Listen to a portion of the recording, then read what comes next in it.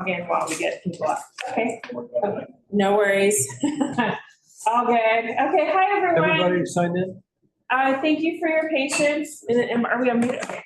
Hi, everyone. Thank you so much for your patience. It is 5:38, and I apologize we're getting started just a little bit later. It's been a full, robust day of outdoor dining, as you can imagine. So with all of that, it is 5:38. I'm going to call this meeting to order. My name is Valerie Della Rosa. I am the chair of the Manhattan Community Board 2 Outdoor Dining Working Group. I'm also chair of the entire board as of April 1. So April Fool's Day, maybe. But with that, we're going to get started. So I'm calling this meeting to order. This is the April 23rd Outdoor Dining Working Group Committee meeting. We have 36 items on the agenda. I've taken the temperature of the room of who we have in here, and I will offer anyone who's under on the page on the back of here that's here. I'll give you an opportunity maybe after the first couple applications to come up, so that way you don't have to wait since you did take the time. Thank you so much for coming here to speak with us. So with that. Can I have, so before we adopt the agenda, I don't see anyone else in person. What was the number of the one you mentioned, Stella, that, it's number 18, San Sabino, so maybe we'll call number 17. So we're gonna probably call a number 17 out of order if the applicant is online. Because it's a re-referral and we've had a conversation about it at our last meeting, but DOT did not include the second site plan with the additional frontage, so we did have an incomplete and inaccurate application, and DOT had to re-refer it back to us so we could have the full package to review. And then we will be calling on MCD Hospitality number 25. Up earlier in the agenda, I will give that applicant the option since they are here in the room to move up. And I thought we had a lot of, I didn't know if we were gonna have a lot of public testimony for number 35 and 36. So maybe we'll see online if people are here for that, and we will consider moving up number 35, agenda item 35 and 36. C7 Avenue South LLC, DBA Judy's, up further in the agenda, so we may call on that earlier if we take a poll of who's here to speak on that application on Zoom. So I don't think there's anybody here in the room to testify on it at this time. So we may move that one up. So with all of that caveat in mind, is there a motion to adopt the agenda? So moved. Second. Thank you, Arturo and Brian. Okay, great. So we have, as I mentioned, we have 36 applications on the agenda tonight. If we spend 5 minutes per application, that's a 3-hour meeting. If we spend 10 minutes per application, that's a 6-hour meeting. So while I'm not going to limit public testimony, we will stick to the 2 minutes. Let's just all kind of be cognizant if there are things that we can reach an agreement or we can figure out offline. We will do that so we can move this along. And again, we randomize the order of the agenda, and we certainly don't want anyone here waiting in the room to testify until the last two. And even if we have a super significant amount of line, we will move those up. So with that, I'm going to call, so we will have the public session. I will call up and see if there's anybody here from the public to testify. Then we will ask if there's an applicant or applicant representative that is here or online to speak about the application. The applicants, you are welcome to make a statement about your application. You are welcome to respond or not to respond to any public testimony here. And the committee may or may not have questions for you. As I mentioned, we have 36 items, so we may have all of our questions answered and may need nothing further. We ask that any comment be directed to the committee. I will introduce everyone in just a second, and then once we go through all of that, we will call each application up individually, and then we will go into a business session. So after we go into business session, there's no more raising hands from anyone to speak unless we have a question for an applicant or we have a question for someone who testified earlier. Then the committee will vote, and The votes are, if you hear the words denial or approve with modifications, this is all advisory. It is optional for applicants to be here. It is optional for the public to be here. It is optional for the applicants to take any of the modifications into consideration. And we are all volunteers. So it's also optional for all of us to be here too. So with all of that,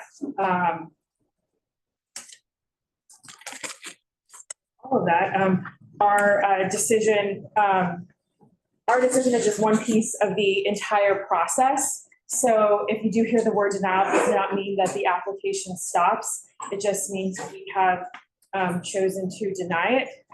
For a sidewalk cafe, that means that it will lead to a DOT public hearing. Our goal is to find consensus where we can find it, of course, on both sidewalk and roadway, but especially on sidewalk because it does add time to what has already been a lengthy process. It has taken, on average, for operators in Manhattan Community Board 2, 324 days from the day they submitted their application to the day it gets referred to the community board for review. In the old DCWP Sidewalk Cafe pre-pandemic program, that entire process from license approval, from application submittal to license approval was 177 days. With all of that, and again, we are advisory. I cannot emphasize that enough. So I'll call up the first applications. 60 UP LLC, DBA Amorino. Now, just before you, I just want to, that referral has nothing to do with us. Oh yeah, that is Actually, Carter, thank you so much. DOT is holding on to these applications. That is correct. They're referred, we hear them, we dispose of them within 30 days. That is correct. That's a very important point to bring up because there was a lot of discussion earlier today at City Council that community boards are somehow holding this process up, and that is not the case. That is correct. So after those 324 days, it still has to then continue through the rest of the approval process. And we have no control over when DOT refers applications to us. As you can see by the large volume that they give us at one time, which is not optimal for anyone involved, leading to these long agenda items. So before we go, I called up, if there's anyone, I will quickly introduce the committee while we see if there's anyone with public testimony. Thank you. For 60 University Place, Amorino for Roadway Cafe. So if there's anyone here to testify on that application, please raise your hand while we wait to see if there's anyone from the public. I will quickly introduce the committee. I'm Stella Fitzgerald, our vice chair of the committee, and Donna Raftery, who is the SLA1 member of the committee, SLA1 and SLA2 committee chairs. And Carter Booth, who's the former CB2 chair. I was going to say board member, but that wouldn't make any sense. And also sits on SLA, has done a lot of things there. Brian Pape, who is a member of the committee, also sits on SLA and Landmarks Committee. And Arturo Fernandez, who is a member of the committee, sits on Land Use and Human Services. So with that, I don't see anyone from University Place. I'm going to interrupt for just a Of quick second. course, Martin, this is our district manager. Yes. There's a funky smell in here. Okay. I'm not sure its origin. So I opened the door. If it gets chilly, obviously, blah, blah, blah. I'm going to the precinct community council, as you know. I'll be back. Okay, great. Thank you so much. Great. Okay, so I don't see anyone for 60 UP LLC DBA Amorino, 60 University Place, wanting to testify. So is there anything that the committee wants to speak about this application during business session?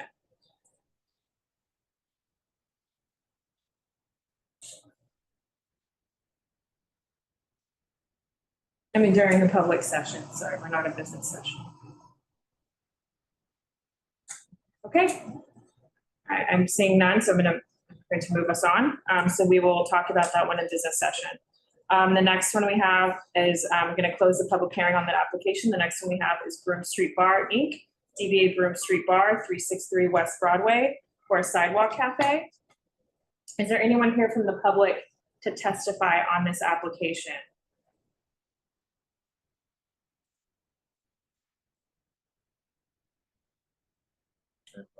Darlene is raised her hand. Great. Let's call on Darlene.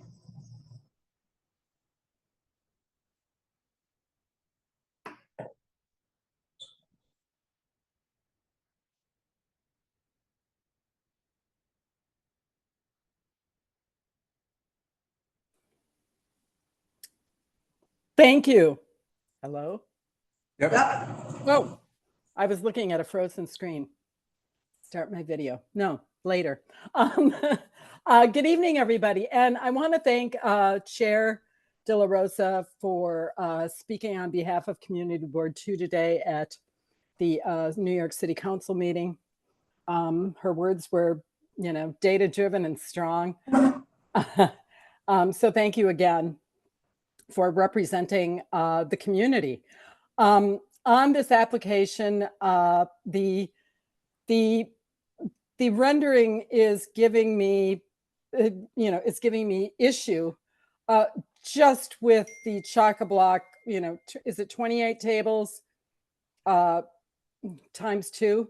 The seating area just on the sidewalk, 5 abreast in 8.3 feet. I don't know how any of that's going to work. It doesn't work just by eyeballing it. I did not go out there and measure it, but I am by there, frequently because this is my neighborhood. So I would ask the applicant to put in a realistic seating plan for that. They also have roadbed, plenty of seating. And my other question is there adequate, facilities for, what looks to be with all the seating, pretty much doubling the size of the interior space. Thank you. Thank you so much, Charli. We have another hand, or is that Darlene? There's somebody they've declined to be promoted, so I'll just allow them to talk. Is someone who wants to speak? He declined to be promoted, so he can talk. Neil Tully? Neil Tully, what say you? Do you have something you want to put in the chat? Otherwise, why is your hand raised? We really don't have a lot of time. Okay, I would like to kind of go this back and forth. Okay, no one else here from the public to testify. I do hear, we have the applicants here. So the applicants, if you'd like to say anything about your application, you're welcome to come up to the table. You must state your name. And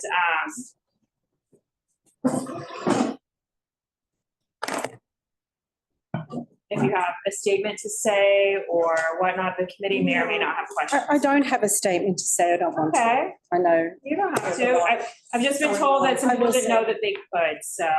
Yeah, I didn't know I could make a statement, but that's okay. In regards to Darlene's concerns, we're going to work out how big the tables are going to be.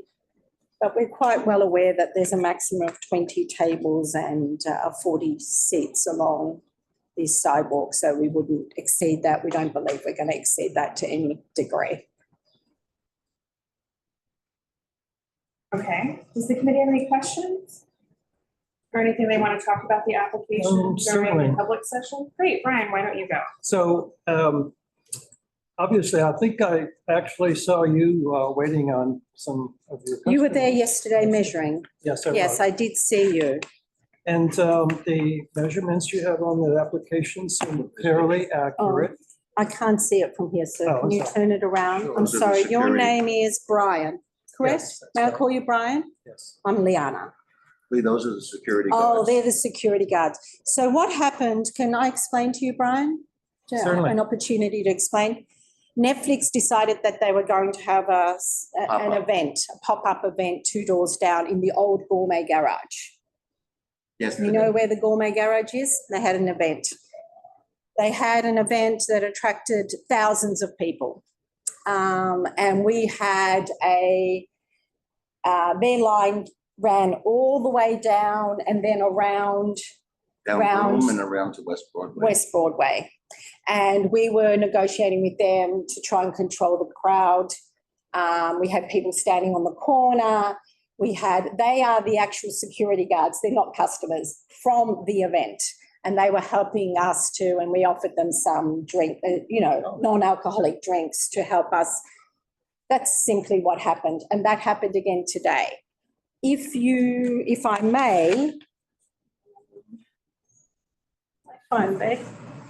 So, Dr. Where's my phone? Oh, yeah.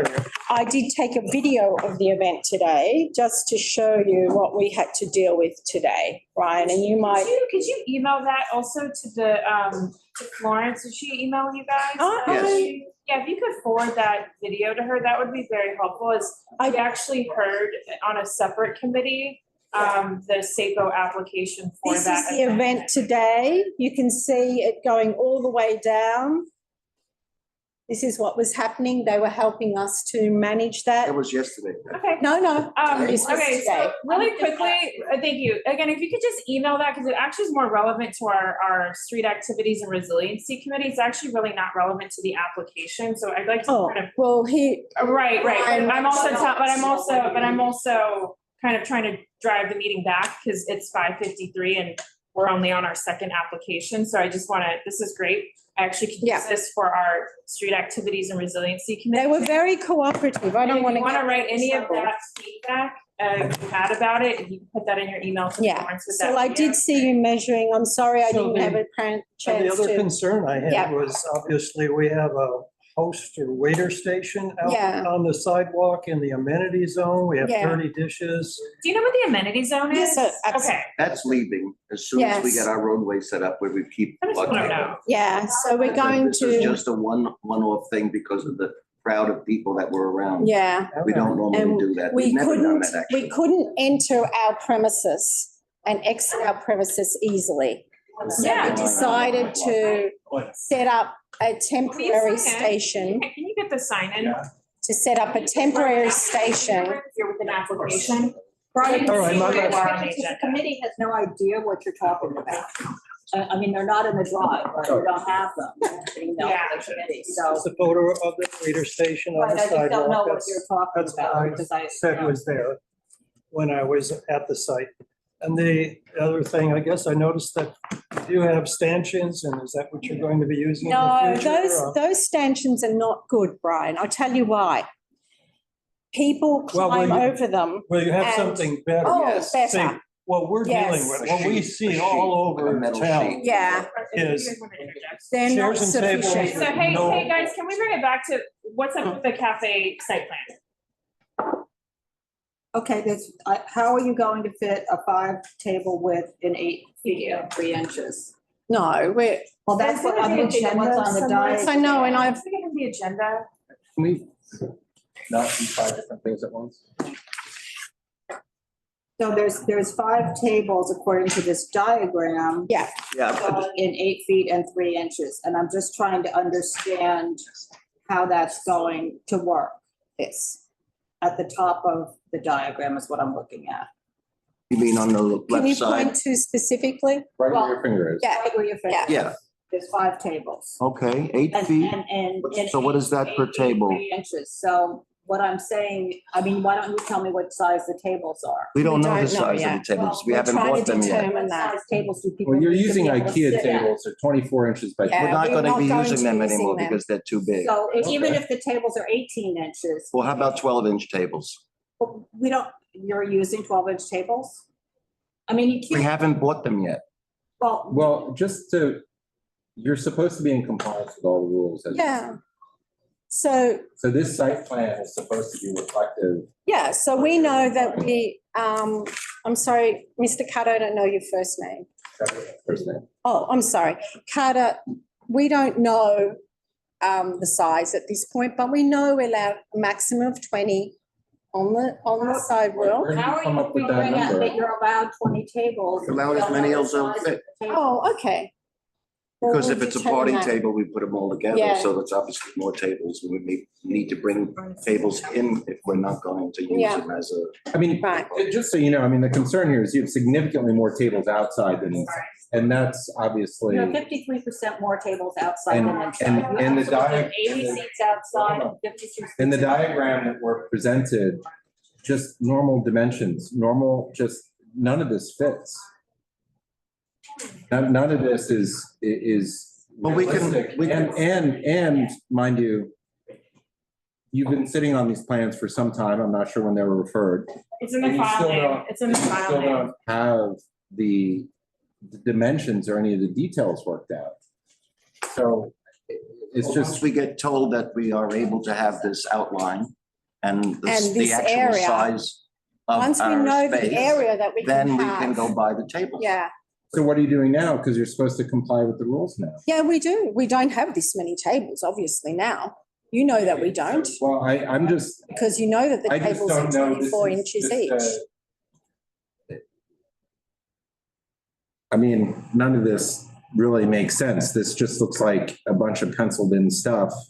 And just hard to understand how this works. And there's no room for movement in here of patrons. There's nothing realistic about this.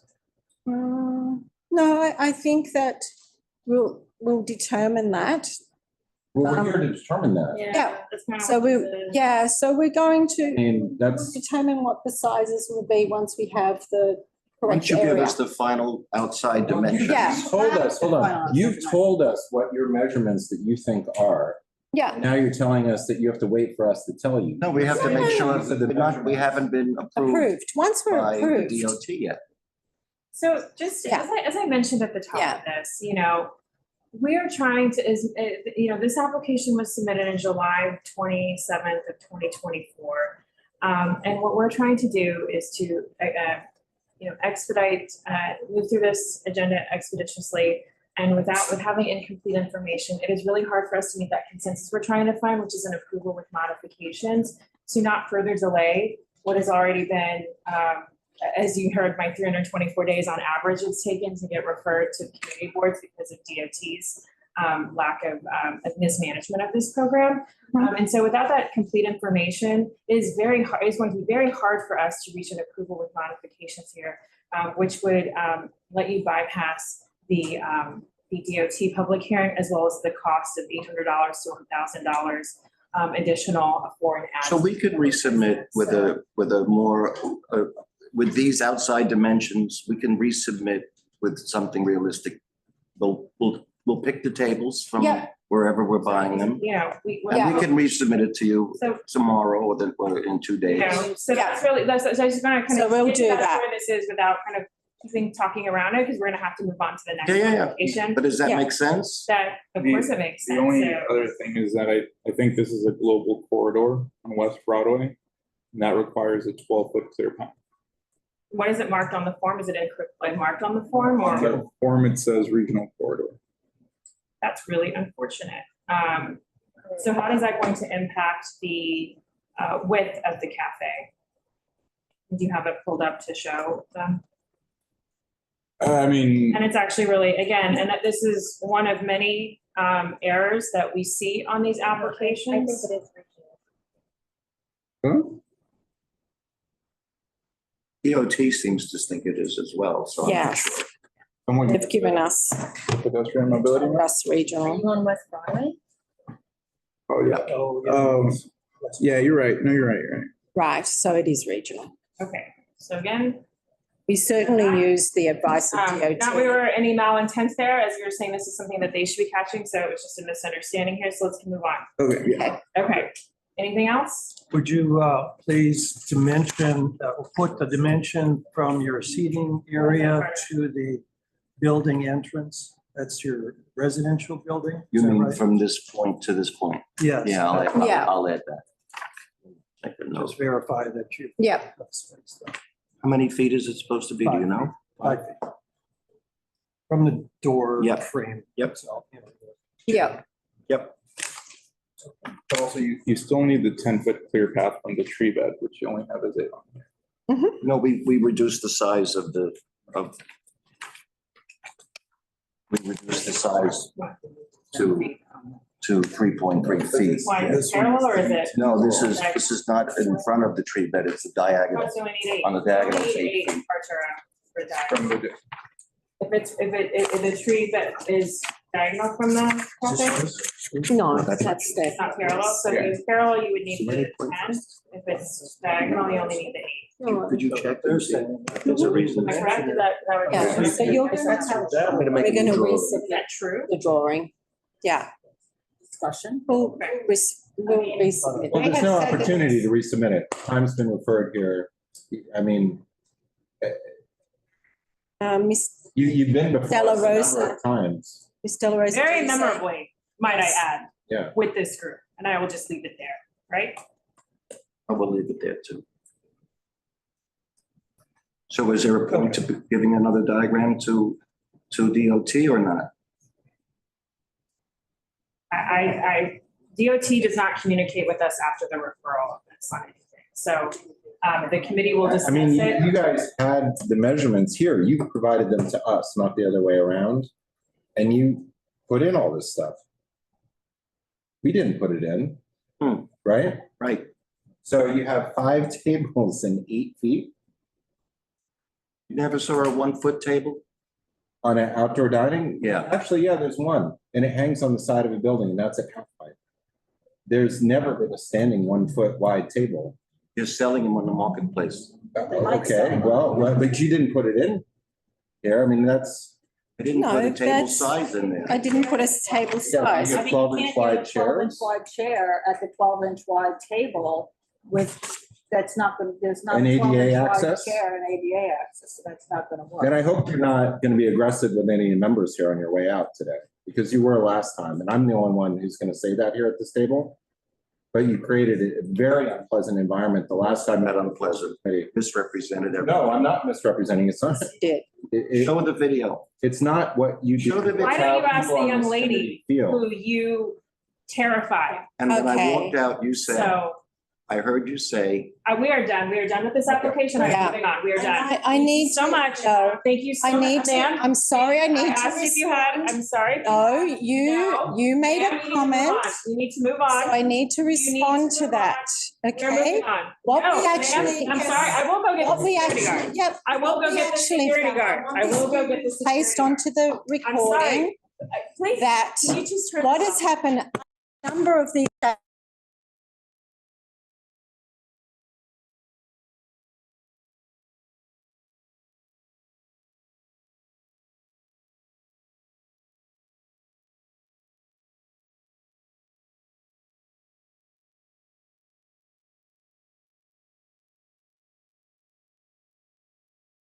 We got a number of violations Nobody. and letters, yes. Okay, just so you know, this.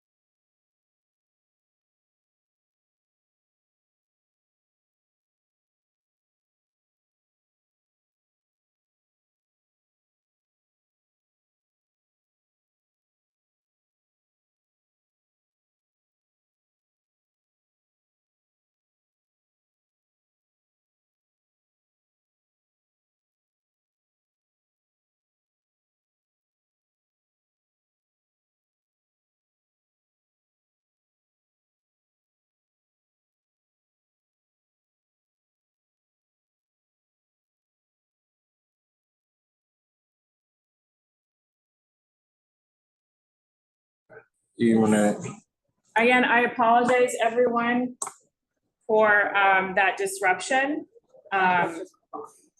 So I, again, apologize. We're going to move right along. I'm going to close the public hearing on that application. Number 3 is Zestful Management Corp, DBA Bar 6, at 5026 Avenue, Sidewalk, for a proposed sidewalk cafe. Do we have any public testimony? Thank you. Do we have any public testimony on this application? Is anybody here on this? Raise your hand. Zestful or six.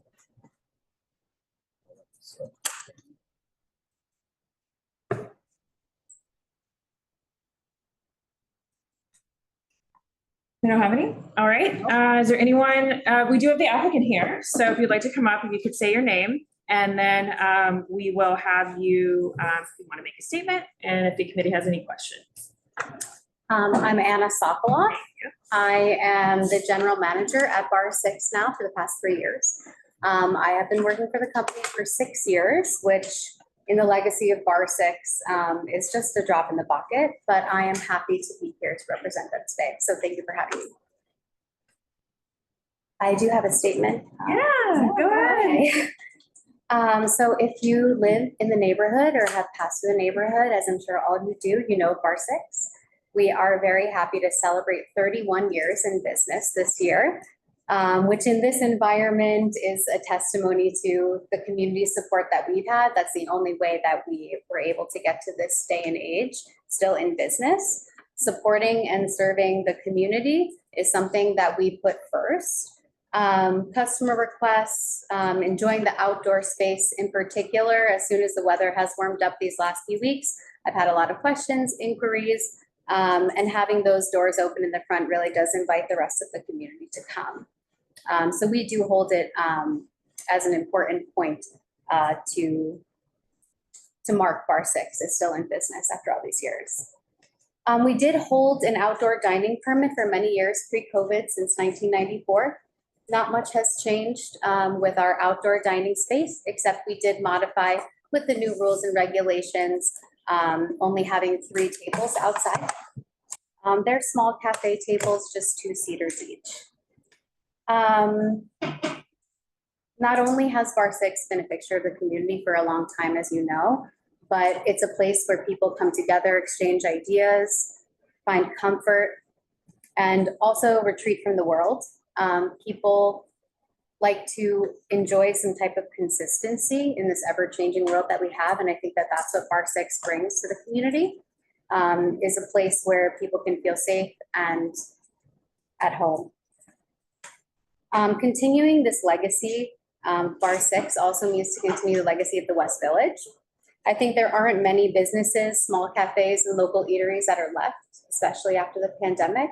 And if so, they're reshaping their model to apply to a younger crowd. That's not what we're here to do at Bar 6. We're here to cater to the community, support the older generation that has seen us through so many years, and continue to provide services, amenities, and seating to them. So thank you for your consideration in our application, and we hope to see you around the neighborhood. Do we have any questions? Yeah, Anna, A-N-N-A, Sokoloff, S-O-C-O-L-O-F. And I have to commend your axiometric site plan. It's quite probably the most innovative one I've seen. If Really? you guys haven't seen it, it's on the CB2 website on their application. Thank you. I had a little Not bit that of that help. is expected of anyone, as no architectural drawings are required, so. Well, we're a very creative community here in the West Village, and so many people have brought their creative perspective to Bar 6. So I just thought it might be just to do so. Well, thank you for putting the north arrow on your diagram as well. Sure. I don't know if you get that. My main concern is not only do you not have a barrier now, but you don't show a barrier on your drawing. That's really what keeps the seating, no matter how well-intentioned it starts out to be.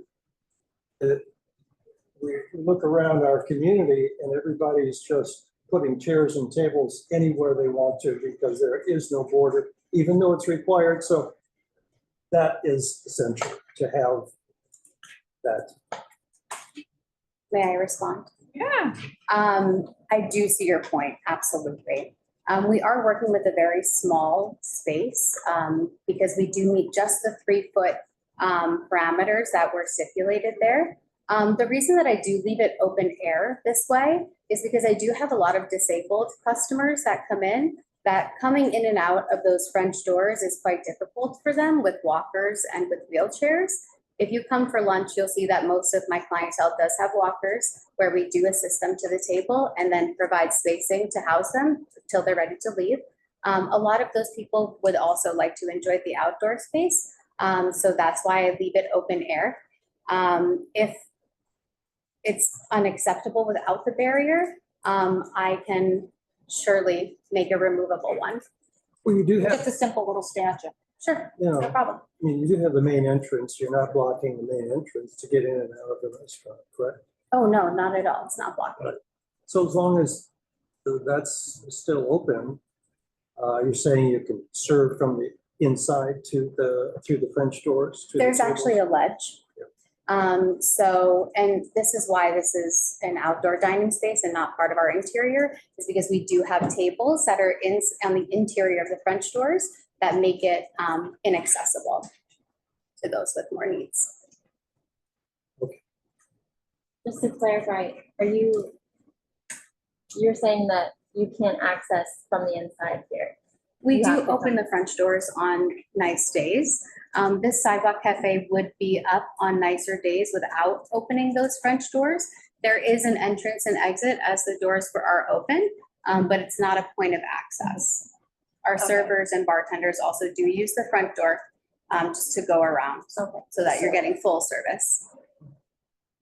And I also see, so the clear path looks like it just goes to the furnishing zone. You're not including the furnishing zone in the clear path? No, my understanding of the rules and regulations was that in addition to the furnishing zone, there needed to be a 10-foot clear path. You can, my understanding is Clear path. they don't do the clear path the way the mobility plan does, which I think some of us would like, which is once there's something there, it continues straight, but it can weave. So if you've got that I think it's cobblestone there, isn't it? Slate stone, yeah. So you can Right. use Yes. that. This whole thing can be considered a clear path, which would mean that you could extend the width. That's what, Oh, that's great. yeah. I know, Okay, I know. That would be great. Okay, Thank you very much. I'll take that into consideration. any other questions? Okay. Thank you so much. Appreciate it. Thank you. Okay, so I'm gonna close the public hearing on number three Zestful Management Corp. DBA Bar 6. Next, we're gonna move to W&J Cafe, DBA Cafe Luna, 628 Hudson for a Sidewalk Cafe. And that's Norma four. has- No, I'll start. So to so get- there's public testimony on this one, sorry. It's been a long day. I'm going to start to pull people up. On number If there's 4, anybody else on here Cafe to Luna. speak on W&J And then if the Cafe. applicant is here or not. Norma, which application are you? She's here for wanting to speak on? W&J. I'm here for WJ Cafe. You the applicant, No, Robert? Norma, is Norma Just- for this? I'm representative. Okay, so Hi, Robert, Robert, yeah. you had, Norma, were you here for this one? Yes. Yes. Okay, go ahead, Norma. No? I question the measurements that are put on the site plan. A friend and I, a neighbor, measured the space ourselves with a yardstick and tape measure, and we get a shorter distance than is shown on the site plan, to the extent we can read the site plan. We measured from the tree pit to the wall of the building was only 14 feet, 6 inches. And that, if you deduct 10 feet for the clear path, that leaves you only 4 feet, 6 inches for the cafe. Whereas they say they're going to have a cafe of what, 5 feet, 7 inches. So I have to question that. Also, I question whether this leaves a required 5-foot clearance to the primary entrance to the building, both buildings next door. It's located at 628 Hudson. What it calls the existing residential entry on the left is the primary entrance to 630 Hudson, and it doesn't look to me as though the perimeter cafe perimeter that they put on here really is 5 feet wide. I'm not sure why they put these rather thick double lines there, but I've seen this location and I question whether there's 5 feet there. And the same thing is true on the right-hand side to 628 Hudson. The existing residential entrance looks to me a little too close to the cafe. And finally, they say they're going to put 3 tables side by side, actually in a row on the far left. It seems to me that there's no way for the patrons to get into the back seats there because the tables form a continuous line so that there's no way they can get back there. So that's what I have to say. Norma, thank you so much. And it was nice to see you in person earlier. Well, at the council chambers. Well, thank you. Sure. Okay. Anyone else? That's it? Thank you for the time. Thank you. Okay.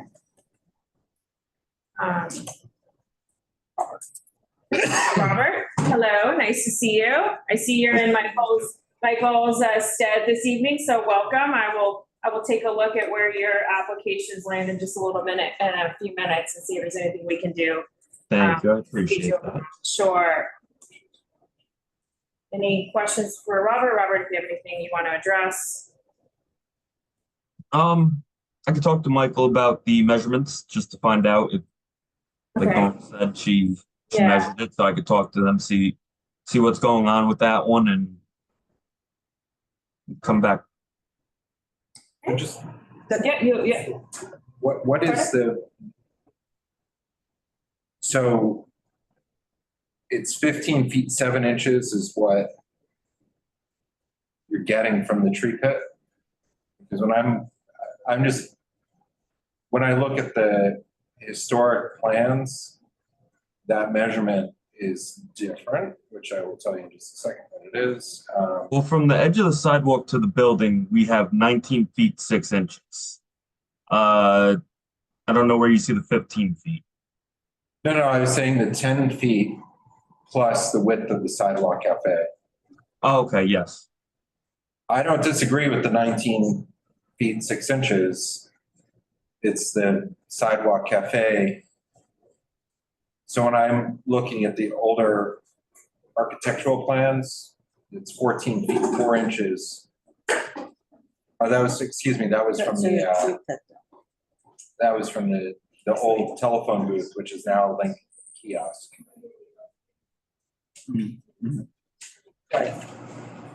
It just looks like the measurements might be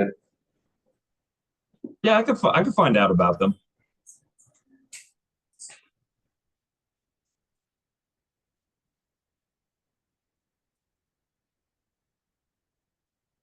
I think the other layout.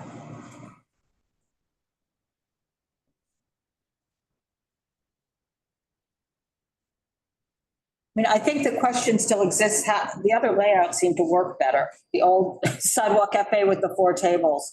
Are you talking about works better in terms of the layout? Worked better in terms of there was Or the more clear perimeter. path, just the whole, and being okay. able to access the tables for people to be able to sit. I don't know how anybody's getting. They may not have the whole. But right. So what they had in the old plans was 4 tables parallel to the building, up against the building, 2 and 2, 2 and 2. And in this plan, I don't see how anybody's getting around to those, to the left-hand side, which are the northern, I don't know if there's a north arrow on here, I don't think so, side of the diagram. You understand what I'm saying? The barrier is right up next to it. Yes. And then, as Norma was saying, there's not the 5 feet from both of those primary building entrances, to the left and to the right. Okay. So. It should be, looking at the old architectural measurements, it should, the width of the sidewalk cafe, what's left should be 4 feet 4 inches. And you have 5 feet 7 inches. So whatever, and if somebody from the community went out to measure and they're saying there's enough of a significant discrepancy, it seems like the measurements are off. Yeah. All right, I can find out about them. That's not a problem.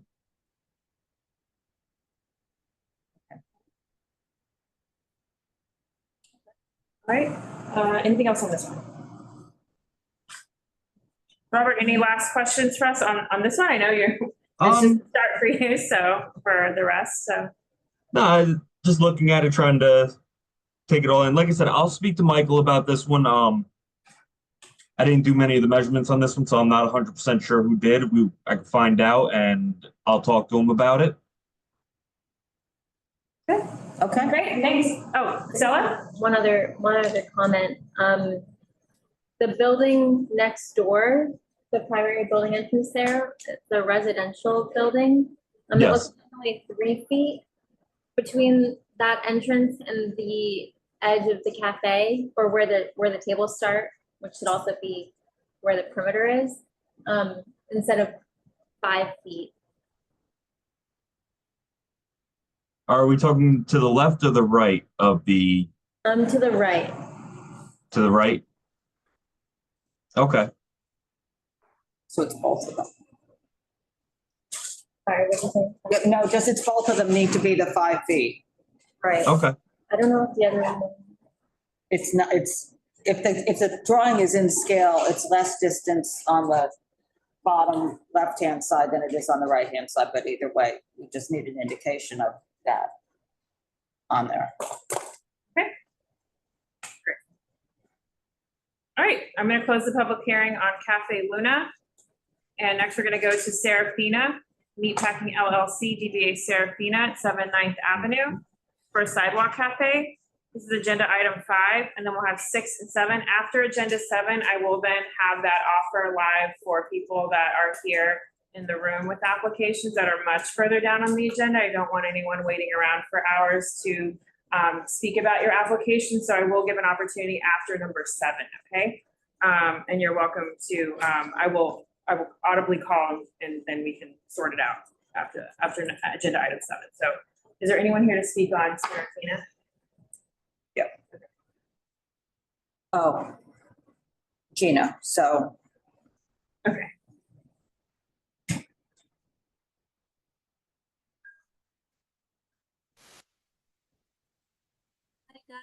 Sorry that I'm not there. I'm feeling a little bit under the weather, but I'm here to. Hi, Gina. It's nice to see you. Has it been a while? Has it been like 1 or 2 meetings at least, maybe? Yeah, I know. Okay. It's been a while. Okay. It's nice to see you. Thanks for joining us online. Okay. So I'm here to represent Serafina. We are applying for 17 tables and 34 chairs. They are on the corner, so part of the sidewalk is going to be on 9th Avenue and part of the sidewalk is going to be on West 12th. Okay, and that's in the package, right, that we received? Yeah, both of them? Okay. No, it's not, I'm not on you, Gina. Sometimes we get only one of the frontages and then we don't find out until here that DOT referred an incomplete application. So not on you, we're just checking to make sure we're referred the same one. Okay. Anybody have questions? Stella, you had in there the regional corridor. So on Little West 12th Street, Gina, it said you checked off global corridor, but it's regional. Yeah, because the first application we made, we put both sidewalks on the same site plan, but DOT asked us to separate them. That's why that's a mistake. Okay, so well, yeah, okay. Yeah, I think also probably because of that same situation, the dimensions on each of the sidewalk plans are the same. Like on each of the site plans at the bottom where it says the length. Oh yeah, on the second page? Right, yeah. Or no, on the first, sorry. On each of the side has the same length and width written at the bottom. Okay, I have a different. You have something different than what's being described? Should we maybe share the screen quickly? Just Yeah, I can because share the screen. this is you would know right away if we have thank you, sorry, I know that it's. Okay, so this is the site plan for 9th Avenue. So we have 20 feet 8 inches and then 7 feet 6 inches. And then the one below has the same length and width, even though it's not. Okay. It's funny because I have the different ones, but we can share you the last ones we sent to DOT. Fine, we'll just make a modification, request that those are updated. Okay. Any other questions for Gina on? Just a small Serafina? comment. I think I passed by last week by Serafina Meatpacking, and they definitely didn't have that 12-foot clearance from the light pole, I think is. So they are supposed to be in compliance and have that clearance Okay. currently. I'm gonna talk to the owner. Don't worry. Okay. I realized one other thing that I think is just a little typo. On the 9th Avenue side, the sidewalk width is 19.4. And it says that the sidewalk cafe is 7.6, but I think that would be 7.4. Okay. I'm gonna check that. Okay. Thank you. Okay, so with that, Gina, is there anything else? Any questions for us? No, that's it. Okay, then I'm going to, and can we all good? Okay, so I'm going to close the public hearing on agenda item 5, Serafina. And now we're going to go to number 6, La Cornelia LLC, DBA Tacombe Bleecker. Evan, nice to see you. At 255 Bleecker Street for a Roadway Cafe. This has also been referred to FDNY for consideration of a waiver of the 15-foot emergency travel lane. Wait, sorry, you said that it has not been. Oh, it hasn't, but that has not, okay, sorry, it has not been referred. Yeah. Right, this is one that they, I asked DOT if this application had been referred to FDNY, and they confirmed that it had not been referred to FDNY. But the 15-foot travel lane is met or is not met? It's met. Oh, it's met. Okay. They have, I think it's a 6. Okay. It's, the width is 410, but the length is 32 feet. Okay. Yes. All right, is there anyone here to speak on this application? Yes. Okay. Kathy? Let me see if the applicant we were expecting. Of course, You can go ahead, Kathy. Okay, thank you. Kathy Ornson, Chair of Central Village Block Association. I also quickly want to thank Valerie too for her work today at the City Council meeting. I know that this is about Roadway, but I just had to comment on Sidewalk because it's so related on this corner on Cornelia. It gets very crowded. And on Saturday, Tacombe, I see on their diagram, it says no sidewalk seating proposed due to 8-foot clear path. Okay, so, but on Saturday, they had 6 tables and many chairs out on the sidewalk blocking the clear path. People had to walk in the street to get by. And there was also music blaring from inside to the outside. And it was really a disturbance. And I can't imagine if there were roadway dining there, it would have been like impossible to get by there and to tolerate the noise and the confusion. As far as the roadway, I was confused about the whether they got the waiver or because Palma next door had to get a waiver, I believe. They applied for a waiver or they were told they needed a waiver. So I'm not sure where that stands. We still think Cornelia Street is too narrow. It's a little bit under 20 feet. And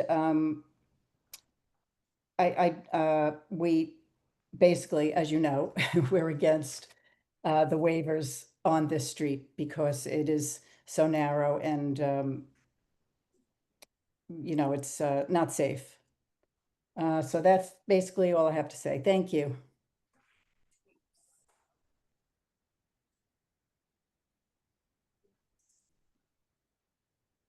No, Kevin Crowley, is that? Kevin is with the applicants. Okay, so I will Yes. promote Kevin and Yes. Pete Davies. Give me a second. Okay, so we'll Just go put to his Pete hand up. and then we'll ask Kevin.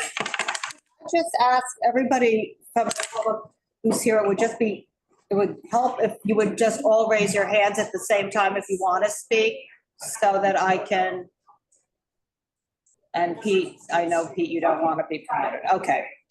There we Hey, go. Kevin here from Tacombe. Okay, Kevin, hang on 1 minute. Yep. Pete, you want to go ahead on this one? Pete Davies? Sure, thank you. Maybe it's marked on the site plan, but I don't see it, the depth of the roadbed structure. It shows the length.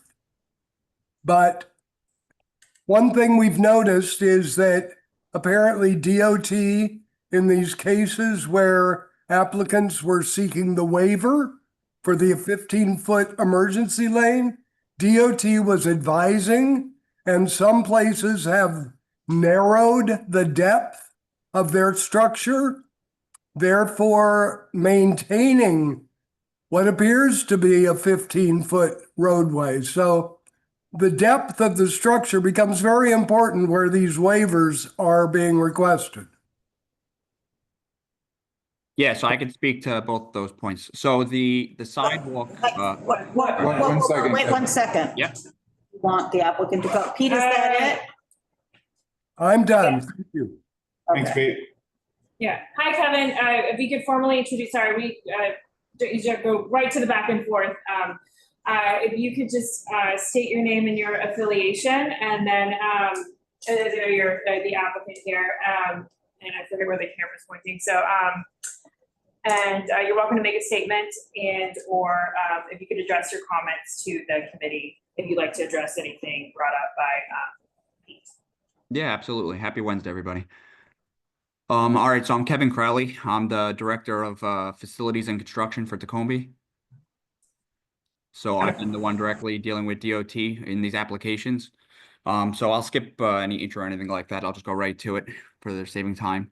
So for the ones on Bleecker Street, so there's two things with that. So last year we had sidewalk seating, the cafe, and then this year we refiled for it as well. We had recently just got, for most of our locations, an email from DOT saying that they were giving us a conditional approval to proceed from that email on with our cafe seating until they come back with anything further. So that was the reason why they put the tables out at Bleecker. That was under that filing. And then the thing for as far as the roadway goes, DOT did come back to us during the commenting process of the application. And they had a conversation with FD, and FD made a request for us to shrink the depth and update the drawing, which we did, and we sent back to the manager handling the case for DOT. So that's why they did not have to get the FDNY comment on it, because we made the modification already in advance. They agreed to, so they didn't go that route. And that's why the depth might not be shown on the one that you have, but the latest one that I sent back to DOT when they requested probably about a month ago was submitted, and I can share that with you guys if you don't have it. That would be great. Where should I send that to? I think we do that. We have it. We do have Oh, you it. have- Okay, The depth is 4 feet, 10 inches? Is that- correct. Yes, Okay, that's what we have. yeah.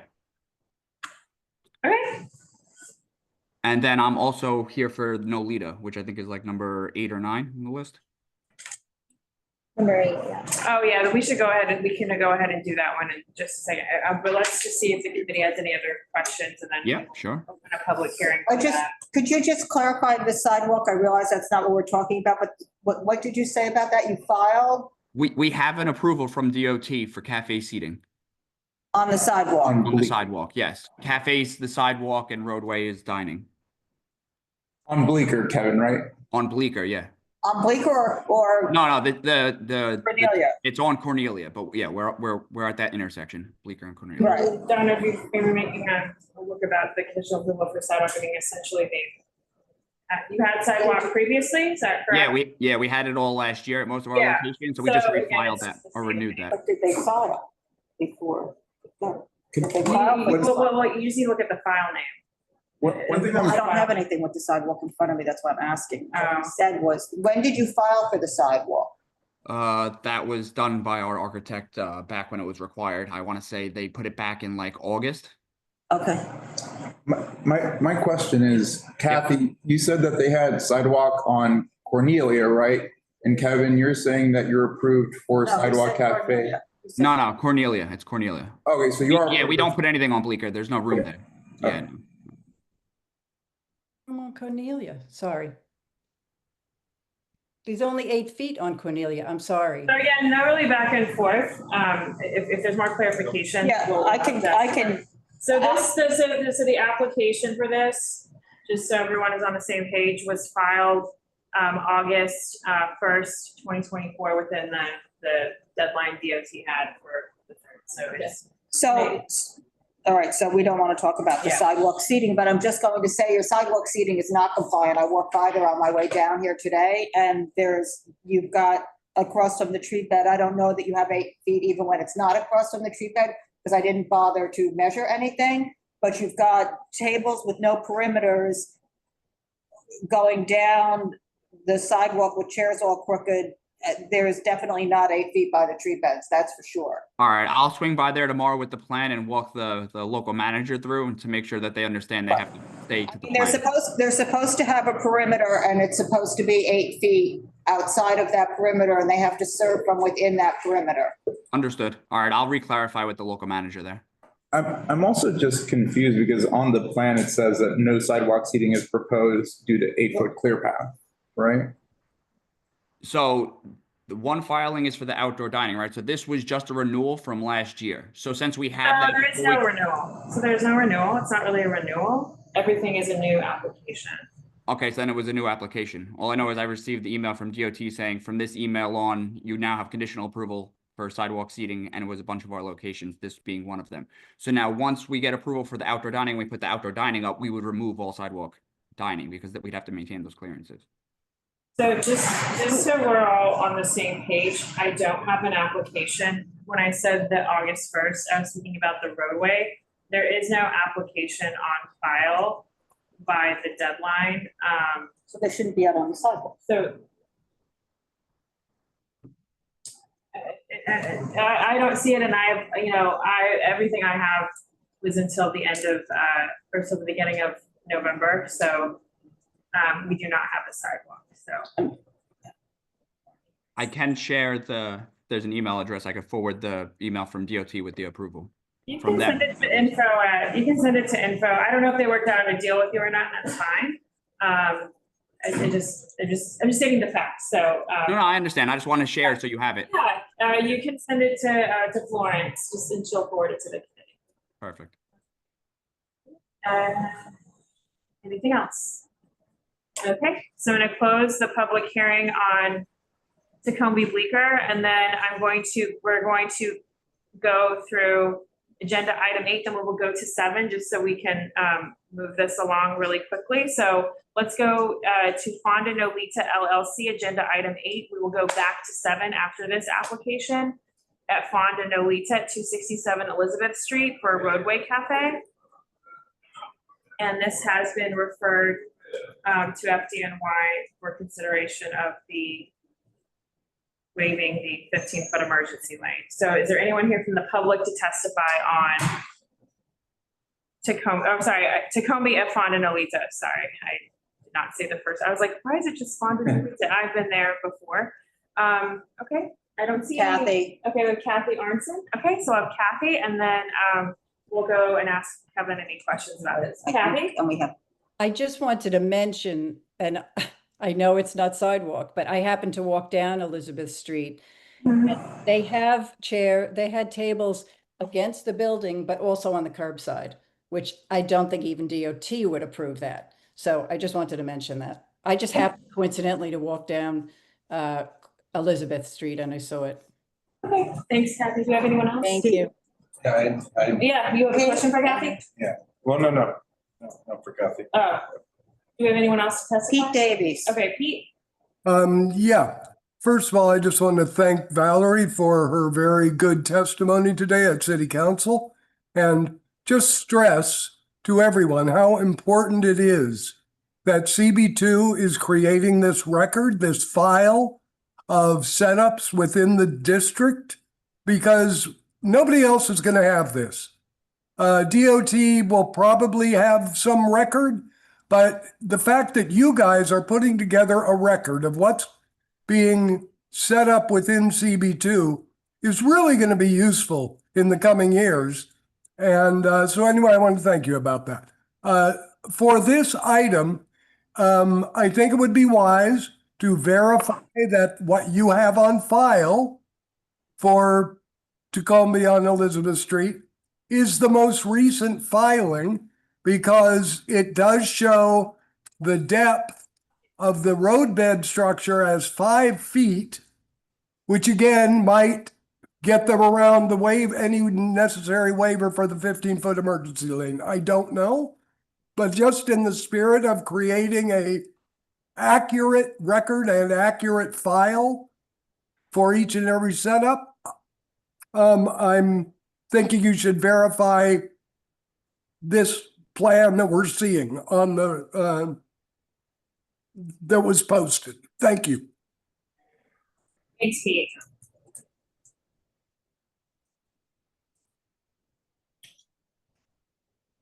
That's so Pete. That's it. Yep. That's Okay. Pete with this hand up. Okay, Carter?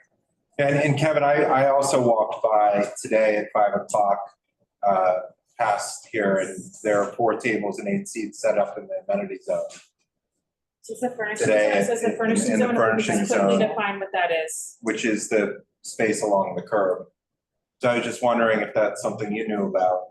I actually was not aware of that, and I know the drawings pretty well. I know that's not accurate. They're not supposed to do that, so I'll reprimand the manager. The approved plan is 3 tables against the frontage with 1 ADA accessible. So I'll make sure that's rectified. That was at 5 o'clock today. Yeah, see, Can you just say- those can you high just- tops should not be there. So I'll have them pulled Yes. in, and Can you I'll talk to the manager. They can't do that. The Can you 3 just- there, that's per the drawing. Yeah, no, that's right. And Okay. again, this is not to call you out, Kevin. Oh, no, I appreciate it, because the thing is, I can't be at every location, so. But also just to educate anyone else watching about what the furnishing zone is. So you could just arrow it. It's just the tables along the curb, because it's just for anyone else. Again, not trying to call you out. No, yeah, no, Okay. it's fine. All right, any other questions for Kevin on this one? Is there parking all day, all night on the other side of the street? I believe there's really only parking on the one side, which is closest to us. Because that street is so narrow. The parking regulation is no parking 8 AM to 6 PM Yeah. on the other side. Yeah, okay, so Google Maps or whatever I have here is no parking 8 AM to 6 PM except Sunday. So of course, the picture shows a full line of cars along the curb opposite your restaurant. Do you have operating hours after 8 PM? We're 11 AM to 11 PM.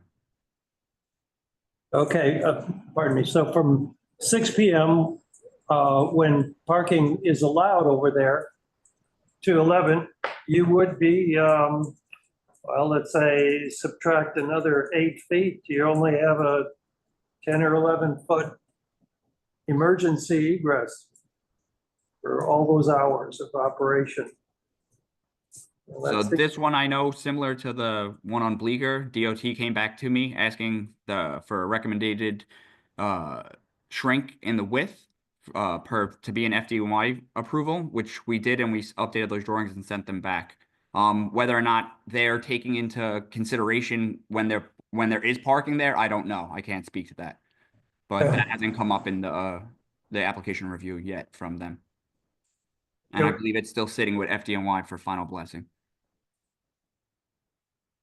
You haven't received a letter of, I think you asked this too.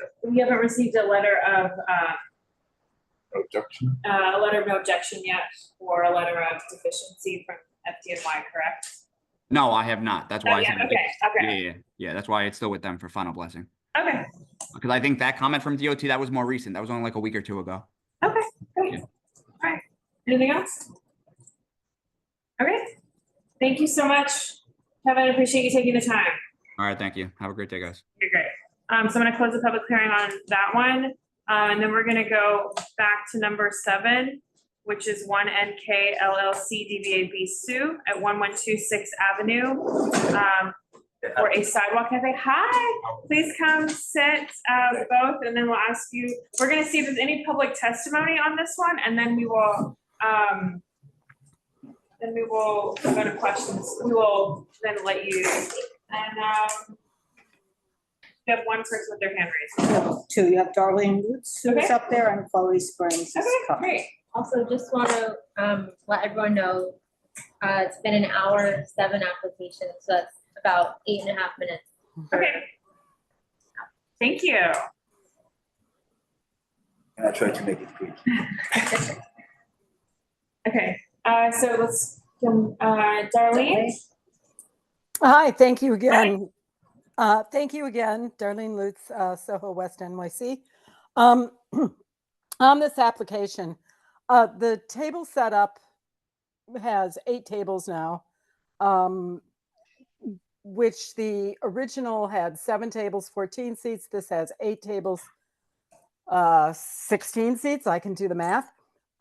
There is a fire escape to the left from the building. This is an all residential building, by the way, above this. And that is part of the issue because there have been noise issues with this premises.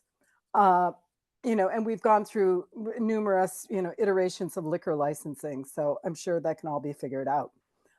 My questions are the operating hours outside.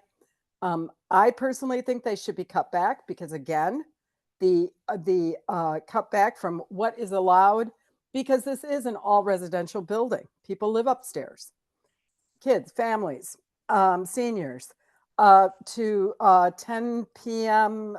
Sunday through Thursday and 11 Friday, Saturday.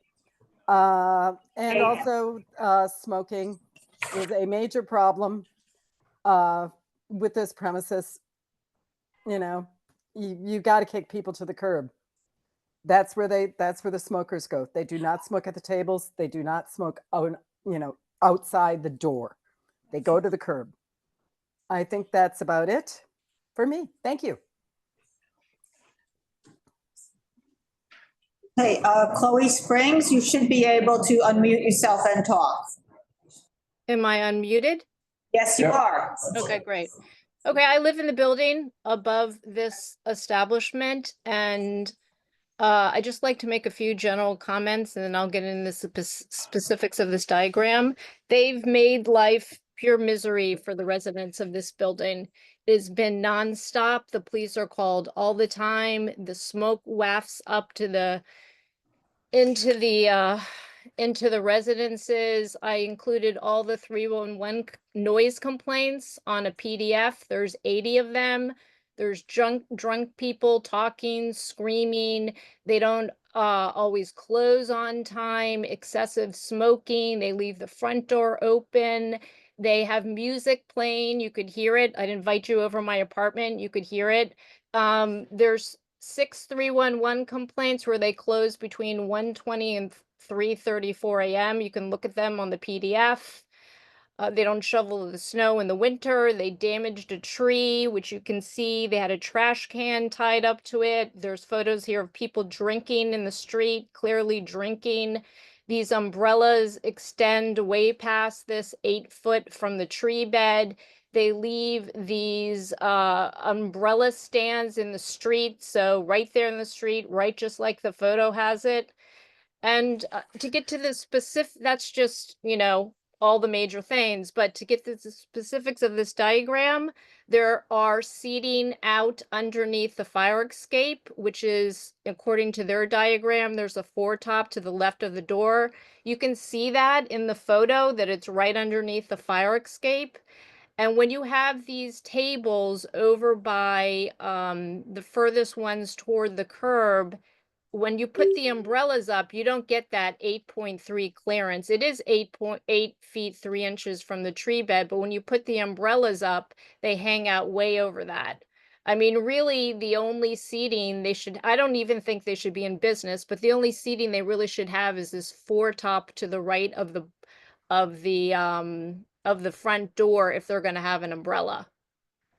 Because the rest of it, like I said, the umbrellas hang over and then they block the fire escape with the extended, the ladder that comes down the egress. So what used to be, you know, relatively peaceful, Lupe's is next door. They seem to comply, but not this bar. It's young people yelling and screaming. There's no way anybody can sleep. They have completely destroyed the quality of life. And they have no regards to curtailing anything that they do. So these are just some pictures that show it. I have videos of people screaming and they're all date stamped and everything, but I didn't want to overdo it. So those are my comments. Oh, also the width of it is not 10.1 inches, it's 9.3 inches. So there's a picture of that too. You submitted this, Chloe? Yeah, it's all, you don't have all this? Yeah. No, if you can imagine, with 36 applications. Oh, I'm sorry. No, it's okay. We, various of us have taken a look. It just. Oh, okay. It's just such a large volume. I personally have not looked at every single one, but I do. Oh. We do. I'm sorry. So that's why I'm asking if you had sent it in. So. Oh, it's all sent in. There's the measurements, there's the 50 people on the street drinking, there's the setup. Great. Okay, great. I think we're good, right? All of it. It's in the drive. Okay, so All again, there. right. Yeah, as you can imagine, if we get 10 written in statements for every, that's 360 things to read. So have a breath. Okay. So So my recommendation would align with Darlene's. I mean, I think they're open too late. And I think that they're. Okay. Chloe, thank you so much. We're gonna move on. Okay. Thank you. Great. Okay. Anyone else? No. Okay. Well, so again, we please ask, please introduce yourself. You're welcome to make a statement and please give your name and role. Thank you. Want to make a statement. If you would like to address anything that was said, you are welcome to. You certainly are not required to. And if you could just address your comments. I will. Thank you so much. So my name is Najib Benamou. I'm the owner of Bisou. And this is Hugo Tichadou, the manager of Bisou. I'm so sorry to say that like this, but everything is completely wrong. We did have a meeting with the police, the precinct. They reached out to us because they even found out that the complaining were not true. So we literally took a lawyer and go through a whole process. And the cops are, the police officer are literally with us and asking us, literally, they said that we should like fight back to this because those persons are always the same person since two years, always come and they yell at our customers. I have proof of that. They literally yell at our customers. This probably amazing lady also dumped trash bag on our customers. We have complained about this. I have videos. I sent it to the landlord. The landlord requests me to put a camera up to be able to see the building. I didn't want to do it because that for me would literally like provide a miserable life for everyone. We are really willing to work with everyone. We are literally closing on time. The person just before also said that apparently we have 8 tables. We opened the terrace Saturday, guys. I promise you I have the proof. All the shifts that we have only 5 tables and the fire escape is literally not blocked. It's completely normal. We don't want to take any risk. We're not here to like literally say, no, we want to do the life of people miserable. It's not this at all. We're willing like literally to work together. The problem is that we never see any of those persons except during the community board meeting, which is normal, it's made for that. But we would love to hear and we would love to do everything in our power to like make the things better. Unfortunately, we are very sorry if sometimes some young ladies go out of and they're waiting their car and they're screaming. We literally now have another waiter here on purpose to literally at the door and say to everyone, please keep it quiet. We put so many signs about like being quiet. We get upset after our customers when they don't listen even one time. So this is pretty much everything that I have to say. The main point of all this is that we are literally willing to work each other. We don't want enemy. We don't want to be enemy at all. We're here for many years. We invest a lot of money. And it's the same for those person who's living there like since a long time, way more longer than us. We're new here, so we are literally agreed to have a better relationship with each other. So I understand everything has been said just now. The fact is that I can prove again that we have police rules, but no action needed. When the police officer came, they always like say like, so sorry. And one time it's true that a police officer came and reached out to us. We went to a meeting and said that the complaining are a little bit overreacted, and so we have to do something about it. And since we did, the police stopped coming. It's been like 2 or 3 months. So that's what I have to say. So, Just for clarification, what was your name? Najib Benamou. And you're the owner? Yes. And you're not disclosed as an owner when you applied for the liquor license. Because I just Laura. Yeah. So basically, Laura is my wife, but I got the authorization. I mean, I applied to get on the LLC and the liquor license, and everything seems to be done now. Because we've seen, some of us have seen your setup extending down the block, not conforming. But last year, no? Well, I'm just saying we have, so I mean, I'm just wondering about that because you weren't disclosed as an owner when you came before us. No, yeah. And you weren't, previously the business wasn't setting up properly. There were complaints. So you're saying everything's corrected and there's no. I don't know, of course not. No, like I said, at that time, the same representation was made that everything was fine, but obviously, there was photographic evidence that wasn't the case. So I'm just confused on that. Why wouldn't you put up a camera? No, I'm gonna be very agree with you. It's true that last year we little bit exaggerate about the situation. We had also the scaffolding. It was like, so we're sorry about this, but we set up the terrace since Saturday now, and literally we are recording. I put the cameras, but not to the building, but for the terrace, so we can provide. So and if I remember, I mean, I might be remembering wrong, but there were complaints that people were smoking outside excessively, including yourself. In the Sidewalk Cafe, which isn't allowed. And you weren't an owner at that point. That was up for contention with some issues. Yes, exactly. So to be honest, we open at 5. Sometimes it's true that at 4:30 we are smoke, not anymore, but we used to smoke in the patio because the patio is set up like an hour, and that's what happened last time. It was before our operating hours.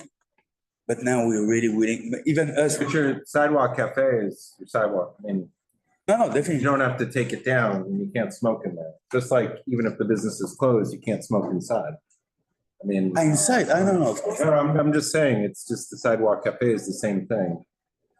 So.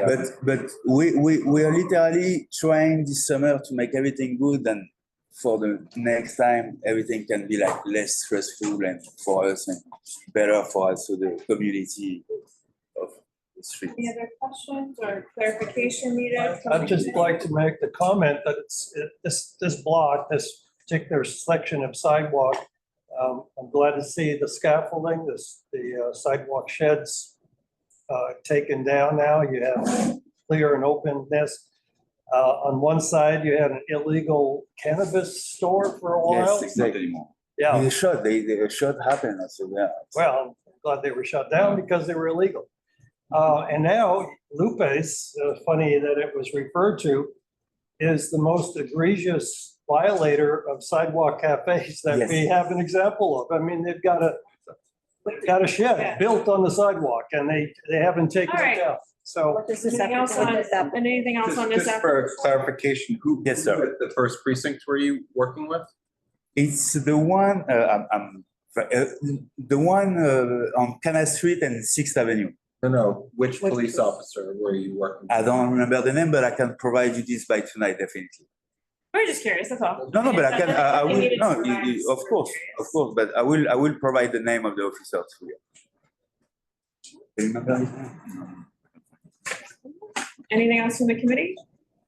I mean, I really sympathize with Chloe, guys, like the way that she described her lived experience about the bar, like not great, you know? So like we take that into account because people have to live there. And I think like as operators, the policies and the kind of culture that you create, that establishes like people's quality of life. Like I know you want to have your patrons have a good time, but you can seek a better balance of that. That's what we gonna take this summer, like ready to put a new direction for Bisou. And we're gonna stop like literally now, we even like stopping having like big parties. We're not taking more than 6 people anymore. Like because no matter what, even if we're saying that we want to do better, like it's always sometimes out of control. So we're trying to minimize this range. We literally gonna do our best for Chloe to be better. And I wish we could have a touch with her too, and we should be even better for her to know exactly like. And I promise that the only thing we're gonna do is to listen to her and try to make it better for her. Like literally, it's the first time I'm hearing about her. But I'm sorry, just to correct the record. Yeah, sure. You testified before, when your wife, who's the owner, is the disclosed owner. Darnell. About these issues. Darnell. So this is. Darlene. Both of them. I haven't seen her. Both of them have come before us. This is nothing new. These complaints all exist. So it's a little disingenuous to say this is brand new information. No, just about your wife was at the meeting and this was all discussed, these issues. So these are just ongoing issues for a situation that's been ongoing. Yeah. If I can say something, so we took off the outdoor seating Did you tell us your name? Did you tell us your to name go earlier? to go Tishadu, and I'm a worker, I'm the manager there. And And like- what is your position there? Manager. Manager, thank you. And like we took off the outdoor seating like at the end of last summer before the winter started, and we just took it back. Everybody was asking us, can you put it back? We were like, no, we don't want it now. We want to figure out what's the problem, what are the. So we did put it back 2 days ago, and it's only 5 tables, guarantee. The fire escape is free. Like we got the message, we understand, and we're gonna. Yeah, really, I have to say that from last year, the difference is that we're very stressful, even about having a terrace. It's always bringing troubles, to be honest. So we're not even happy. Like we do that because we have to, of course, but we're gonna be like very strict about it, and because after that, it's like creating like so much troubles. And so it is more frustrating for us. Like we have to follow our rules, but it is more frustrating for us to see that at 11 we're closing, and unfortunately next door it's still open, and it can go for more hours. Which Darnell is getting a request every week. She will never like. Well, I think they just need to focus on running a cleaner setup that doesn't have as much imposition on the neighbors. I think that there's reasonableness, but these are consistent complaints that we've heard over time, and they come from pushing up with, basically having sharp elbows of running your business as opposed to just running a business. I don't think that your neighbor has these same issues. So, I mean, that's what it is.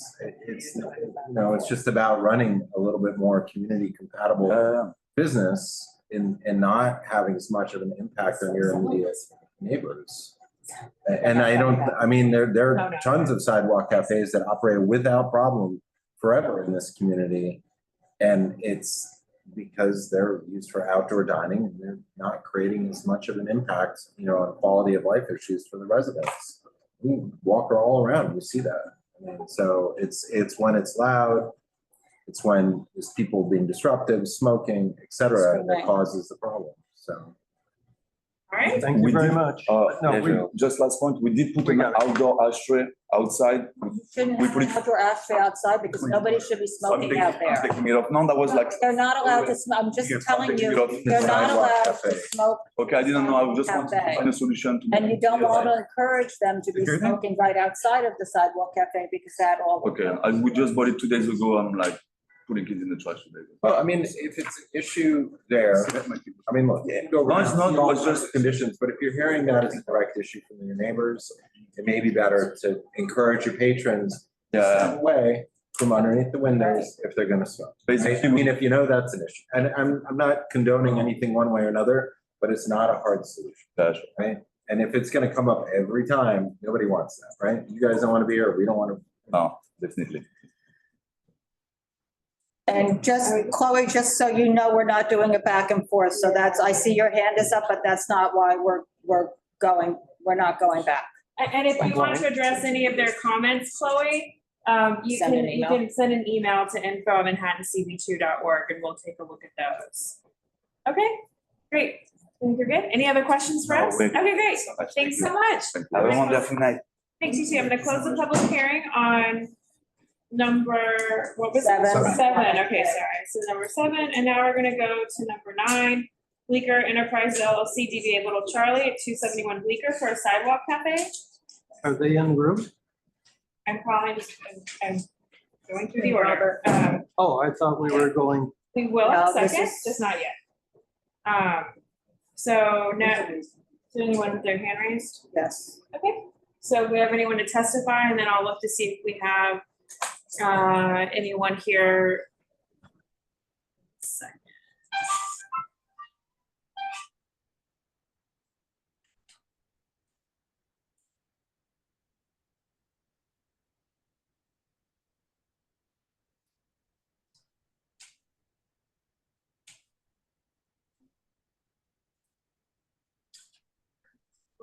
So we have the public?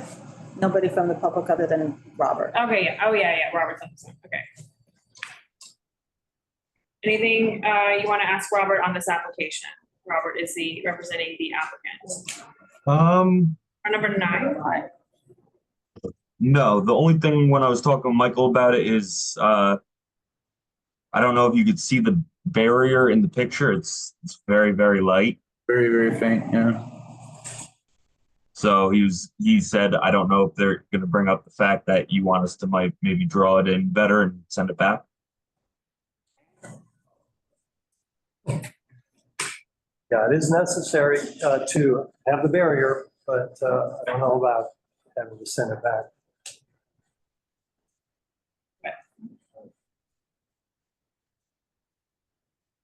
One little table sort of gets tucked in. Also, I see just looking at Google Maps and in the photos provided that there's an awning. Is that still true? Yes. Okay, I just asked because I don't see the awning boxes checked in section 3. Okay. Just make sure that those are checked. Okay. Not Don't it. wanna- 2 tables outside. Just the road. Okay, anything else? Is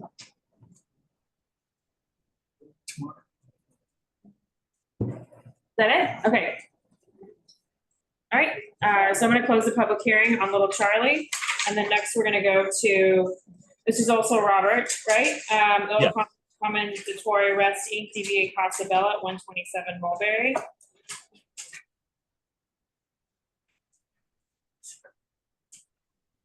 Is there anybody else here from the public on this one? So could you remind us that this is a Yes. re-referral and This- why? Yes, this has been referred to us again from DOT because when we first heard it, we only had the site plan for Hester Street and not for Mulberry Street.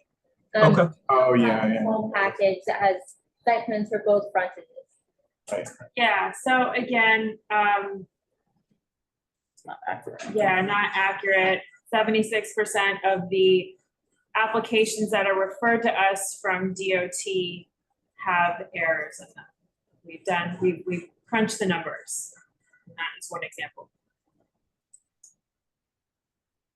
Okay. Any questions?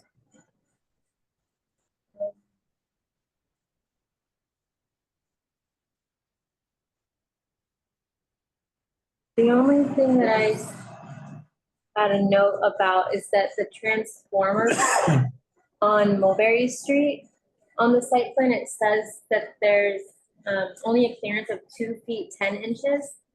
But the clearance from a transformer vault needs to be 3 feet. So that's 2 inches short. Well, it's 3 feet from our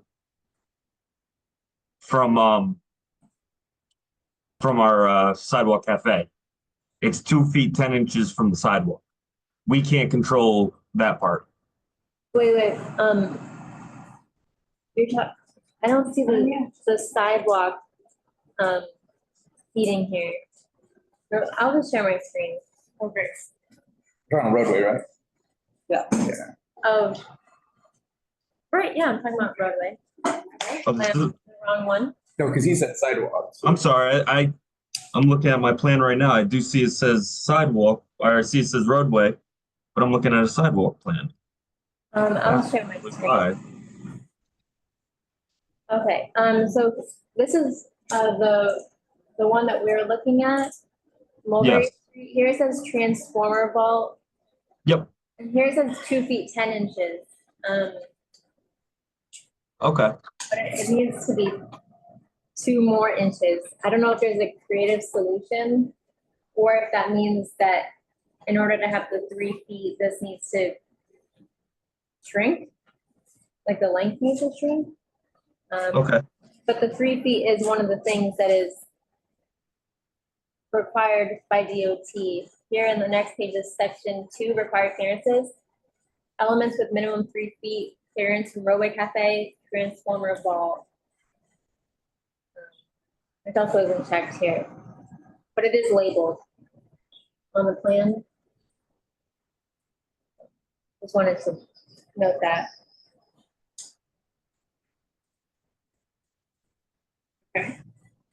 Okay, yeah, I'll talk to Michael and we'll try and figure that one out.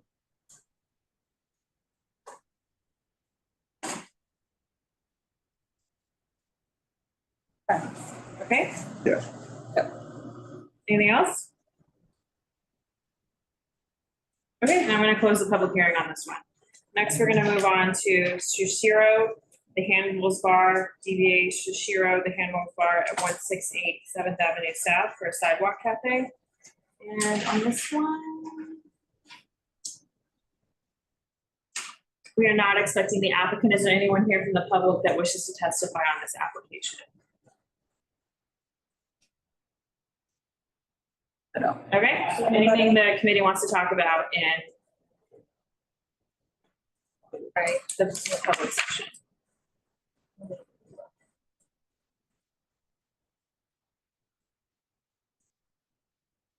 Oh, okay. Anything? I said I think that there's an awning there and it's not checked. Okay. Okay. Okay. Oh, it's right on that corner.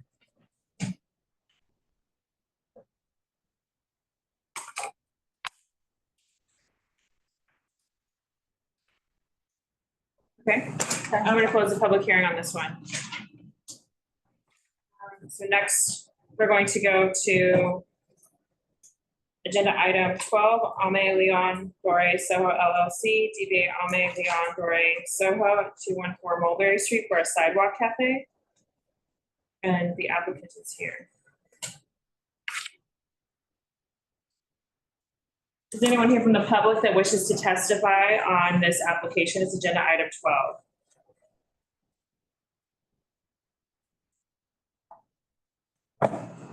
No one wants to testify on this application? Sorry. And the applicant is here on Zoom, so we'll go through that and then, Okay. He just declined. Let me just try one. Fine.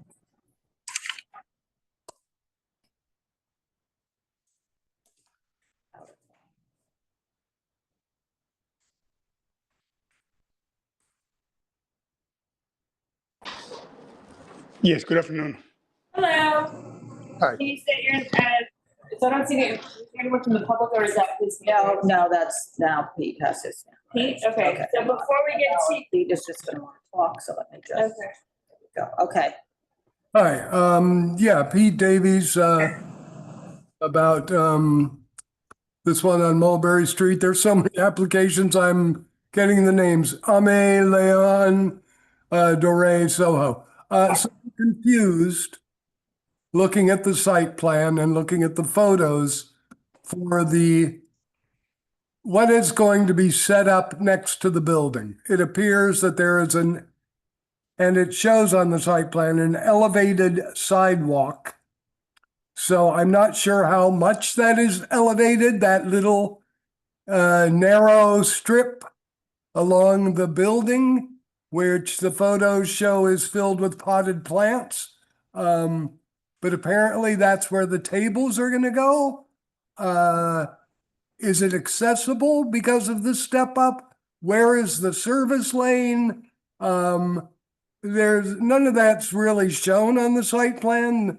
It's all very confusing and non-specific. So maybe the committee understands it better than I do. Thank you. Thanks so much. Anyone else from the public? If not, we'll go to the applicant. Okay, let's go to the applicant. Panos, would you like to make a statement? Introduce yourself, and if you'd like to make a statement, also if I mispronounced your name, please also correct me. Yeah, no, all good. Hi, everybody. Thank you once again for taking all this time to go through all these applications. To answer Pete's question, Pete's question, this is a little bit of an elevated sidewalk. We weren't very clear up until a few days ago if this is part of the building or if this is part of the sidewalk. DOT gave an answer a few days ago, which I forwarded to Florence, saying it has been grandfathered in, and because of that, it's exempted from the distance rules. And the plans were submitted just for 3 tables and 6 chairs adjacent to the building. And how did they decide that it was grandfathered? I don't know. Sarah said, give me a few days and I'll get back to you. And she responded back that after doing some research, this was grandfathered in, and you're exempt from the distance. I think that's just nonsense, because we've had this come up before. They just arbitrarily make decisions. Right. And the rules are very clear, and it's because it's a safety hazard that needs to be flush with the sidewalk.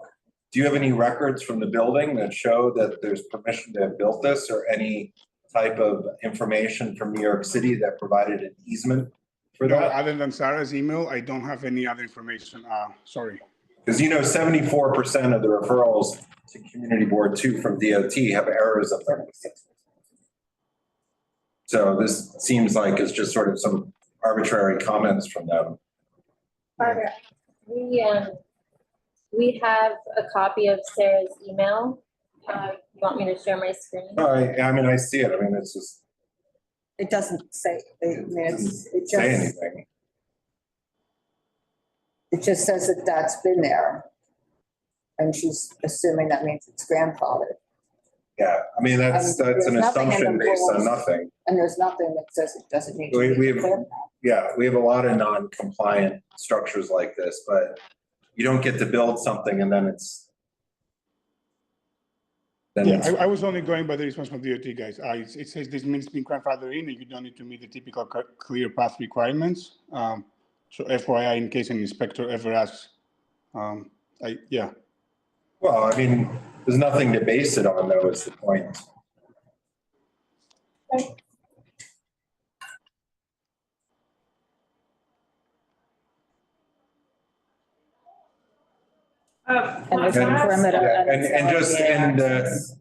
Just because you have a raised platform doesn't exempt you from clear path requirements. And that's not referenced anywhere in the rules. Because it's not private property. Yeah. Right, because if it was private property, then the whole revocable consent license would be moved because you would need to seek it. It's not a consent needed. Okay, would you like me to reach back out to Sarah and see how she got that information, or what would you like me to do? Well, I mean, she can document that. I mean, in the absence of information does not mean that it's allowed. It's actually the other way around. No, I know. What I'm saying is, like, should I ask Sarah, like how she got that information and why is she making this assumption? Sure. Panos, I have a question, or do you guys have any other questions? Go ahead. I have a question.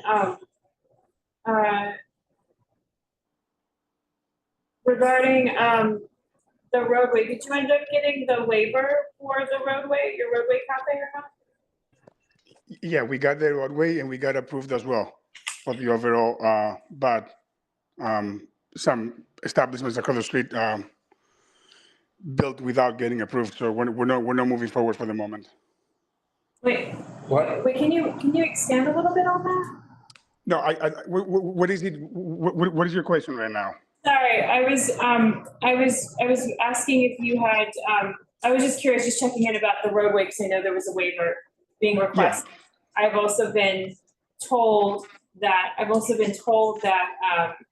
that there are operators on your block for roadway cafes who receive letters of deficiency from FDNY regarding the request for the variance of not having the 15-foot waiver. Can you tell me anything more about that? I am aware of one business that received that letter that you're mentioning, yes. My communication with Sarah from DOT, she said that the FDNY asked that you reduce the length of your roadway cafe. Sure. So we reduced it to 6 foot per their request. I think we discussed this on the last call, but I haven't had any other communication from them. I do know that that establishment got that letter in the mail, which we haven't gotten any mail since. Yeah. It's just to clarify, so you're holding off building your structure because somebody else has built a non-compliant structure. Yeah. But it's a whole create an unsafe condition because they're not following the regulations. Is that correct? This is something that just happened yesterday and 2 days ago. I don't want to bring up other establishments on this call, if you guys don't mind, out of respect for the. I'm just asking because this has been a concern of ours, which is that the agencies are not looking at all of the applications on the block. Yeah. So that would be a very valid concern on your end. Issues between all the establishments. And when one setup is built, it then impacts the adjoining setups. For sure.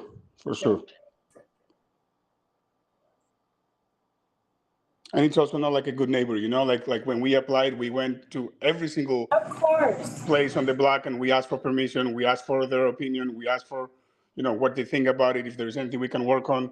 I'm disappointed that other establishments chose not to do this, but I can't control that. No worries. Again, so it had mentioned in the letters of deficiency, we were just made aware of, which is the denial from FDNY. FDNY does not issue the waiver. They issue either a letter of no objection for the waiving of the 15-foot clearance on narrow roadways, or a letter of deficiency, which is essentially a denial from FDNY. So we just now learned about that. And so I have no need to call it an establishment name. Certainly not going to put you on the spot for that. I just wanted to know if they had actually received those letters. So thank you very much. Of course. Appreciate that information. I think we have no other questions on this application. Is that correct? Correct. Okay, Panos, do you have anything else you'd like to let us know or any questions for us?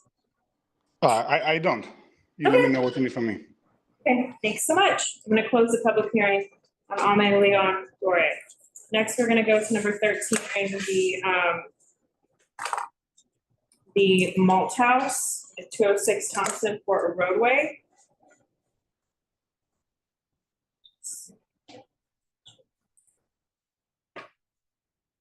Is anyone here from the public on this application? See nobody.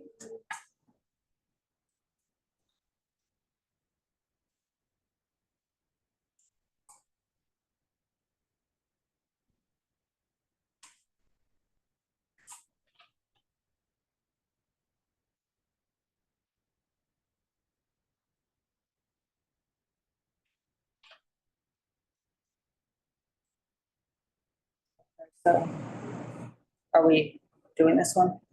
Yeah, sorry. Is there any, is the applicant here? Sorry, did I ask for that already? I asked if anybody was here from the pub. I don't see Okay, any. so. Let me just see who we're accepting them and then we'll quickly go. And then we'll get some of these later agenda items called out because I did make that offer and I will, okay, so let me see. Don't see anyone that signed up. And let me just look at. Did they have anything in the list? I have the RSVP list is out of order. So I just, okay, wait, I see it here. Nope, we're not expecting anyone. Okay, so, oh, is there someone with their hand raised? Okay, oh, Kevin O'Hanlon. Okay, so Kevin.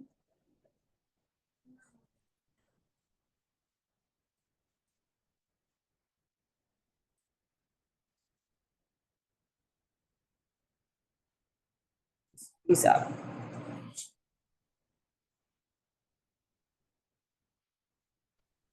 Hello?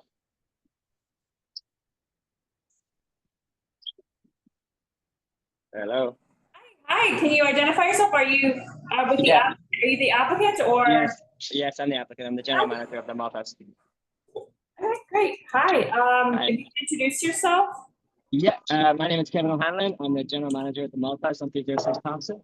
I've worked for the company for 10 years, and I have been centralized to the location in the West Village for 6 years, having moved from the location in the financial district up. We've had a Roadway cafe there for a number of years after COVID, and never had any issues with it. So we're just looking to move forward and build another one.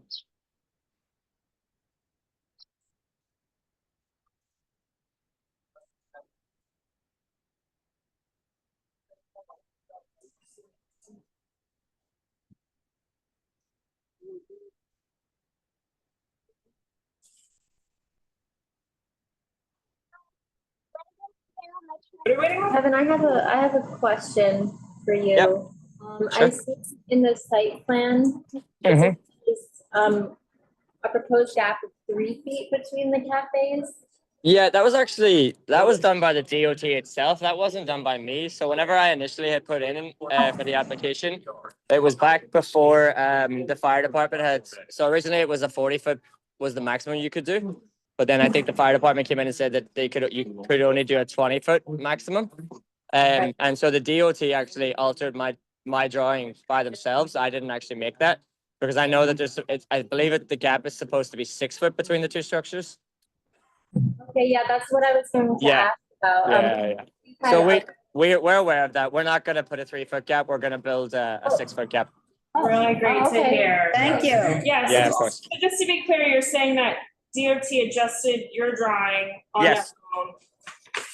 Yeah, so I sent everything across and I just got a response basically saying that I had to notarize an owner consent form and then we had to adjust the drawing, but I didn't actually adjust the drawing at all. They did it for me. I just sent it back. And they adjusted it inaccurately? Is that They what? they adjusted it. Oh, Like I could forward the email if necessary, but the person just sure, adjusted. I'd love to see it. Sure, send it Sure, to. yeah, of course. Yeah, send it to Florence. Send it to Florence. She reached out to you for this hearing? Of course, yeah. Yeah, just if you let me know what the email, whatever email it is, I'll send it over. That's no problem. This way. Okay, I'll put it in the chat. Yeah, I'll put it in the Sure. chat. But yeah, look, I read all the rules and regulations. I followed up on it, and I know that the gap has to be 6 foot.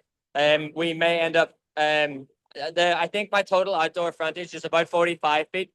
But in order for it to be 2 20-foot structures and a 6-foot gap, obviously that's not possible. So I'm probably going to reduce the size of one of my outdoor structures or potentially both. Sorry, I'm just outside. I'll probably end up reducing the overall size of both of my structures to 2 19-foot structures with a 6-foot gap in between. Really great to hear. Okay, anything else? Or Do we know if there's going to be anything across the street? Across the street from us is a restaurant that was a Mexican restaurant, but has since closed down. Yes, but has since closed down now. I believe it's been bought by 2 gentlemen who are looking to open a French restaurant, but it's nowhere near completion, and it doesn't look like it's going to be completed for at least another year or so. Thank you, Kevin. What's that? Thank you. Great. Yeah, of course, no problem whatsoever. I like, and again, once that does happen, then obviously that will be after the, the time frame that we're allowed to structure, and we'll probably have to we might have to look into reviewing it should that occur. But as of right now, there's nothing happening with them. No problem. Any other questions? Super. No, nothing at all. No, nothing at all. Like I said, just send the email, and I'll send you across the correspondence I have with the DOT. Okay, I put it in the chat, but I'll send it again once you get moved back over to the other to the attendee list. Thanks so much. Not a problem. Thank you, guys. I appreciate you. Thanks. Bye bye. I'm gonna close the public hearing on this application, which was number 13. So now we're going to call on items 35 and 36, Judy Z's, C7 Avenue South LLC, and then I'll say which one we're gonna also call up right afterwards. So we're gonna do Judy Z's Sports and Tavern 17th Avenue South for Sidewalk and Roadway. So when you make your comments, if you could say if you're talking specifically to the sidewalk and then the roadway, and we'll just take them in tandem. And then next, after that, we are going to then go to agenda item 25, which is NCD Hospitality LLC, DBA La Bertin, for a sidewalk cafe. So just want to let everyone know, and we'll put it in the chat what the next two applications are. So we are going to call them out of order. And then we will go back to the agenda, and then I'll go back and get some of I know I've got people here in the room for 30, 31, and 34. So we will get to you a lot sooner than that after we go through these, probably after, I would say, after Le Bertin, I'll go through you guys, and then that way we can get you out of here, and maybe you can go enjoy the last bit of the daylight. So, okay, so Judy Z's, we're not expecting the applicant on this one, so I don't know if, is there anyone here from the public? I know we have two people here in the room from the public to speak on this application. Let's see, hi all, I'm on the line. Hi, Diana. We will also call on you probably after Le Bertin, and then we'll go and then because you're a re-referral. Yeah. Sorry. Yeah. We're on number 35 and 36. Sidewalk or the roadway? The sidewalk. So yes. I'll speak on the sidewalk. Okay, wait. Sure. Which sidewalk? Sorry, just a second. Just 1 second. Just 1 second. I want to talk about Carmine. Do we know if the applicant's here?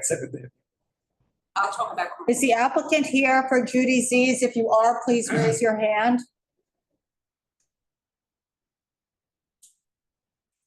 I see no one. Okay. All right, great. So, so can we make sure David has a microphone? We'll have David call on David Gruber. I just have a question. Uh-huh. I know the road bed is on Carmine. Where are they applying for the sidewalk? Can you answer it? Both 7th Avenue and Carmine. On the sidewalk? Yes. And all of these applications are on the CB2 website with the site plans. So, David, Yeah. please identify yourself. I'm David Gruber. I'm president of the Carmine Street Block Association, and I'm appearing in that behalf today. Can you all hear me? I can't hear you. Yes. Okay. In the room, they can't hear you. So, number 35. They have a shed on the sidewalk. It's been illegal forever. Not only is it not supposed to be a sidewalk shed, we've gone there at least 2 years ago to talk about it. It's also permanently attached to the building. It's also illegal. It's been noted by DOT and DOB violations, and they're just ignored. This is one of the worst people that we have on Carmine Street. Regulations, laws, summonses, fines, nothing applies to him, so it seems. And so We need that removed. DOT says it should be removed. DOB says it should be removed because it's actually de facto enclosed cafe illegally. And on top of that, he's asking to renew that, has taken no action whatsoever. We have a long string of correspondence with the government saying, yes, yes, yes, we're going to get to it, we're going to enforce it. Nothing happens. And now he's asking for that and a roadway. Andrea, talk about the roadway. Well, does anyone have any questions for David? Thank you, Brian. Does anyone have any questions for David? David, are you done with the testimony? I don't want to interrupt you. No, please. Does anyone have any questions for David or any comments? Okay, so next. Okay, Have you ever seen a DJ booth set up in their sidewalk cafe? A what? A DJ? I don't. I've seen a DJ set up I outside. saw one last week. But Just curious. Just apropos of that, he had 2 TVs set up on the roadbed. He had DJ. I'm just wondering if you've seen that. No, I usually dance when I see it, but no, I didn't see a DJ booth. But I don't try not to go in there. Okay, and then Andrea if you can Meyer. identify yourself. I'm Andrea Meyer. I live at 65 Carmine Street, which is right next door to them. I second everything David says.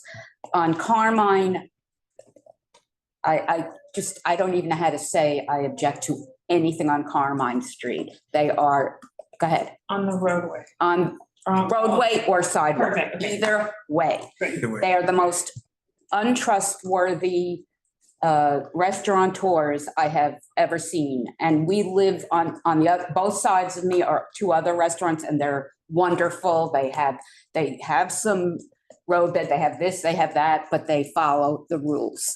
So I'm not against any of this. On Carmine Street, they never had asked for sidewalk dining, but they do it all the time. And when they don't, when the weather isn't good enough, they just store their stuff on the sidewalk. They had an illegal shed on Carmine Street, which they had never applied for when everybody was. On roadway or on the road. When I say shed, I mean, yeah, roadway, roadway. Yeah. Okay, I'm sorry. No, that's okay. I'm sorry. Wait, I'll go back to on the sidewalk. They also had an enclosed shed, which was, they had never applied for anything on Carmine Street. They had that. There was multiple notices from Penny Ringle of DOT to take it down. They only did in March. This was going on since 2024. They had a roadbed, an enclosed roadbed on Carmine, which was not in when everybody had to apply originally. They didn't do it. In that roadbed was 2 TV screens, speakers, totally illegal. And so I'm against anything. I do not trust them. And no floor, right onto the pavement. Right. Also, there's a drainage problem there. So it was always that it covered a drainage problem. So loud music. And I'm thinking now with the new rules, there's certainly no enclosure allowed. Where they think there's a sports bar.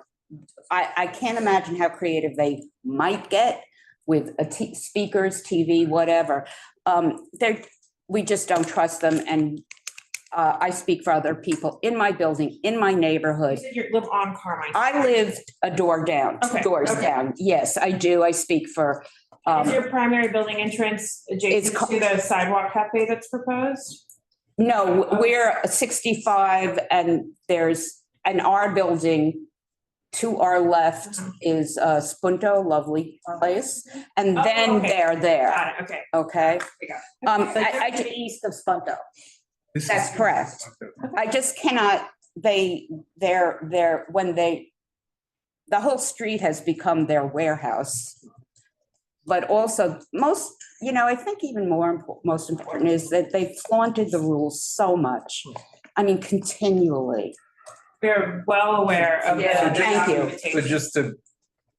I mean, I live right there, so For if the you want to points ask. that we can comment on.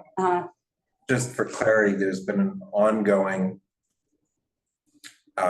violations of the rules that they're supposed to be adhering to since the new program has been implemented. Yes. And they've also gotten corrective notices from DOT. They haven't taken any actions, and from DOB, because those are within the realm of things we can comment on right now. So Yeah. are there any issues with the measurements or with the sidewalks in what's proposed? Other than the enclosure, which. We are well aware of the. Yeah. Right, you want very You may be in violation of the crosswalk, I'm not certain. Did you? I do know that as at the enclosed shed or the enclosed cafe on the sidewalk as is does not meet the clear path requirements on 7th Avenue. Yeah, and I'm just wondering from the proposed plans, because that's an area that I would not want to miss the opportunity to comment on. Absolutely correct. And so. You're talking about the roadbed side on Carmine. Well, I'm talking about the sidewalk, because that's what we're talking about, the sidewalk right now. Well, we're hearing both. Yeah, well, yeah. We have to, so. So I guess Carter's asking the question. They're only putting seating to the east of their doorway, which it's hard to tell if the bike rack is directly opposite the seating, but there's a 10-foot clear path required. The entire sidewalk is only, I measured it as 15 feet, 5 inches. The pre pit is 5 feet, but in front of where they're doing their seating, that goes out to the curb. So there would only be, at best, with a 10-foot clear path, would be 5 foot 5 inches for the seating. So. Okay, that's helpful. That's very helpful. Is there any other questions that we have for David or Andrew? Right? Yes, that's correct. On their testimony. And do we have anyone else from the public that wants to speak on this application, Judy Z's, or is the applicant? Can I just say, I don't have exact measurements. I understand what Carter, why you're asking that. But also as far as a roadbed that goes on Carmine, I would be, I just don't want it, but extremely concerned because when they did have one, they just went like, everything they've done is, including seating, including the roadbed, was, not in front of their storefront. Okay. So. Again, we'll take. But I don't have direct exact measurements for Carter. I have one more. Of course. Small thing for the public record. They never cleaned around it. There was always puddles, stagnant water next to it. He says, oh, we clean it up better than the city does. I said, there's been a dead rat in front of your place. Now it's almost 10 days. You haven't looked at it. We called it to your attention. I don't know what you're talking about cleaning up. They don't do anything. It's just an irresponsible operator. And we have responsible operators on the street. They're just not one of them. And I just want to say one last thing. Of course. I, as president of the Block Association, do get a lot of complaints from other residents who couldn't make it tonight. So I'm representing them. Got it. And so just don't think it's the two of us. Of course not. And please have them submit any written testimony they'd like to. And if it's possible that they have, and I personally have not. Yeah, they did. Yes. Thank you all for your time. All right. So I want to stress the speakers and the legal. Of course. Team. I'm sorry, I keep on. It's okay. It's just we have to kind of move it along. I know. We know, and those are not allowed. They're not allowed. And as of November 1st, everyone's supposed to be compliant. Yeah. So we hear you. We do look up historics of 311 complaints. And then we before November 1st and after November 1st, and we sometimes quantify those in our feedback. So again, whether or not DOT pays attention to it or not is their own thing. So, okay, I think thank you so much. Thank you so much. Welcome. Okay, so if anything else the committee wants to talk about this one, or can we move on? Okay, so I'm going to close the public hearing on both Judy Z's Roadway and Sidewalk Cafe. Next, we're going to go to we're going to move up agenda item 25, MCD Hospitality LLC, DBA Ledbetter 10. at 26 Greenwich Avenue for a sidewalk cafe. So if you guys could come up. And I think you have some associates online as well. Are they going to be David, I don't- speaking, or would you I don't like think to it's- promote anything? Okay. Okay, so just let me know. So we're averaging. Sit, stand. Please sit. Yeah, please take a seat. I feel like I'm invited to the big table here. There you go. Space for everybody. So I know we have somebody from the public who wants to testify, so we will have, Good night, all. good night, thanks, David. So if we can promote who has their hand raised, and then we will hear from the public, and then we will go to the applicant. So if you can, everyone can please address their comments to the committee. There will be no back and forth, and that's where I will leave it. So, And also just averaging, for the last hour, we're averaging at 7.5 minutes per app. So we speeded it up by a okay, minute. great. Thank you, everyone. We don't want to cut anyone short. So, Robin, I will call on you and, all right, thank you for your service. There's a lot of history with Le Baratan, and I just want to let the committee know that they came before the SLA licensing committee in September for a sidewalk cafe permit, and then withdrew their application after hearing from both the community and the committee. At that meeting, several of the community members said that Le Baratan had been operating a sidewalk cafe, you know, which really abrogated the TORP regulations. They had seating right by the curb, and they had a continuous, like, open cellar door. There were noise problems, but I know that's not germane to this committee. The fact is that they operated the sidewalk cafe without an outdoor alcohol license. And so they withdrew, and it was agreed that they would have to return to the SLA license committee, you know, to get to be allowed to serve outdoor liquor. And they haven't gone to the SLA either. I just uploaded a few photos. They still have their sidewalk cellar door open, even at this hour. And they have had for 5 years now a string of lights tied to a no standing pole.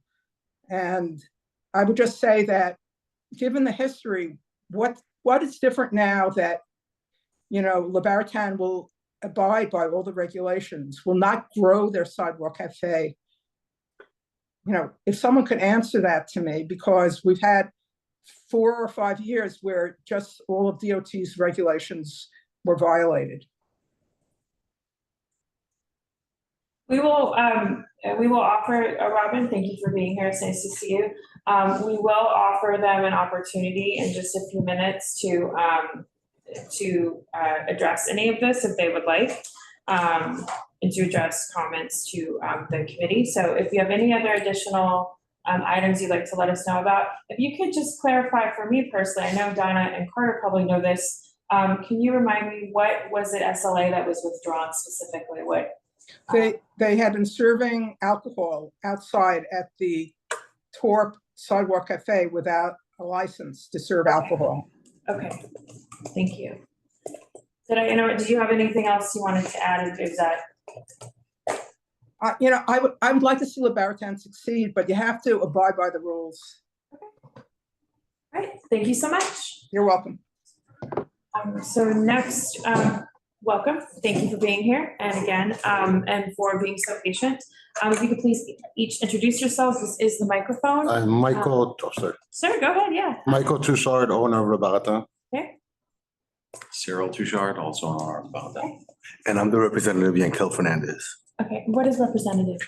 Just represented them on the application. For like attorney, right? No, Okay. attorney. They did our applications. Okay, got it. Sorry, I was just sorry. Didn't mean to put words in your mouth. Okay, if you'd like to make a statement or if you want to address anything, we'd love to hear. Yeah, just how we got here now. Okay. So we had that hearing in September. Mm-hmm. We pulled all the terraces, chairs. No one sat outside from that meeting on. And at that meeting, we were told to apply, which, you know, we already had applied. Wait for the DOT to come back and say what they approved. And this went fast. I'll give you guys credit. Like, we got approved literally last Tuesday or Wednesday. I got an email. And then it was like, boom, you have a hearing. So we didn't have time to, I don't know, we need to go to the SLA committee.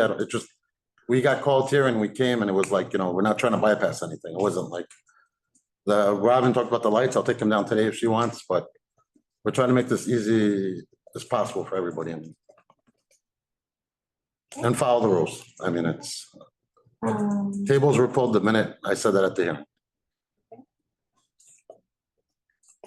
And does the committee have any questions for the applicants? You don't have any tables on the curbside anymore. No, there's no. A while after that hearing, I did go by and there was a table sitting. Yeah, there was one, but we don't use, we don't. It's gone now, right? It's gone, gone.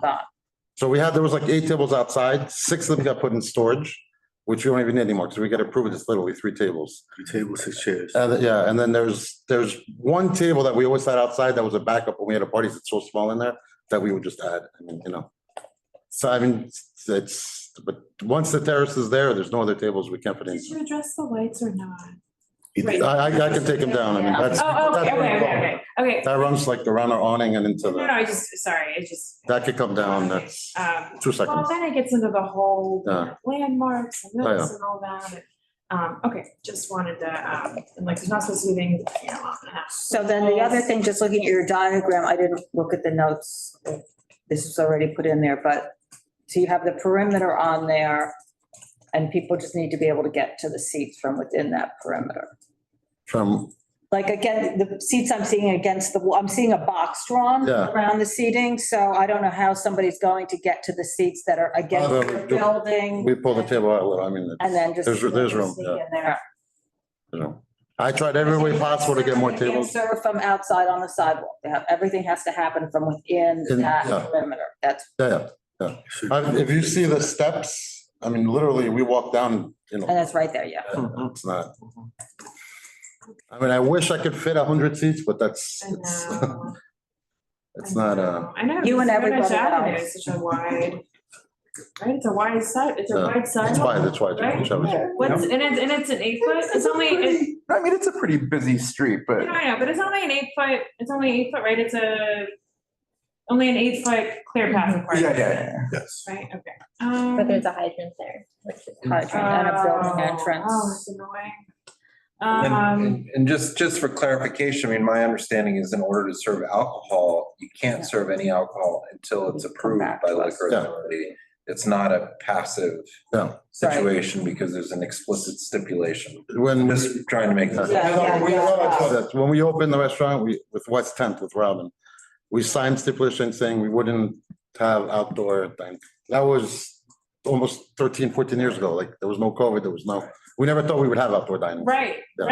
So when you come to the SLA committee for your alteration, you're also gonna have to file a change in method of operation. For the SLA. For the But SLA. our liquor, so that's it.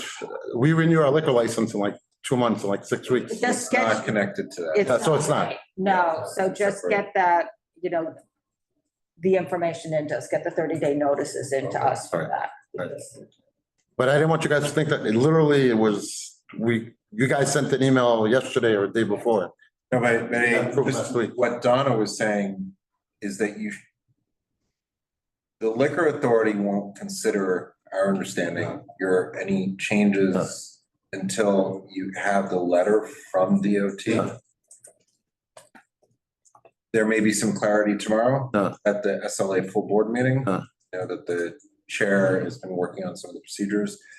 But nevertheless, you should start the process with filing the change with the community board, notifying us, whatever that whole process is, so that you can begin that moving. As long as you didn't think I was trying, this was. No, but I'm just trying to make sure that this moves But through. don't wait until No. tells you have your final thing to send a notification on your SLA.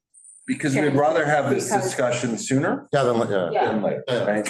And then that way you're done with us. And I think that there was some concern to see if you would follow the rules, right? Which you have. And so I think it's appropriate to have that discussion. Thank you. So any other, And it would probably be helpful to take the lights out. because. Tonight, So we don't have to talk about it again. Right. I gotta go check out the light. Tonight or tomorrow morning, it's done. They look nice, I totally get it, but. Okay. Winter's done. Any Tomorrow, other please. questions for this group? Do you guys have any questions for us or anything? Okay, all right, thank you so much. Thank you. Appreciate it. Thanks. Thank you. Very nice. Okay, so closing the public hearing on Mulberry 10. And Does Robert I wanna- have a bunch more? he does, I have Should I them let him go marked. down? Well, yeah, we need to do San Sabino and then, Good night. I wanna get the folks in the room, we have 3 applicants here to get through. And then we'll go, so I wanna do San Sabino because it's a re-referral, we've heard part of it already.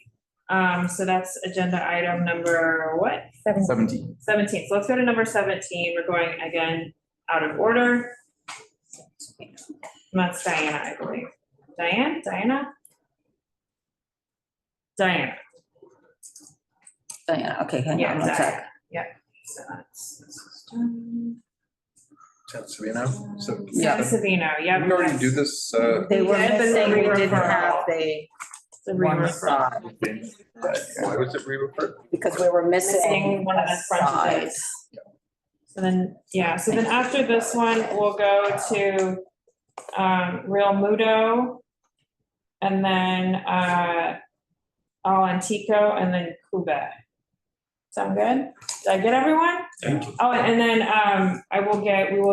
we will do automatic slims, because I don't think we were expecting the applicant on that one. I know we have people online for that one as well, so.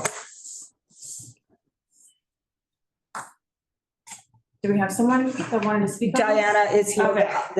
the Applicant. applicant. Okay. Yes. Hi, Hi, how are you? welcome back.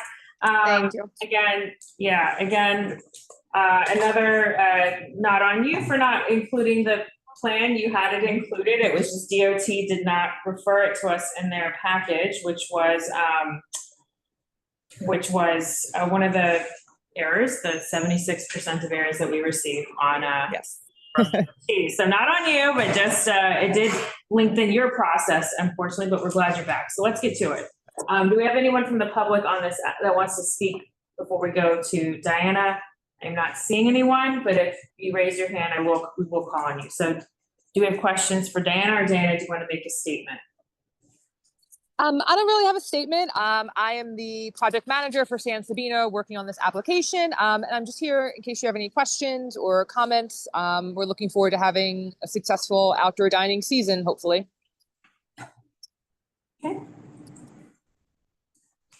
I have one question about Jane Street, the Jane Street side.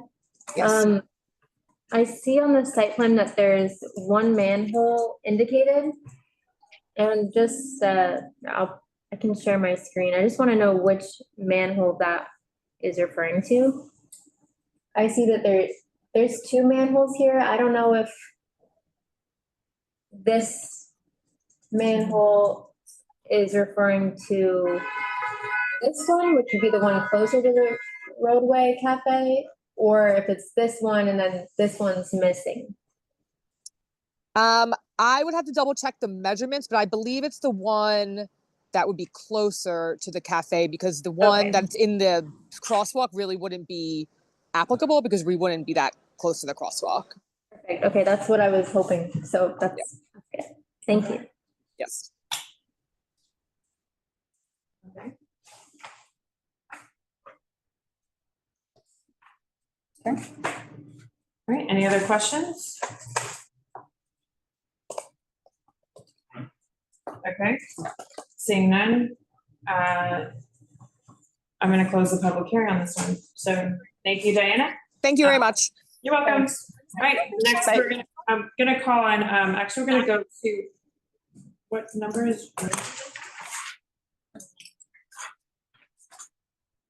Oh, 24. so we're gonna next go to 24, which is, sorry, I'm going a little out of order. 18 Greenwich Avenue LLC, DBA Rosemary's, 1820 Greenwich Avenue. I believe this is Robert is our applicant on this one. And is there anyone here to testify on this application? Let's go to the testimony.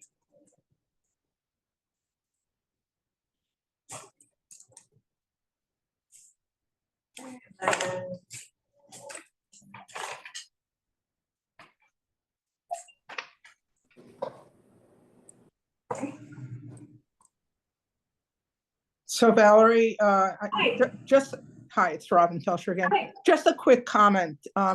Rosemary's has a setup on Greenwich Avenue.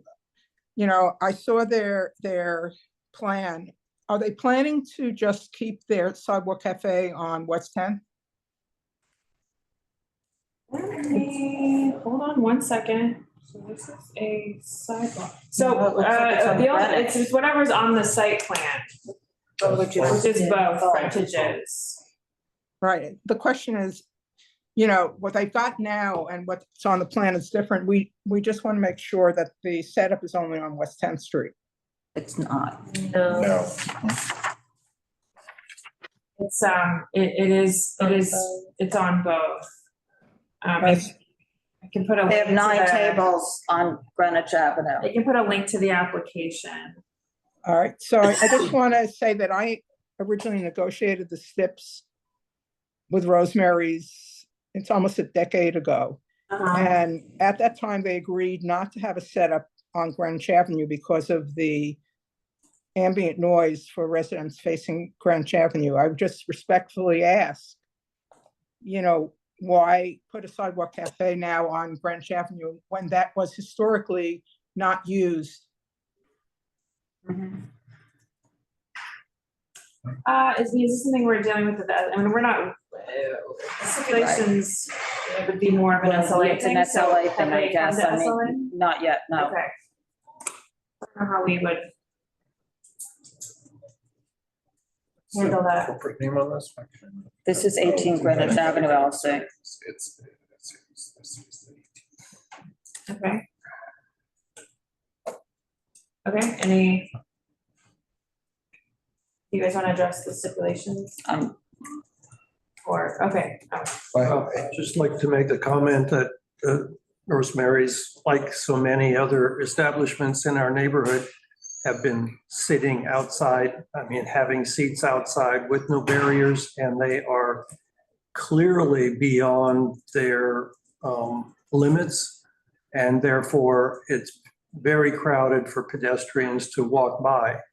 And it's always a very bad indication when they are required to comply with all the rules and yet they don't.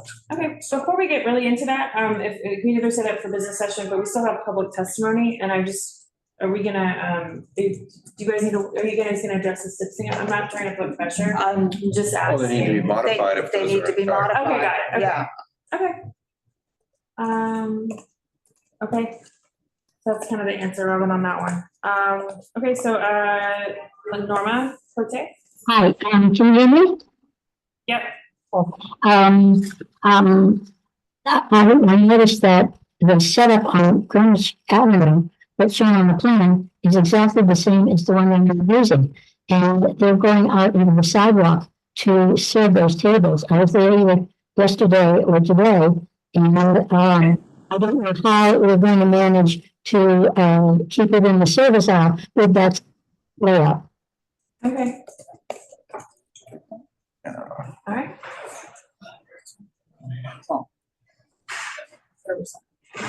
Any questions for Robin or for Norma?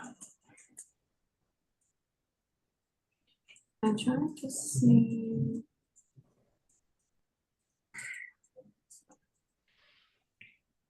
Just look really quickly. Something that I noticed is that there is a cellar door on West 10th Street that's not on the site plan. And based on the site plan, it looks like there would be seating proposed on top of it. So we just, or maybe I can't, I don't think that it's noted. Maybe there's a little line, but it's not clear. Okay, so maybe we have Robert address that. Where is it so I can know exactly where to put it? Let me pull up. Sorry, let me pull up maps.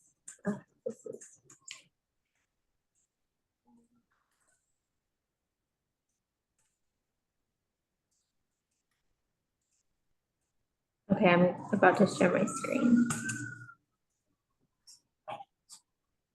Right here. Okay. All right, so right in front of that door. Right. Okay.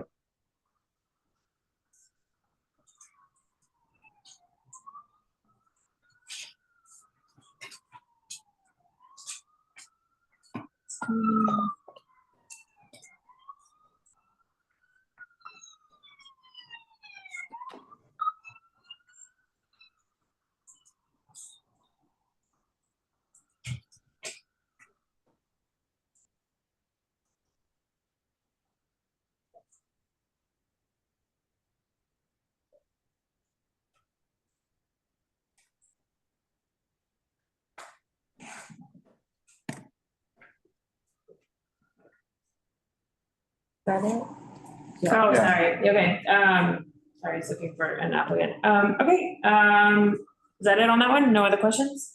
Okay, so let's close the public hearing on that one. Next, 30, 31, 34. no, yeah, but not in that order. So let's go to Real Muto, and then we'll do, automatic slims, and then we'll do the other 30 and 31. Where's Auto Slims? We're going Real Muto, 2022. 34. Hi. So this is Real Muto, 117 7th Avenue South, LLC, DBA Real Muto, Alta Pasticceria Italiana, and oh, it's like a really long LLC. Got it. I kind of said it twice. For Sidewalk Cafe. Is there anyone here from the public who wishes to testify on this application? Okay, I don't see anyone with their hand raised, but if you'd like to raise your hand while we're speaking with the applicant, we will take your testimony. You'd like to make a statement, introduce yourself? No statement. I would like to introduce myself. My name is Andrea Marchese. I'm the general manager of the business. I'm not the person that sent the application because there was some change with the management recently. Okay. You guys know we opened this place last summer. We opened at the end of July. I took over as a general manager. There was end of September. So we're trying our best. I know that from our side, we didn't. I think this is the first time that we're showing to the community board, but we would like to, keep doing this. And yeah, I mean, I will say that we got enough space over there, so we're pretty lucky. So I don't know if you want to have any comment about the measurement and the map that we sent. I'm here to, Wonderful. any adjustments. Any questions for the applicant?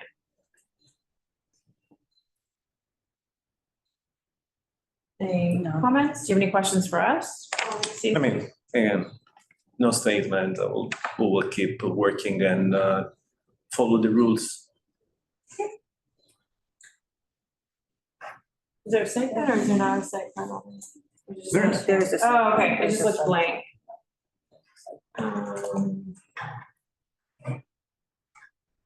Okay, I just want to check one. Just going with a few things.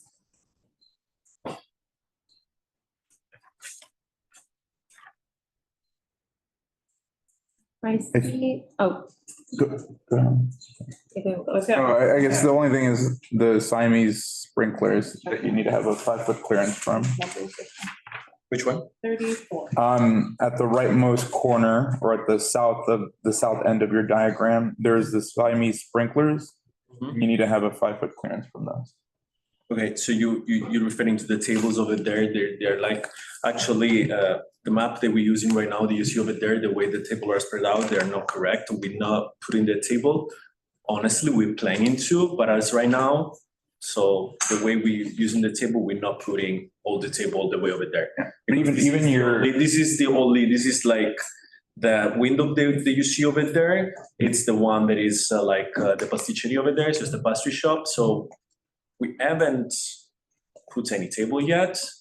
Of course, we're starting yet, but we're probably not gonna put those last two tables close to the sprinkler. But even like the boundary has to be 5-foot clearance from there. Okay. We didn't make it up, it's just what it is.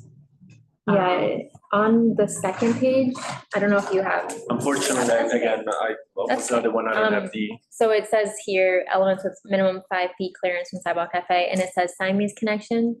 So this needs to be 5 feet here and also here. Like So here, we it need says to- they're okay. flat, but this would need to be 5 feet, and so everything would need to either shift if possible, or you need to remove. Those two tables. Yeah. Yeah. Again, as I said to you, the map, the one that we're using right now, we don't have any tables, like starting from here till Oh, you mean here. like right now? Yeah, right as now. operating right now, there's not. Yeah, Good, yeah. So.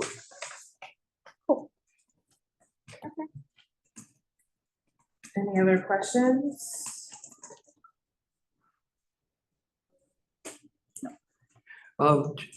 Do you find that your neighbor at Freda is encroaching on your sidewalk with their tables and chairs? Well, I mean, we still have, the residential building that is over there. So, we have, There's we use sidewalk over there, we don't use the clear path for sure. Then we have the 117 7th Avenue South, which is the part of this residential building where we add, and then we have Ofrenda.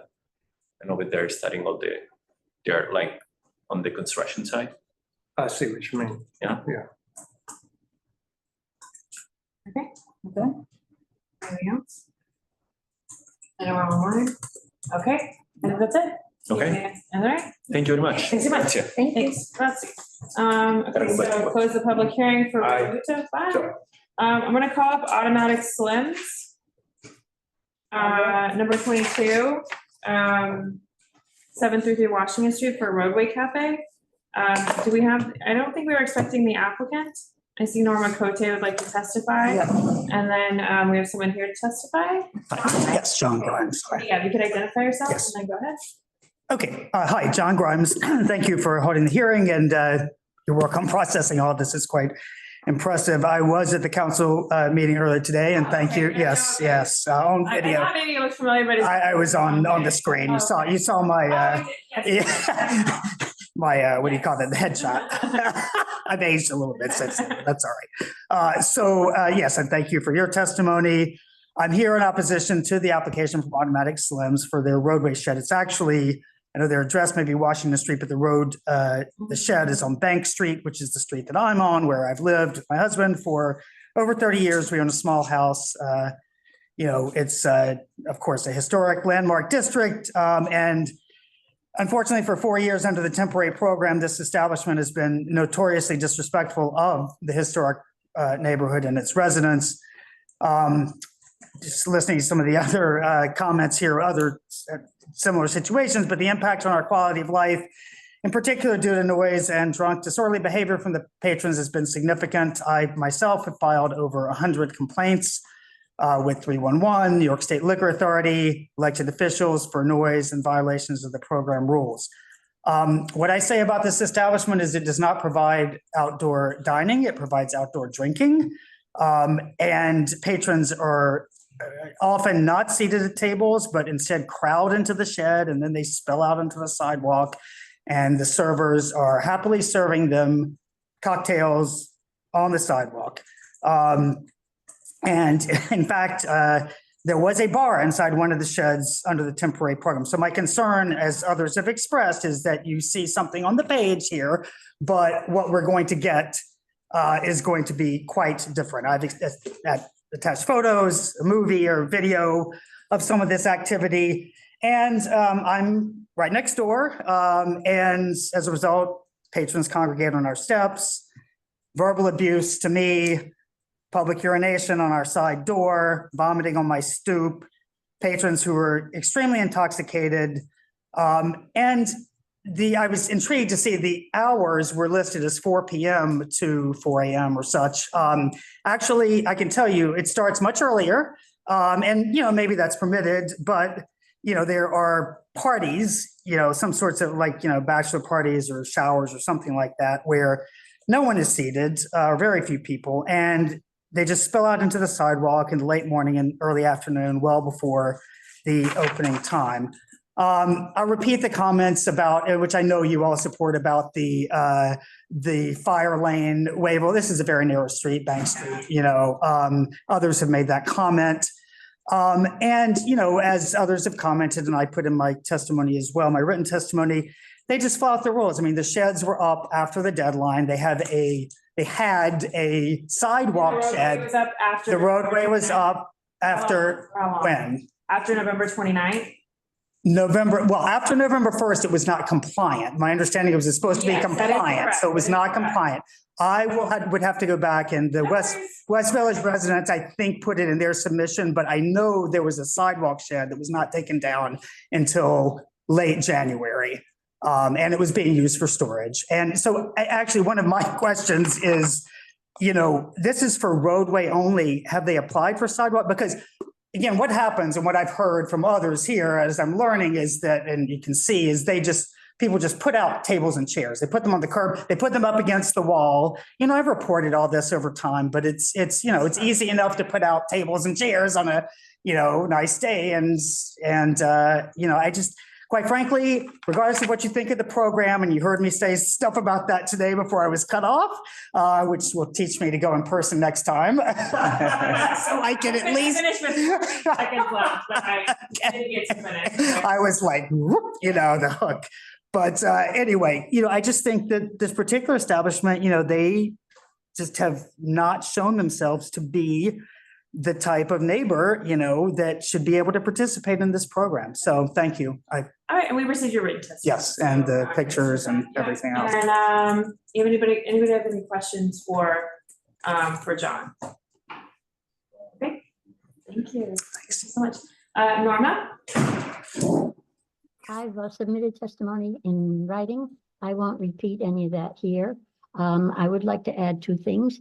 One is that I noticed that in their site plan, they do not say that they're going to have lights or walls or some overhead covering. I find that incredible, considering how extravagant and assertive they have been in taking over the public space.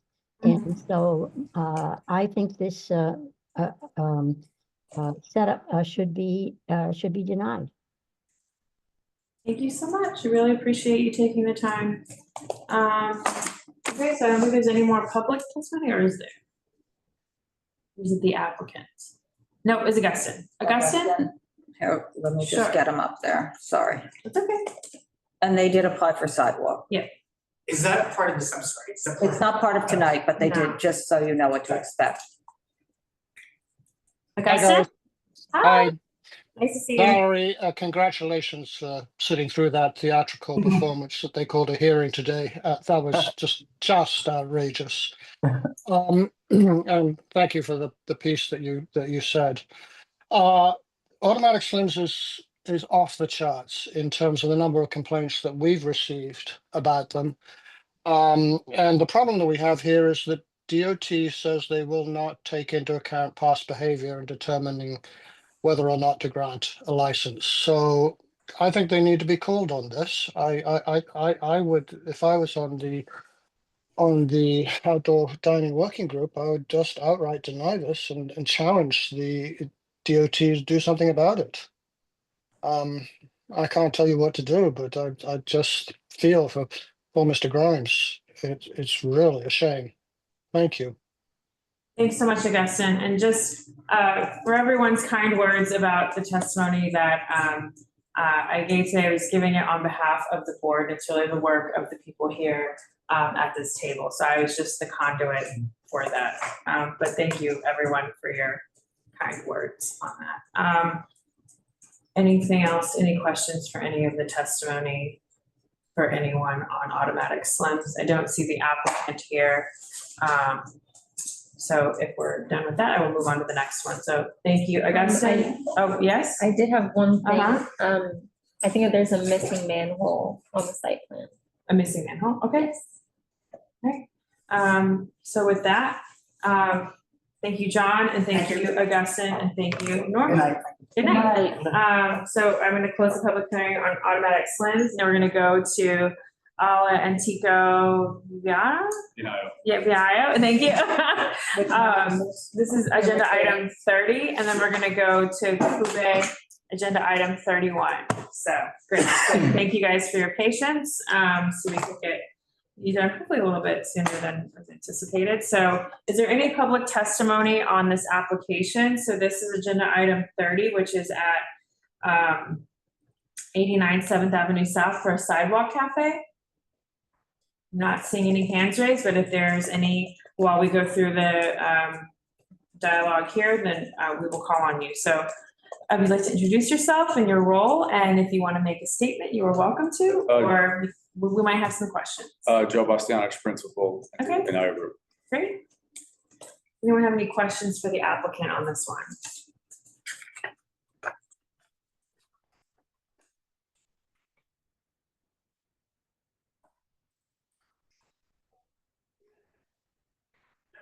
Now, do you have some sort of like overhang or? Yeah, they put a sidewalk shed, the architect designed it wrong, they took it down. Okay. They're building it to conform. Okay. So it's not existing now. Okay, I've seen it and then I haven't, like, my route hasn't taken me through there. They screwed up the design, it's gone, so now we just put cafe tables out when we get the permit. Okay. And deal with that in the fall. And what about the bathroom? And when you say deal with it in the fall, you meaning like to cover? To do like a sidewalk, like, yeah, an enclosure. Okay, so which that is actually not allowed in the program.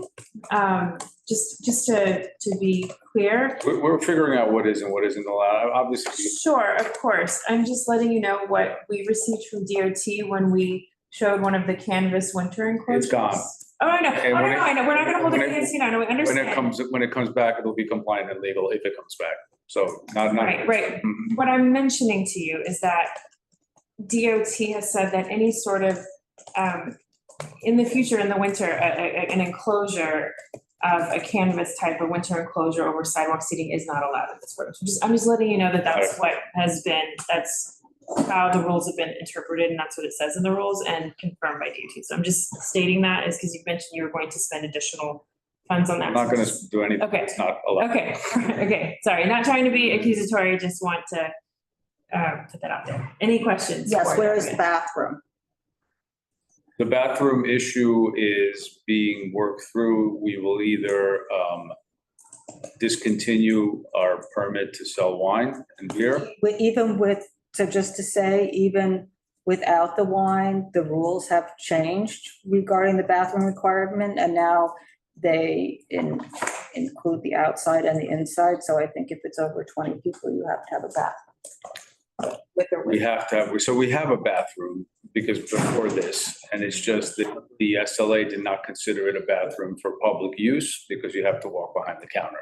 So we are trying to figure out either we take away half of the store and build a bathroom, or we give up our beer and wine license. We don't know what the answer to that is. But I don't believe that you can have a bathroom be, it's not just the SLA requirement was you had to have a bathroom over, right? You had to have a bathroom, but the going through an open area is not an SLA requirement, that's a health requirement. And so that would maintain whether you have a liquor license or you don't have a liquor license, you're required to have a bathroom if there's more than 20 seats. And that includes. Including the outside. Outdoors. And now you can't access that by, it's the same rules as how it has to be. It has to be separated out from food prepreration. Right. Health, that's one of the health codes. You have to build a new bathroom. And so quickly, just to circle it all around, so if you were to give up the liquor license on NYC Health regarding outdoor dining, this is actually not on the Dining Out NYC website, which is a complete disservice to applicants. But it is on NYC Health regarding the Dining Out NYC program, where it does say that if, regardless of liquor license or not, that if it's 20 seats inside and outside, that the bathroom. And I don't know enough myself about where it's supposed to be, so I will not comment on that. So I'm just going to offer that. And again, it's something that's hidden from applicants, which is unfortunate. Any other questions for the applicant? So this doesn't conform with the rules. It doesn't conform with the rules. Because there is no bathroom. The bathroom. I mean, it's the same issue. There's nothing on the site plan that indicates a bathroom? Like No, it's it's something that's not on the site plan, but Okay. the Okay. result is that Okay. you can't have the outdoor seating without the bathroom. Did DOT talk to you about this? This is news to me, so Okay. Who's your planner? I don't know. Okay, I was gonna say, is it Sarah or is it Nina? Okay. Okay, I don't know if we're gonna be able to find an answer, or consensus on that. Reduce the number of tables and seats. Yeah, How many seats do you have inside? we have like 8 bar stools maybe. And it's 20? So 14, it's 20 in and out together. So then 12. Well, we would eliminate all the seating inside, Oh. because it's a counter place. No one really, Mm. just the winter use inside, so we would put the seating outside, I guess, for now, until we deal with the bathroom issue. Which we're gonna have to deal with anyway for. Yeah, that's complicated. I'm sorry to hear That's that. it's all right. Okay, so is there anything else, any other questions you have for the applicant on this one? It does show awnings, and certainly that's allowed. If something attached to the building. Right. Those kinds of awnings are perfectly good. So, yeah, just nothing else above the. And they have that box, he's the box checked on the awning too? Yes. Okay. You have any questions for us? Nope, Okay. we'll look into this Okay, tomorrow. great, thanks so much. Thank you very much. Have a Appreciate it. good evening. Thank you. I'm gonna close the public hearing on agenda item 30, and now we're gonna move to agenda item 31, Quebec. Is there anyone here from the public who wishes to speak on that? It's agenda item 31, 464 Avenue of Americas for a sidewalk cafe.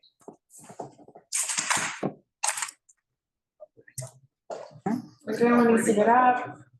Get things, go across the street, get something to eat, or need something?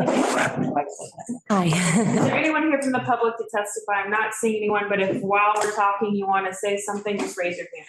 So, you get your, okay. It's just water. Okay, hi, could you introduce yourself? Yeah, hi, I'm Melanie Shirka. I'm the chef and owner of Cuba. Okay, great. Thanks so much for being here. If you want to make a statement or anything, or do you don't have to, or something later. We're just pulling up our. Yeah, I know that there was a little bit of confusion, but maybe you guys haven't had that. There was a little confusion, some back and forth with me with DOT on some issues on the address, because we have 2 facades. Just to be super clear, we're only doing the 11th Street one. And it's only sidewalk, but anyway, so maybe you didn't get it, but there was some delays because they thought it was 6th Avenue. Our address is on 6th Avenue, but the seating is on 11th Street. We actually wrap around the corner, so it's a little more complicated, and I wasn't entirely sure what the address is on the 11th Street side, if that makes sense. We had one pre-COVID. It's the same sidewalk. So I'm hoping that this is pretty simple. Right, you had one in the. We had during COVID, but pre-COVID. Pre-COVID, we right, had- sidewalk. This is a sidewalk, not the roadway. We decided not to do roadway because the new regulations would have hours be smaller than what we'd had during COVID. Oh, why is that? Is it because of the? One of the new regulations, so we're next to Jeans. And one of the regulations, this just didn't exist at the time. We kind of have like a shared wall on our roadway. So it would have taken out a whole table for us, and probably the same for them, but at least that's where we are now. Any other? Yeah, I don't know if there's any questions. It's pretty much the same. It's a little bit less, isn't it? Yeah, it's pretty much the same as what was there before. It's actually a so Less much seats. bigger. But it's less seats. Yeah, why do you Why do you have have so less few seats? seats in So, setup? I was following it to the T. Oh, I There's, see where the pedestrian sign, that's what was. yeah, it's, to be honest, it's a little. Is it? There's- But I don't think that. I don't think that the, Pedestrian signage. so that's a new thing for for DOT. distance. So I don't know, but that's how we did it. DOT included those things where it's what was it, the DCA? They didn't. So we. But I don't What think is the that they- pedestrian sign? It's a school crossing. Oh, that does got count, it, that got does it. count, yeah, because it's a regular. Right, but it is sign. just so we're all, I actually, just so you know, I have petitioned. I don't think I don't think that counts for the sidewalk. That would be great because it seems. It counts for the roadway Oh, because it can't be blocked. Because that's one of. things that shouldn't be more blocked. Signage, for safety or whatever, but I don't believe that signage counts is requiring the distance. We would be very happy to add seats. So if that's true, then we would just change the opening to what we used to have, which was directly in front of the door. So there would be like a walkway. Yeah. To the door instead of where there's a table right now. But and just, I actually, because this came up during COVID where that they said that the sign was blocked from the roadway one that we had. And I haven't heard anything from it, but I did petition to move that sign because I can't tell you how far that sign is. Tell us anything. It is so absurd. That sign is 100 feet from the corner. And there's city bikes there. So nobody can cross the street there anyway. Do you see this? So nobody's crossing the street there. And also that was true during COVID because you wouldn't cross the street where there was a roadway. So the signage is just to indicate that there's a school ahead. That a school is coming up. Well, because people speed down the cross streets, that's why that sign was put in the past. But as long as it's unobstructed to. Then they'll notice it as they get vehicles, towards 6th Avenue. The vehicles, that's the issue, that those types of signs, but it doesn't change. So for example, if you have the further down the block, whatever, it's a no standing or whatever the red sign is, like that doesn't require a measurement distance from it for the sidewalk seating. It's only a bigger, I see. bigger infrastructure. A bigger one. Yeah. So that, you see what I'm saying? So that signpost is the same as the other signpost. The mailbox requires a clearance requirement, but not the smaller signage. A bike rack requires clearance, but not. Basically. I see what you're saying. I just think that there's a huge distance. I think that sign could easily be between the red door and the Verizon window. Well, whatever it is, but nevertheless, it doesn't require a clearance requirement for you. Did DOT tell you? I think DOT thinks that it does. They had you add it? We've gone back and forth on this a few times. Did they have you add that to the site plan Well, or? I This is what. did not add it. This is me. Can't see Are it. you going back and It's forth not- in general or back and forth in this particular? In this committee, we've kind of gone back and general. forth on the, But only on the roadway. no, I mean, even for the clear path on the sidewalk, because I mean, No. there isn't a lot of, that it does obstruct the clear So path. Just, no, there's nothing in, just to be clear, the objects that need be clearance because they're furnishing zone objects. This is not one of them. Wayfinding signs, parking meters, newsstands, streetlights, bus stop, fire hydrant, traffic signal poles, mailboxes, edge of street tree beds, e-charging stations. But there's nothing about a regulatory sign in that listing. I mean, I For can. that, there is something on the roadways about the 50 feet, you can't have anything up high because you're blocking it. Right. But I'm not seeing anything, I'm not in the rules, I guess I could go to the rules instead of the DOT. Right. I mean, when I put that together, maybe I'm wrong. I was concerned that it fell under a street sign that. So I think the clear path requirements are stronger than the furnishing zone clearance There's requirements. nothing listed in the clear path it It doesn't. Not that I want to argue against myself, but technically you couldn't. We're trying to help. No, I mean, help me For the record, everyone. So the issue is if you had all the parking signs, that are standalone and you had this, it would come up much more frequently, but they're not counted as, I mean, for whatever it is, they're just not listed. I mean, Arturo, you're not wrong, but this isn't one of them that's standalone. Usually, or in cases where it's attached to a light post, that's different. The light, those other things require, but the regular. So you think it's, I don't believe, I mean, we've not. I mean, because technically there wouldn't be 8 feet clearance then. Yeah. I mean, let's. I don't know. I'm not, I mean, it's just. Like I said, I don't want to argue against myself, but technically you have to walk around the sign. But they don't. You can't walk through the sign. Right. Exactly, but for whatever reason, the parking signs are not included in the furnishings now. I mean, so. You can ask DOT about. Okay, that. I will happily add it in that same, and actually, what's, you know, when it comes to these barriers, it's an odd one, because that's not how we had it pre-COVID. You know, which is where the opening is to the side, meaning in the middle of it versus to the left or to the right. And it would make most sense for us to have the opening right in front of the door. I don't know what the avenue is, but I will speak to And I don't you see about it it. says clearances. I'm Okay.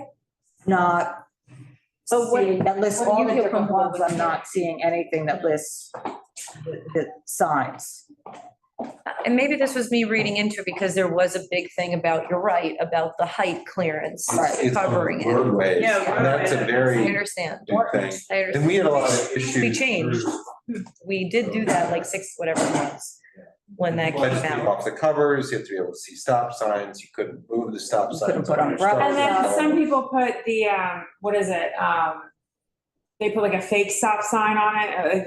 Or some people put another stop Yeah, sign, yeah. like they made it stop To sign, and put it on mitigate their it, road yeah. bed to try to. Right. Yeah, I You understand. know, I mean, at least they tried to do Right. something Yeah. to see the sign. So anyway, it's on page 18 of the rules is where I'm looking, and it lists all the Okay. different clearances for the sidewalks, and I'm not seeing anything about that. Okay, I'll reach out to them and then I will add I think it's just one more table then, I think. I'll look at it and see. 2 more? Well, it's- Okay. From Yeah, your it's lips to actually- God's ears, I will be adding 2 more tables. Very happy I came. It's actually 3 more tables. 3 more tables. Woo. Just for the record, You know, it's been, I'm gonna. It's been a day, so. It's been a day.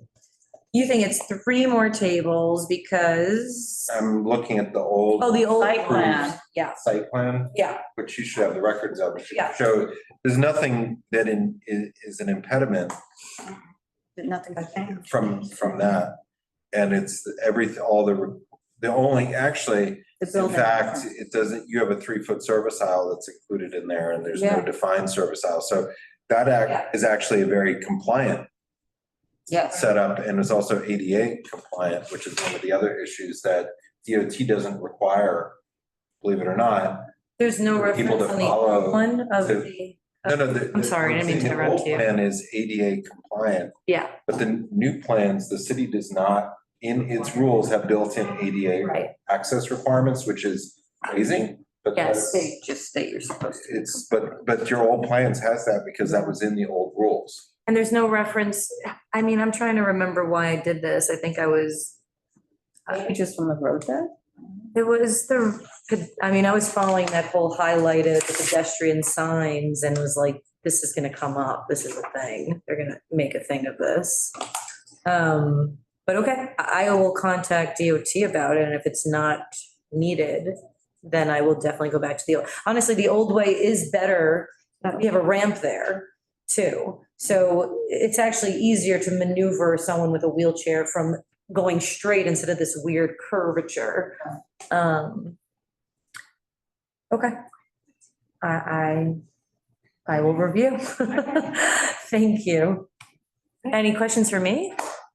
No. And I think we've been a good neighbor See that and you're still there? thank you. Thank you, us too. Trying.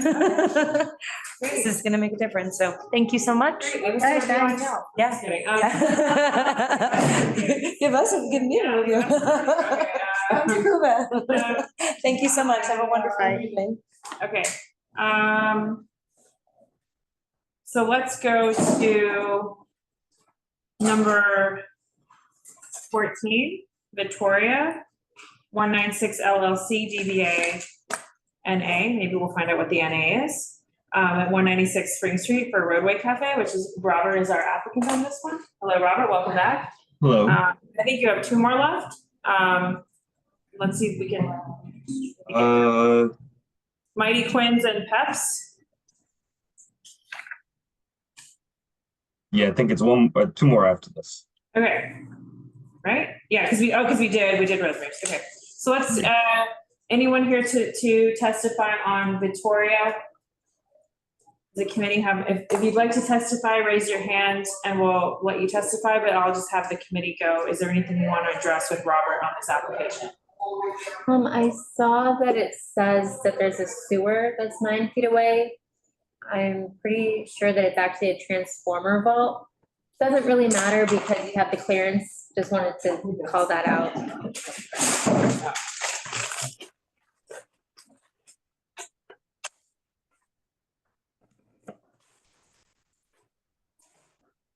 Oh, one other thing. So it says that there's a ramp.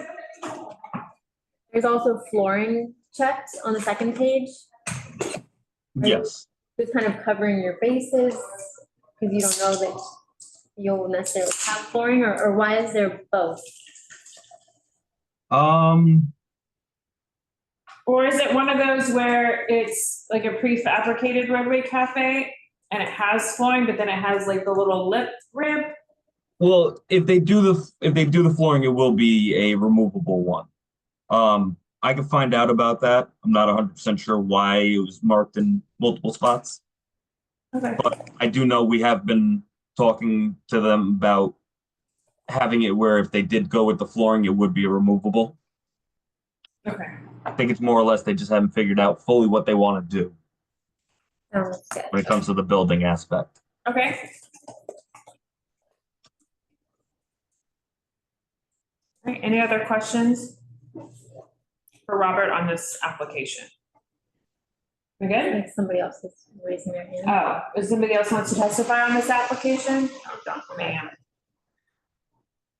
Pete allowed to talk, or? Yeah, I'm not a co-host, so I can't promote myself. Okay, you should be able to talk. Pete?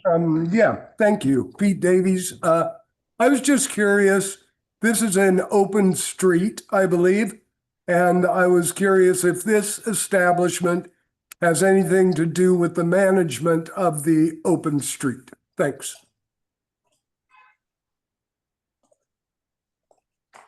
Robert, do you happen to know the answer to that? We don't expect you to, but if you do, it'd be helpful. No, I don't have the answer to that.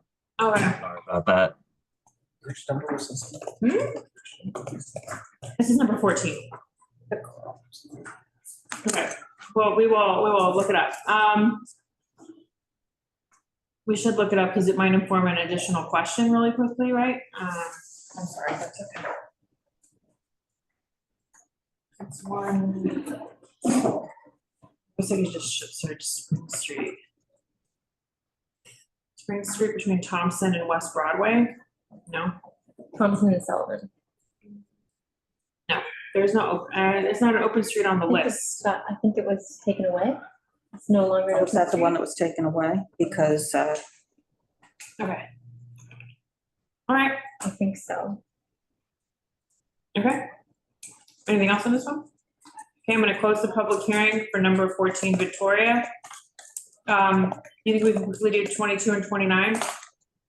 Oh wait, we did 22. What's 23 and 29? So 23, Mighty Quins, Sidewalk Cafe. If anyone would like to testify on that, please raise your hand. Also, we are another hour has passed, another 8 applications, so Great. we're still 23. on 7.5 minutes per application. Great, thank you. So 23. Is there anyone here to testify on that? I know this is Robert, so I see someone with their hand raised. Darlene. Okay, Darlene? Wait, give her a second. So 23. We're going on 23. Darlene Moots, Uh-huh. SoHo West NYC. Mhm. I was flashing my hand on the last one. Oh. Because that is the old Saint-Tropez space, Il Piccolo, and it will be Il Piccolo. Victoria. Oh, that's the NA. Oh, okay, so I'm gonna reopen that back up really quickly. Robert, can you speak to what the NA is? Yes, he's correct. It is Piccolo Cucina. So why, so I guess why was that name not on the application? I have it on our plans. I'm not 100% sure why it wouldn't be on the application itself. Not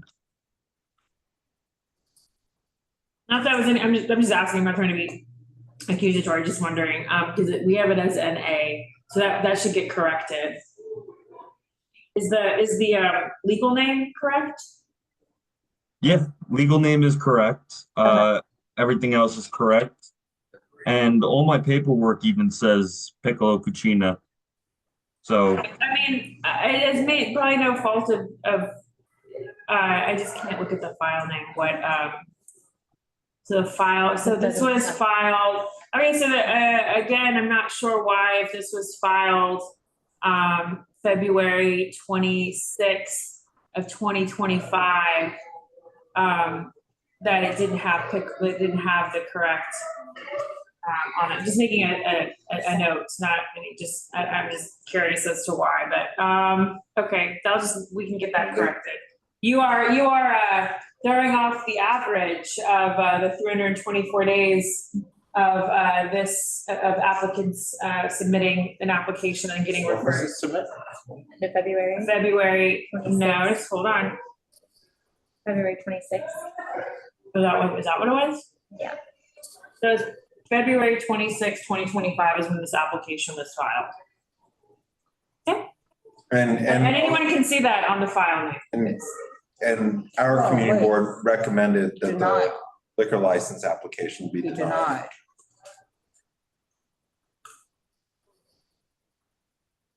Darlene, were you done testifying? Did we interrupt you? I was waiting for a breath from everybody else. As we, this is an open street. The operator of that open street was Saint-Tropez. But we don't see it. I don't see it registered. I believe that I believe that Piccolo and the other restaurant will manage it. I don't know. We've had a hard time getting that. We've had a hard time getting that information. But they are, this is, in the liquor license application, they said they were switching to Vittoria, or the little space that they have on the other side of the door. Which, by the way, the road shed is already up on that. What are we talking about? 14. That's okay. We're good. Oh, okay, perfect. I see that clarification. It's all a big, yeah. Okay, thank you so much, Charli, for bringing that to life. So I'm gonna close. Yeah, thank you. So I'm gonna anything else on Vittoria, which is really Piccolo Cucina. There's been many issues over the years with the operations in this area. So this is a session. All right, I'm gonna close the public hearing on number 14 again. Back to 23 Mighty Quins. Anyone who wants to testify on Mighty Quins, is it 23 or 23? For a Sidewalk Cafe. Please raise your hand. Any comments or questions for what's the business name again? Greenwich. Greenwich, right, got it. Is the applicant here? Was the applicant here? I don't think so. I don't see any. I'm representing them. Oh, sorry, Robert. That's all right. Sorry. I'm sorry. I thought you knew that. I'm sorry. I know this is I know that this is yours. That's why I'm calling on it. Sorry, I didn't know. I didn't realize. Okay, so Okay, no problem. questions for Robert on Mighty Quinn Sidewalk Cafe? Anyone want to testify on it? I have a question if no one's going to testify. I just want to understand the two doors on the site plan. Yes. share my screen as well. Let me share this. Okay, so on the site plan here, there's a door here and a door here. Yes. And then in real life, so there's this door, is the second door this one and it's just divided by this brick portion? Yes. Okay, but on the inside it's continuous. Yeah, the whole thing's continuous. Okay. Cool. Carter? Yeah, I had a question too. I mean, there was previously a roadway, a sidewalk cafe here that was complied with all the old regulations and also had 10 tables and 20 seats. And it was a very clean setup. This new setup seems, and that included the service aisle, this new setup seems very confusing. Robert, have you For the seen same number of tables and chairs. Robert, have you seen the old plans or no? I haven't seen the old plans, so I couldn't speak on how it was set up prior. Yeah, it was 5 two-tops just against the building. We can also send this to you, but we'll show. What was it? It was 5 two-tops or was it 10? Because right on the screen. Yeah, and we can send this to you. Excuse me, 10 two-tops. You can see it there. Okay.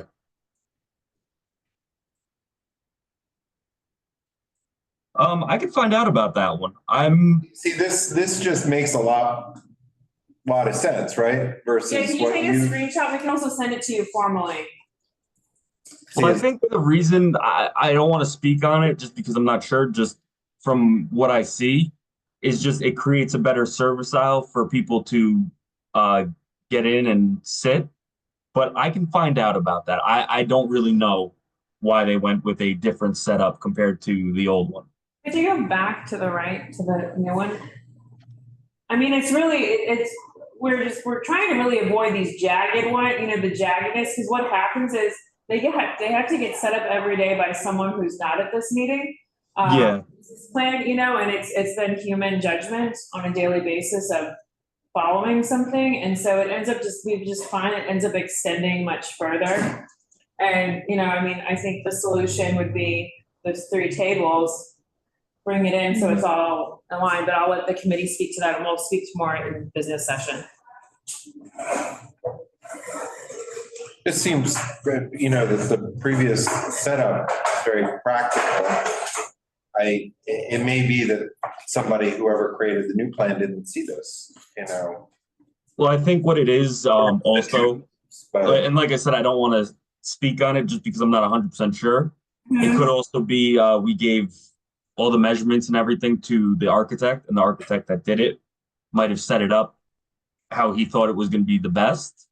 Sure. But if you guys are saying the old plans were better and it was the same number of tables and chairs, I don't see the issue with going back to it, but yeah, I would have to talk with Michael and the client about that first. Sure. I don't want to say yes. And my understanding is that the business operation is self-service seating for the most part. At least I haven't been there in a long time, but that was the last time I was there. So this sort of makes a little more sense, if it's self-service, it's not complicated to move around in, it's very straightforward. Yeah, of course. All right, great, Robert. Yeah, I think, and we'll talk about it in business session among the committee, but like we said, we want to find a path to modifications and approval of modifications to not extend the process any longer. Yeah. Okay, great. Any other questions on this one for Robert? No, then we're going to go to 29. No, I'm good on questions. Okay. Right now we're going to go to 29, Peps on Grand, 197 Grand Street for a sidewalk cafe. Any public testimony on this application? 29, Margarita Corporation. But I'm looking in the other, they're not numbered, so sure. Okay. Oh, and the folder, I'm sorry. Yeah. Peps on Grand. Any public testimony for Peps on Grand? Say any questions for Michael? Not for Michael, for Robert, sorry. No, it's all right. Okay. 1 second. Just,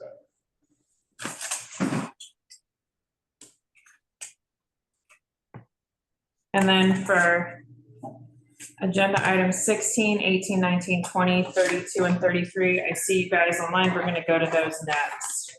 I don't have any questions on it. Okay. Any questions from anyone else?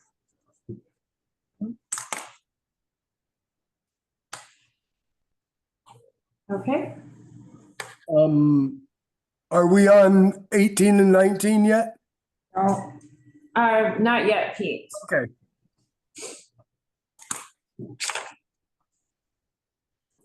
I'll put in the chat what applications we're gonna call on next. Okay, so are we good with this one?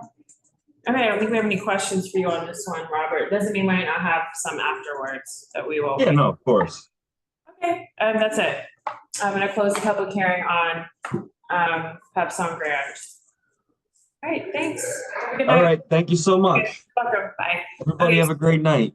You too. Bye. Okay, so now we're gonna go to agenda item. I'm gonna go to the next agenda items based on the applicants that I see on Zoom. So that means we're gonna go to agenda item 16, which is Maman BT LLC, DBA Built Neighborhood Cafe at 31 Bond Street for a Roadway Cafe. And then after that, I'm gonna call on 18 and 19 for Blank Street. And then I'm gonna call on number 20 for Crevette, and then 32 and 33 for Juice Generation. And then we'll go back to the others and again, if you are an applicant, and I didn't call one of those, I'm gonna put in the chat the ones I'm gonna call on in the order what we're gonna call them on next, just so we can get people out. And if you're from the public and there's one I have called on that you want to testify on that's super far down, please let me know and we'll try to get to it so we can move quickly and get you off of Zoom. Okay, so Eric, it's these two people for the applicants. So is there anyone here to testify? I know Eric is one of the applicants. And I didn't know if Julian was still on or wanted to testify or not. Okay. And is there anyone here from the public who wants to testify before we get to the applicant? I don't see any hands raised. So Eric, hello, if you'd like to introduce yourself. Thank you for being patient and waiting. Introduce yourself if you'd like to make a statement. If you have any questions for us, we're gonna pull up all of your plans. So we have them here to look at and we may have some questions for you, okay? Sounds great. Hi, everybody. Nice to meet you all. My name is Eric Raven. I am in legal and compliance at Built and also heavily involved with the cafe operations that we do with our operating partner, Maman. Not a huge opening statement, except to say that, day-to-day operations of the cafe are largely overseen by Maman, which has, I think, nearly 40 locations in the US. You have our materials for the application. We're here to answer any questions you may have. Okay, great. Any questions for? Yeah, the roadbed extends beyond the retail space. Can you talk about, you mean the frontage? Yeah, the frontage of the retail space. You mean currently? Or Yeah, and in the plans, you have the doorways. If you're looking, what we have, you have the two doorways on the left and the right. The retail space is just the left two doors and the window. But the roadbed cafe extends in front of the building, the primary building doorway. I see.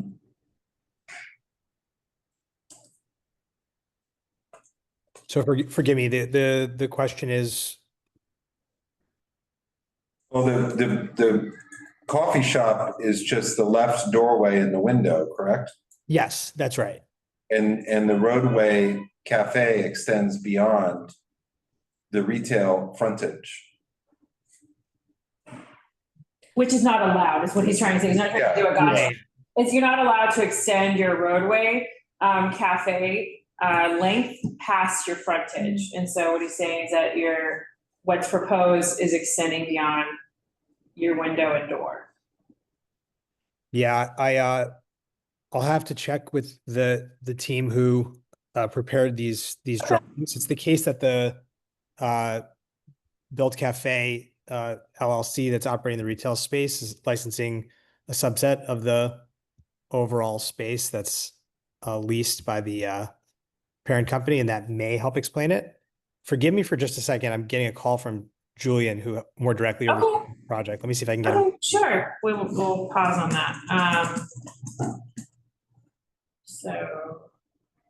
So while that's happening, if someone is leasing the space beyond, Is it connected inside? I don't know. Yeah, I can't tell. So then is that their frontage? I guess that's my question. Right. Did you have anything you wanted to add quickly, Eric, or not quickly, but that Julian had to address This this? is the cafe is what you're saying, and this is the entrance to the building? Julian, are you able to hear everybody? You're on speaker. Yeah, I could hear, but if you could just repeat everything that they say, just in case. Yeah, I guess the question for you, Julian, is, in the drawing, the proposed outdoor cafe extends not only directly in front of the door to the cafe, but also the door immediately to the right of the cafe, which is the, sort of entrance of the main building. And so the group here is asking whether it's permissible for the space to extend to the right in that way, or it should be limited to just the space directly in front of the cafe door. I got it. So we're talking about the Sidewalk Cafe, not the Roadway Cafe, correct? Because we have two applications and we have one for the. So we're just here on the roadway today. Yeah, we're just here on the road. This applies to the Roadway Cafe. The Sidewalk Cafe application has not been referred to us yet. Got it. Yeah, so for the Roadway Cafe, the seating can be on the full width of the building. And that's where we're putting out the seats. The only thing is the seats cannot cover the manhole. They sort of have a manhole or they have a cover. If you're seeing Google Maps, you'll see that there's a cover on the roadway that we be clear of. But yeah. So to be clear, our question, sorry, and I know you're on the phone, so through a Zoom. So we're not asking what's allowed to you. We were trying to understand what your frontage was, just because there's a space is leased. It doesn't mean you get the entire frontage of the building. It's your store frontage. It's not the frontage of the entire building within which the store is. Does that make? Yeah. Yeah. There's not a question of what's allowed. That was. Yeah, we understand. I guess, and we may need to take this back, but the cafe space is just behind kind of door number one, as you describe. Mm-hmm. The 5 stories of the building are leased by Built, and a portion of it is, sort of licensed to this cafe subsidiary. So I think the team was under the impression that we would be able to use the full frontage of the building. I know somebody asked if they were connected in the interior.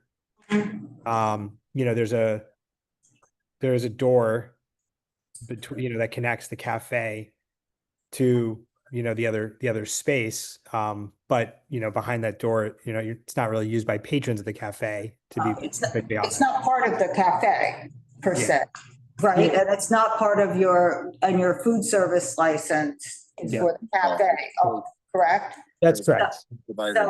So that's right, yes. So it's really the frontage of the premises itself, the actual, not the parent company premises, the cafe's premises is what it is. Yep. So yeah, that's correct. We hear your observation there.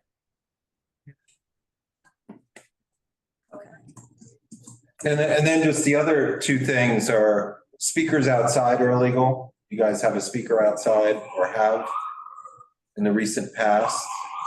And also putting A-frames on the corner down the block, advertising it, are not really okay either.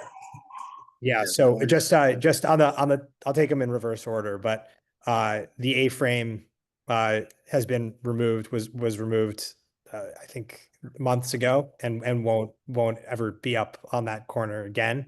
Point well taken, and we self-corrected on that rather quickly, but it's a fair observation, and sorry about that.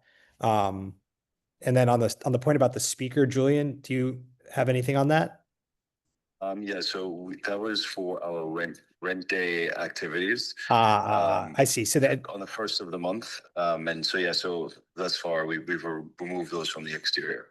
I guess, and just to say that another way, there were speakers there for one day only, but they're not generally placed there, and we understand the restriction. Yeah, no, it was a small speaker that was out there, and it wasn't particularly loud, but it was out there for more than one day. It wasn't the bigger setup that you had. Okay, well, I don't know if it's still there, but. Yeah. Yeah, we could move that back inside, sorry. Yeah, no speakers, no TVs are allowed outside. Not our rules, it's just Yeah. what's in those 31 pages. Yeah, understood. I think we've never had a TV out there, and I'll make sure that there's no speaker out there as well. Okay. Okay. Anything else? I don't think so. Do you guys have any other questions for us? No, nothing that we can't follow up with via email, if that's all. Sure, that's it. Thank you. Thanks Thank so you. much. I'm Thanks, gonna close the public hearing on this application. I'm gonna put into the chat the applications I'm gonna call on next. I am aware of all applicants that are on the Zoom, and we are addressing that.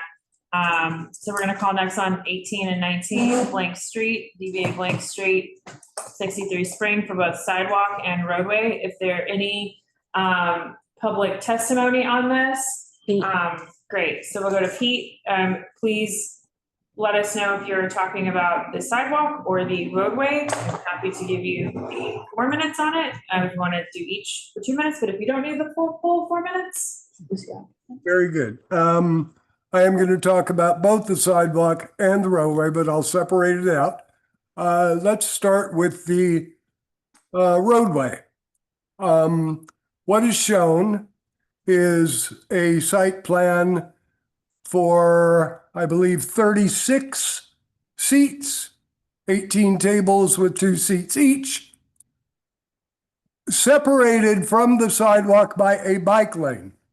Now, this bike lane was discussed in depth at the last CB2 full board meeting because there was a resolution passed to widen that bike lane, make it a full 2-way back and forth connector bike lane freeway. So this roadway seating would require, if there's service, now this is a non-alcohol operation, this is just coffee. So I don't know if there's service across the bike lane, but patrons walking back and forth across this very active bike lane. So that's a consideration. The seating, I'm now moving to the sidewalk, which is for an additional 22 seats, 11 tables with 2 tables each, 2 chairs each. So that's a total of 58 seats outdoors. The C of O for this building shows that the ground floor retail space has a maximum allowable persons of 4. 4 people can patronize this store inside. They're asking for 58 additional. Now, does that require a bathroom? Yes. Yes. Okay. More than one with 58 people? I don't know. I cannot speak to that, but it definitely, if there's 20 seats combined in and out, I don't know with 4 people that requires a bathroom. So that's a question. This is a crazy intersection. There's a subway staircase about 10 blocks to the west on this corner. This corner is, it's not a square corner, it's an angled corner. The fire department is right up the block. When the fire department, Lafayette is one way north from Spring to Prince and north, but the fire department, when they come out of the firehouse, sometimes they go south. The only way for them to get to the fire. So, and then they return either coming up Lafayette, Cleveland, Lafayette, or they come across Spring and turn left north. Is this setup infringing upon that radius, that turning radius, or interfering with that turning radius? This is not your standard intersection. It needs special attention, and I hope that DOT is giving it the attention it needs. I don't think there's enough clearance from the crosswalk to the southernmost point of the proposed roadway structure. It's a problematic. It looks wow on paper, but in reality, it's fraught with problems. So I appreciate your attention to it. Thank you. Sorry. Pete, thank you so much for pointing out that there are 4 seats inside and that there are, and there's 58. The four is the occupancy. Oh. I don't know that there's 4 seats. I don't know that there. Oh, got it. It isn't the C of O says no more than 4 persons inside. Oh. So just for clarification, have you been in there and there is no patron restroom? Have you been in there? And I have not been in there. We don't know if there's a patron restroom or not. We have the applicant here, So that will or someone representing the applicant that we can get to in just a second. Okay. Okay, Pete, thank you so much. Any questions for Pete? Other questions, okay? So I know we do have the applicant or applicant's representative here, Bradley Robinson. Thank you for your patience, Bradley. So we'll talk with Bradley first for the sidewalk and then for the roadway. Does that sound good? So Bradley, please introduce yourself, and if you want to make a statement, you can, and then the committee will probably have questions. Hi there, Bradley Robinson from SoHo Sheds representing the applicant Blank Street. It's good to see you all again. I know we've been in front of you numerous times for other customers as well. So I'm happy to answer any questions that I can. More and more focused on, I'm probably better versed in the clearances and the required sidewalk and roadway as it relates to DOT than I am to the operations, but I can certainly take any questions that you have as it relates to that back to the operations team. Any questions for?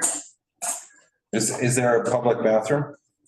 I don't know the answer to that. Yeah, because remember he's. All right, I'm just asking. Yeah. If there are any questions. Oh, okay. No, thanks. And then the other is any comments on this, on the bike lane, probably be a 2-way bike lane and maybe widened. Yeah, so that, I mean, we did the site plan based on what the current situation is, but obviously as the streets in New York and Manhattan and certainly this district change from, as they change, the applicant will need to adjust the setup to be in compliance going forward. Yeah, and I mean, I guess we don't know when that bike lane comes in, right? It would then require Yeah, I mean, further south, they changed the bike lanes and they wiped out for an establishment all of their roadway dining. Yeah. Just further south on Lafayette. actually, no, excuse me, on Center Street, which merges in here. So, Okay.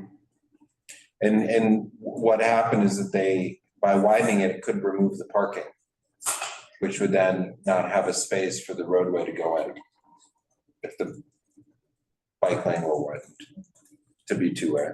Yep, understood. Okay, any other questions or comments? That was a tiger. It took out all the road bed. Oh. Okay, is that it? Yeah. I have Okay. just one quick question for the Sidewalk Cafe. Mhm. So there's no seating proposed on the cellar door, but will those doors be closed and they'll be within the perimeter, right? Like you can walk the tables that are in the middle, will you be able to, I guess I'm just wondering how they'll be able to access. Yeah, good question. So they're not going to be in the perimeter. They're going to be kind of multiple smaller sidewalk seating areas that avoid the cellar door. But those are those are closed. Obviously, we recognize that that's, as was pointed out, it can be a little bit of a hectic pedestrian area. So they keep those doors closed. And then the only other comment that I would make is that the number of seats, and I know that we've this has come up numerous times with the committee in general, but the number of seats is not set in stone by any means, and was more just, I think, for DOT's purposes, they wanted to see example tables in there, but I know that that you all prefer to see the exact number of seats. So if that's something that we can refine with the operations team, we're certainly open to that. Other specific changes they're gonna want for the. Well, there's a perimeter then around the sidewalk seating? Yep, and I've already put them in contact with multiple vendors to make sure that they have the demarcations and the stanchions correct for the program. So, okay, so just going by the tables on this diagram, I don't understand how somebody in the middle accesses those middle tables unless I'm missing something. Because it looks like everything's right up against a perimeter. How does service it occur? I guess it's all self-service. It's all self-service. But I still don't understand how you access those middle tables, because it looks like the perimeter is right next to the seats. How do you get into the middle tables if there's one perimeter going down the length of the sidewalk? So they would probably, they would have to have areas where people could access for each one. Yeah, so we would need to see that on the site plan. It's just not very clear. Okay. Which if you're doing that for each table, basically eliminates the perimeter. I mean, just if you have an opening for each table for people to get in, then where is the perimeter left? I mean, so that's where it's like, in this case, doesn't it seem like if the tables were parallel and less of them, then it would make more sense. It's like not about the table filling the space. That's 5 feet. It's just, you should have enough room to meander, but the way the tables are sited. Yeah, maybe it's just that it's not accurate. The tables won't take up that much room, 2, 4, 6, but if it's, maybe you can't walk along that perimeter or walk along the building, but the way it's drawn out now, you can't. Okay. Great. Any other questions on? Yeah, what's going on with the fire escape? Where's the fire escape? I think on Lafayette. I'm seeing an old photo with scaffolding, but I'm just wondering how the fire escape functions and whether that is obstructed by the tables. It shouldn't be, but I can go out and take another look just to make sure that it's clear of that, because obviously that's a requirement of the program. Yeah, is the fire escape on the site plan? I don't see it on the site plan, no. And the seating would be impacted by it? Depending on how far, it looks to be like kind of in the middle. I can't. Yeah, it's right to the south or left of the cellar door, I think. Yeah. Is there an action we would need him to take? I mean, he would have to probably remove a table or two, so no tables are, yeah. Okay. The ones that are like right next to the cellar door on the west side. I mean, Bradley, we want. Sorry, north side, yeah. Yeah, I mean, Bradley, we want to get want to, as much as we can, get to consensus on like the modifications. That way we don't have to send it, so that we don't have to, so that it doesn't get an additional 30 days to get called up for the public hearing for the sidewalk. So if you can take that consideration to the client, we appreciate it. Again, all of this is optional, but if it is a denial or an approval of modifications that are not agreed upon, it will trigger that public hearing. It's just what it is. But we're an advisory opinion. We're one part of the entire bigger process. So it's up to you. Yep. No, please just send, as you have in the past, any comments, and we'll review them with the customer. Okay. Any other questions? Okay, that's it. Okay, great. Any other questions for us? Nope. Thank you very much for your time as always. Thanks so much. All right, I'm going to close the public hearing on both 18 and 19 for Blank Street at 63 Spring. Next, we're going to go to Crevette LLC, DBA Crevette at 10 Downing Street for a sidewalk cafe. And I don't know if everyone else remembers this or not, and maybe the applicant can answer it. Also, it's just kind of the nature of the industry, but we did hear an application at this location already. I don't know if anybody caught that. It was like Cha Cha Tang. No, this is a little different. This is further down. north. Okay. On the same block. Okay. Because they both had 10 Downing Street, but maybe that's the bigger building. Yeah. Maybe. Okay, I didn't look too closely. So maybe not. Hi, Okay. guys. Hi, so I know the applicant's here. Do we have any public testimony on this application before we get to the applicant? If so, just raise your hand. We're gonna get started with the applicant. And great. So if you can introduce yourself, Ed? Yes, I guess I'm Ed. I'm the chef and owner of Crevette, which is a restaurant at 10 Downing Street. And you guys are totally right that the Cha Cha Tang are our neighbors. They have the same address because the building's the whole block. Okay, the 10 Downing threw me off, and I didn't go back and look as closely at Cha Cha Tang, so I couldn't remember. So okay, got it. No worries. All good. Yeah, if you want to make a statement, you're welcome to. You don't have to. Does the committee have any questions while if Ed wants to say anything other specifically?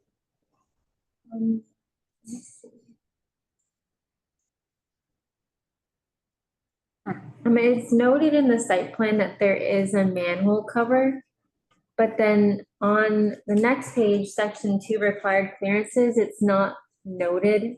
And that's probably because DOT for some, oh no, it actually says manholes on here.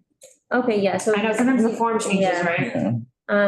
So we would just need the confirmation in the site plan that there will be 1.5 feet of clearance around the manhole. And then also on section 2 clearances, just to check that the box that there's a manhole there and put the required 1.5 feet clearance. Okay, absolutely. We can amend that. And then also just to confirm, there's only sidewalk seating on 6th Avenue and not on Downing Street? Yeah, that's correct. The Downing Street side is really small, so we don't want that. Just on the 6th Avenue Got it. sidewalk. Okay. Any other questions for the applicant? No? Okay. Do you have any questions for us or? No, thank you guys. Okay, thanks so much. Bye. All the best. Bye. Okay, all right, so I'm gonna close the public hearing on number 20, Crevette. Next, we're gonna go to agenda items 32 and 33. Thanks. Juice Generation Inc., DBA Juice Generation at 4 Astor Place. And I can't say that, it's like a weird combo for me. It's great product, but I just can't say it. Okay, Juice Generation Inc., DBA Juice Generation at 350 West 14th Street. So we will take testimony on both of those. Just please state if you're speaking about Astor Place or West 14th. So if anyone wants to make, before we get to the applicant, raise your hand. And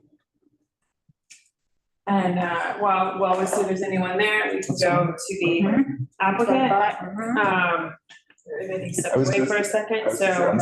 Yeah. And maybe let's start with 4 Astor Place. If we have any specific questions, we can pull up our documents. Hi, Neil, can you introduce yourself? And thank you so much for being so patient. No, thank you.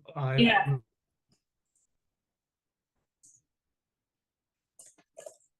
If you could introduce yourself, sorry. Sorry, Sorry, no, it's okay, I know, I'm like, yes. If you could introduce yourself, and if you want to make a statement, you can, and or if you have any questions you want to ask us, we're also going to ask you some questions, I think, maybe, so. Okay. Hi, everybody. This is Neil Tully. I'm the CFO of Juice Generation. And I don't have a statement, just a statement of thanks for your time. No problem. So maybe we start with Astor Place. Do we have any specific questions on the Astor Place location?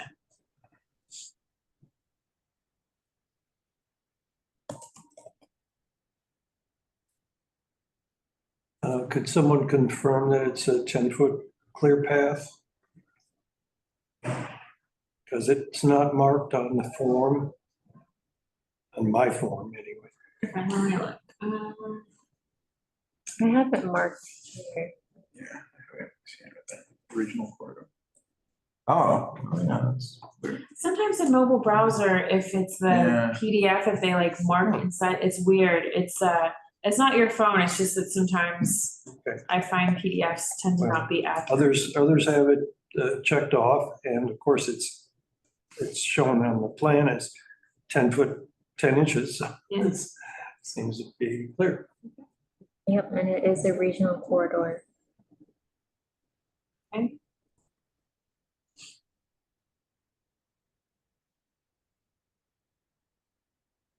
Any questions on it? I mean, it seems like a pretty conservative setup. Yeah, we're obviously a quick service concept, so it's self-service for the seating. Okay. And like two seats at each table, or okay. And I see that at 10 Astor Place, which is to the left of the site plan, there does appear to be a primary building entrance it's actually 8 Astor Place, I think. So we would just need it indicated on the site plan that there's a 5-foot clearance there. Which I Sorry, think. did you say 5? Right, yeah. Okay. I'm just looking at Google Maps. It's possible that there's already kind of a built-in 5-foot there, so you wouldn't have to adjust the dimensions of the cafe. Okay. That, measured and noted. Got it. Okay. Anything else on the Astor Place location?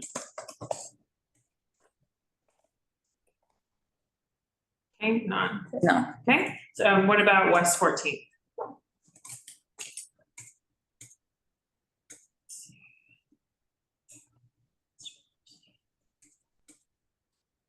The photos on this one are wrong, but. Yeah, the photos are West 14th or Astor Place or something. Yeah. But it's, yeah, just kind of clear what's going on here.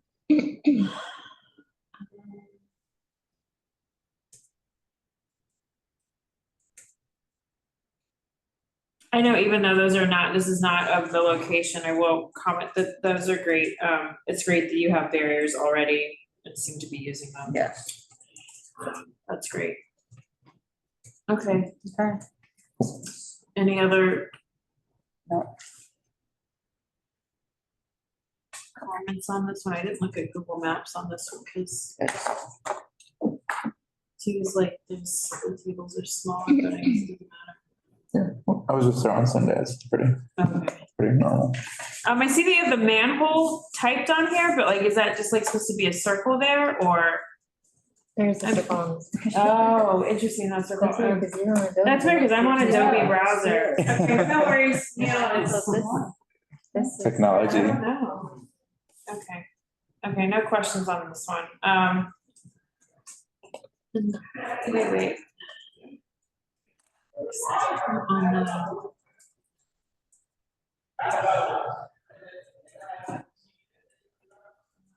Oh, okay. Okay, sorry, Neil, it's just that time of night. Any Okay. questions for us? No, just Okay. loads of thanks for all the effort tonight. Super informative. Thank you so much. And that's all we have for now. So, I think, yeah, thank you. All right. Have a good night, everybody. Thank you. Okay, so it's those two. So, the one, here are the ones that we have left. So I'm going to ask if there's any applicants here or public testimony for these. I will open and close the public hearings formally for each one, but I will call on one over the other, out of order if there's someone here to testify on them. So I don't know how to do this. So what we have left is agenda items 15, 21, 26, 27, and 28. Those are Sorso, 56 University Place. There is Coffee GE NYC Inc. DBA Ubani at 37A Bedford Street, if anyone's here to testify on that. So just put it in the chat. If you no, not you. I meant. Oh, yeah, Yeah. Or just raise your hand, just raise your hand if you want to testify on the one. There's 5 applications left, so. Well, why don't we just, if anybody's still here who wants to testify Raise your on hand. something, please raise your hand. So I'll just go through what's left. 26, Joe Rock Inc. Babies John's Pizzeria at 191 Grand Street. Which I'm surprised was not Robert Hall one. Sunshine, number 27, Sunshine Kitchens NY LLC DBA KYU at 324 Lafayette for a sidewalk. And then 28, Pyramid Effect LLC DBA Fellini at 176 7th Avenue South for a sidewalk cafe. So anyone, those are the 5 applications we have left. I will take them out of order based on who is here to Nobody's testify. raising their hand for Okay, so anything. nobody else wants to testify, so I will then open and close them formally, so Sorso, 56 University Place Roadway. I'm seeing no one here to testify. Raise your hand right now if you'd like to testify. If not, I'm going to close the public hearing so we can just discuss these in business session, if that's okay with the committee. Okay, so that's 15. I'm gonna close the public hearing on that one. 21, Coffee GE NYC Inc. DBA Ubani at 37A Bedford Street for a Roadway Cafe. This has been referred to FDNY for a FDNY waiver. We did receive a lot of public testimony on this one, written testimony. Okay, which we can all look at. Again, 26. So I'm going to close the public hearing on number 21. 26, Joe Rock Inc. Baby John's Pizzeria at 191 Grand Street Sidewalk Cafe. The proposed sidewalk cafe width on the Mulberry Street setup is less than 3 feet wide. It is not ADA compliant. Is there anyone here to testify on that application? If not, I'm going to close the public hearing. Okay, 27, Sunshine Kitchens NY LLC DBA KYU 324 Lafayette Street for a sidewalk cafe. Is there anyone here to testify on this application? If not, we will discuss it in business session. Not seeing any, so I'm going to close the public hearing on that. And then 28, Pyramid Effect LLC DBA Fellini 176 7th Avenue South for a sidewalk cafe. And is there anybody here to speak on that one? Yeah, is there anyone here to speak on that one? I believe we received public testimony on that one. I'll have to look. Great. Okay, so I'm going to close the public hearing on Fellini, and now we're going to go into our business session. This time, that means that we'll no longer take public comment. So if anyone needs to get out, go get something to eat. We're going to continue on, though if we still have quorum, that would be nice, and maybe take turns. But we're going to go. Everybody else. So, and again, if you need to get up, if you need to get water, if you need to go get food across the street, if we can just. No, we can't go get food. Okay, we can't go get food. Okay. Get up and walk around. I was like, just as long as we have quorum, I'm fine with it. I brought snacks. Okay, so, all right, so please do what you need to do. Donna and Carter would prefer if you don't leave to go get food, but I also don't want anyone to starve. So I do have a Diet Coke if you need one. So, public testimonies. Yeah, it's in that sheet, and then I also have a lot of emails, which has really great information and great photos, and I really appreciate it. But it gets so lost in my email, and it's across both of my email addresses. Me personally, I mean, it is received if you've sent it to info@manhattancb2.org, because that means that the office will then file it in our folder so everyone can see it. If I receive it personally, I'm sorry, I can't go and PDF everything and send it to everyone. I just can't. So it needs to come through our official channels. The photos into this form. They submit There's a photos? folder in the drive with all the photos. Anyway, so let's go through these one by one. So I'm just going to take the RCP list and go through it. So we want to go through in the number order? Or do we- Yeah, we're gonna go, I don't remember the order we did them in. I just bring it up because I don't want to miss any, because I don't want to miss any, I also hope I called on everything, so, and I actually don't have it in order here on mine. So let's go with number 1, 60 Up LLC. I have them in order, like, just follow the. Oh, perfect. Okay, so let's go to number 1, 60 Up LLC, DBA Amorino, 60 University Place for Roadway. I think I'm just gonna call on it by the legal name.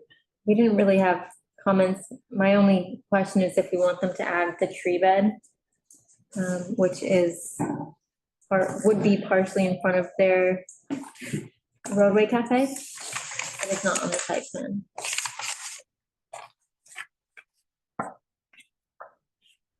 That's something that we usually ask. So. Okay. Yep. And then just a boilerplate.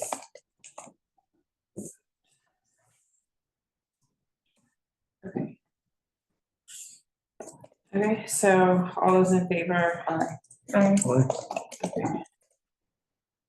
What was the motion? Sorry. All in favor? Modification. Is that what we call it? No, conditional. It's a conditional. Yeah. Okay, cool. Yep. Aye. Okay, great. So let me take my all caps off. Okay, so number 2.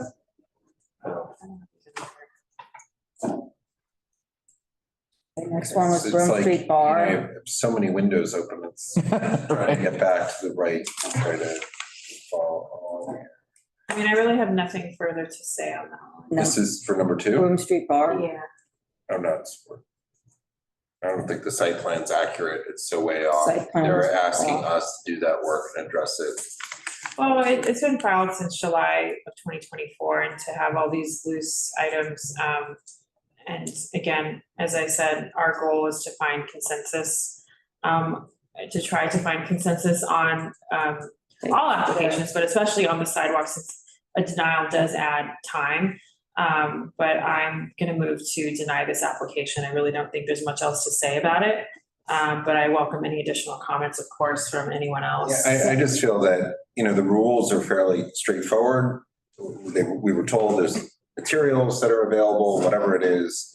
It should be incumbent to at least give us some reasonable plan to work with. And the applicants also, this is at least their third appearance before the community board, the second in this committee. It's not like there's a surprise. Right. The fact that nothing was updated prior isn't a great use of our time or the applicant's time. And it's also not our job to provide them with an accurate representation. It's the other way around. And I also think that it would be incumbent for them to have tried to get us the correct information, because this is also used for other applications, including their liquor license application. So having a somewhat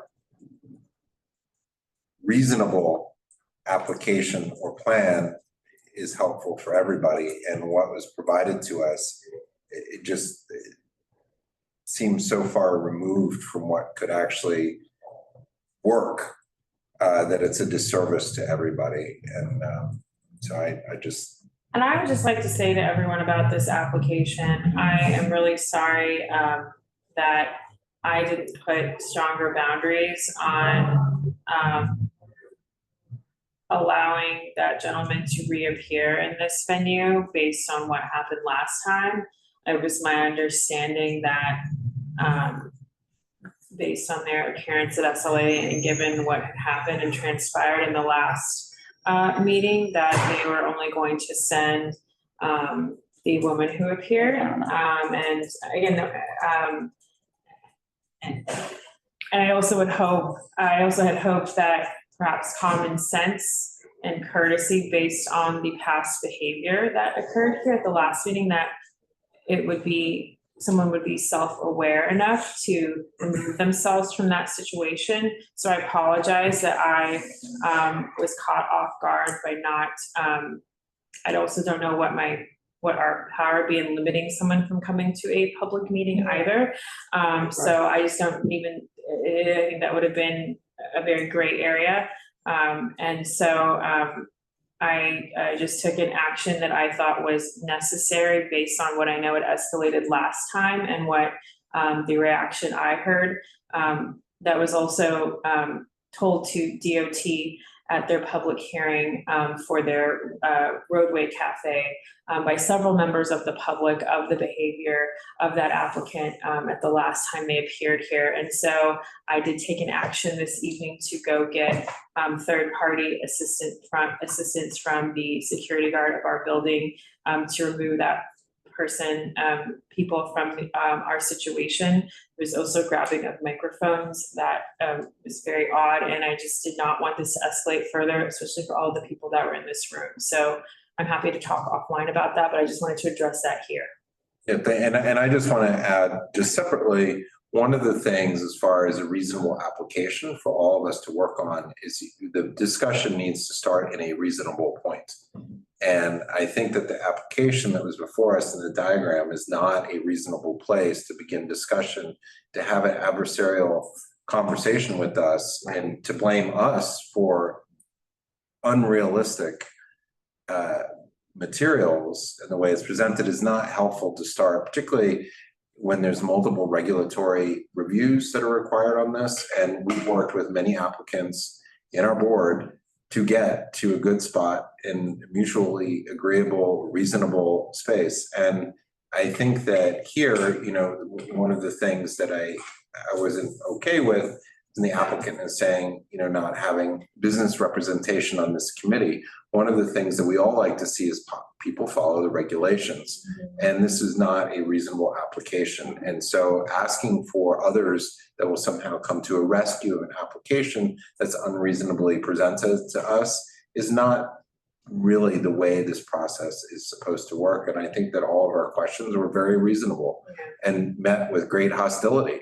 And that's not a good way for this dialogue to occur. And the same thing happened at our liquor licensing meeting when we asked the applicant to agree to reasonable situation, given the high number of, you know, outdoor dining seats here across the street from them in the immediate area and the quality of life impacts. And again, we're met with, you know, the same type of thing. So it seems to be a pattern. It seems to be a pattern. And again, it was incredibly inappropriate for comments to be directed to you as to what your opinion was on what had occurred before. It was incredibly inappropriate. And that's why I went to get the assistance of someone to de-escalate the situation. So again, I'm happy to talk offline or answer any other questions or answer them here.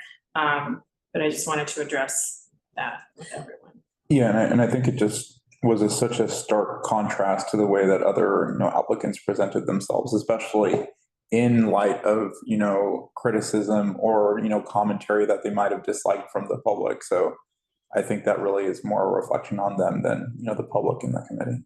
Right, and especially even the ones that were all sitting here that then waited and testified. After that, it was incredibly in the spirit of cooperation.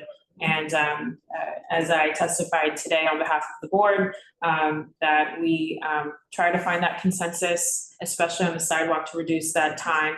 And we also let everyone know that this is all optional. And even though it is optional, we do try and hope we did a better job today of trying to get everyone in the room so they could move on with their other rest of their evening and same online, so. And one last comment on this that I want Yes, to make. yeah. Is that this discussion that we've had in each of these times has been turned around to be a referendum on whether or not the applicant can have outdoor dining. Yeah. And that has never been what we've raised. What we've raised is that there's outdoor dining that's within the scope of what the regulations allow for and what's reasonable.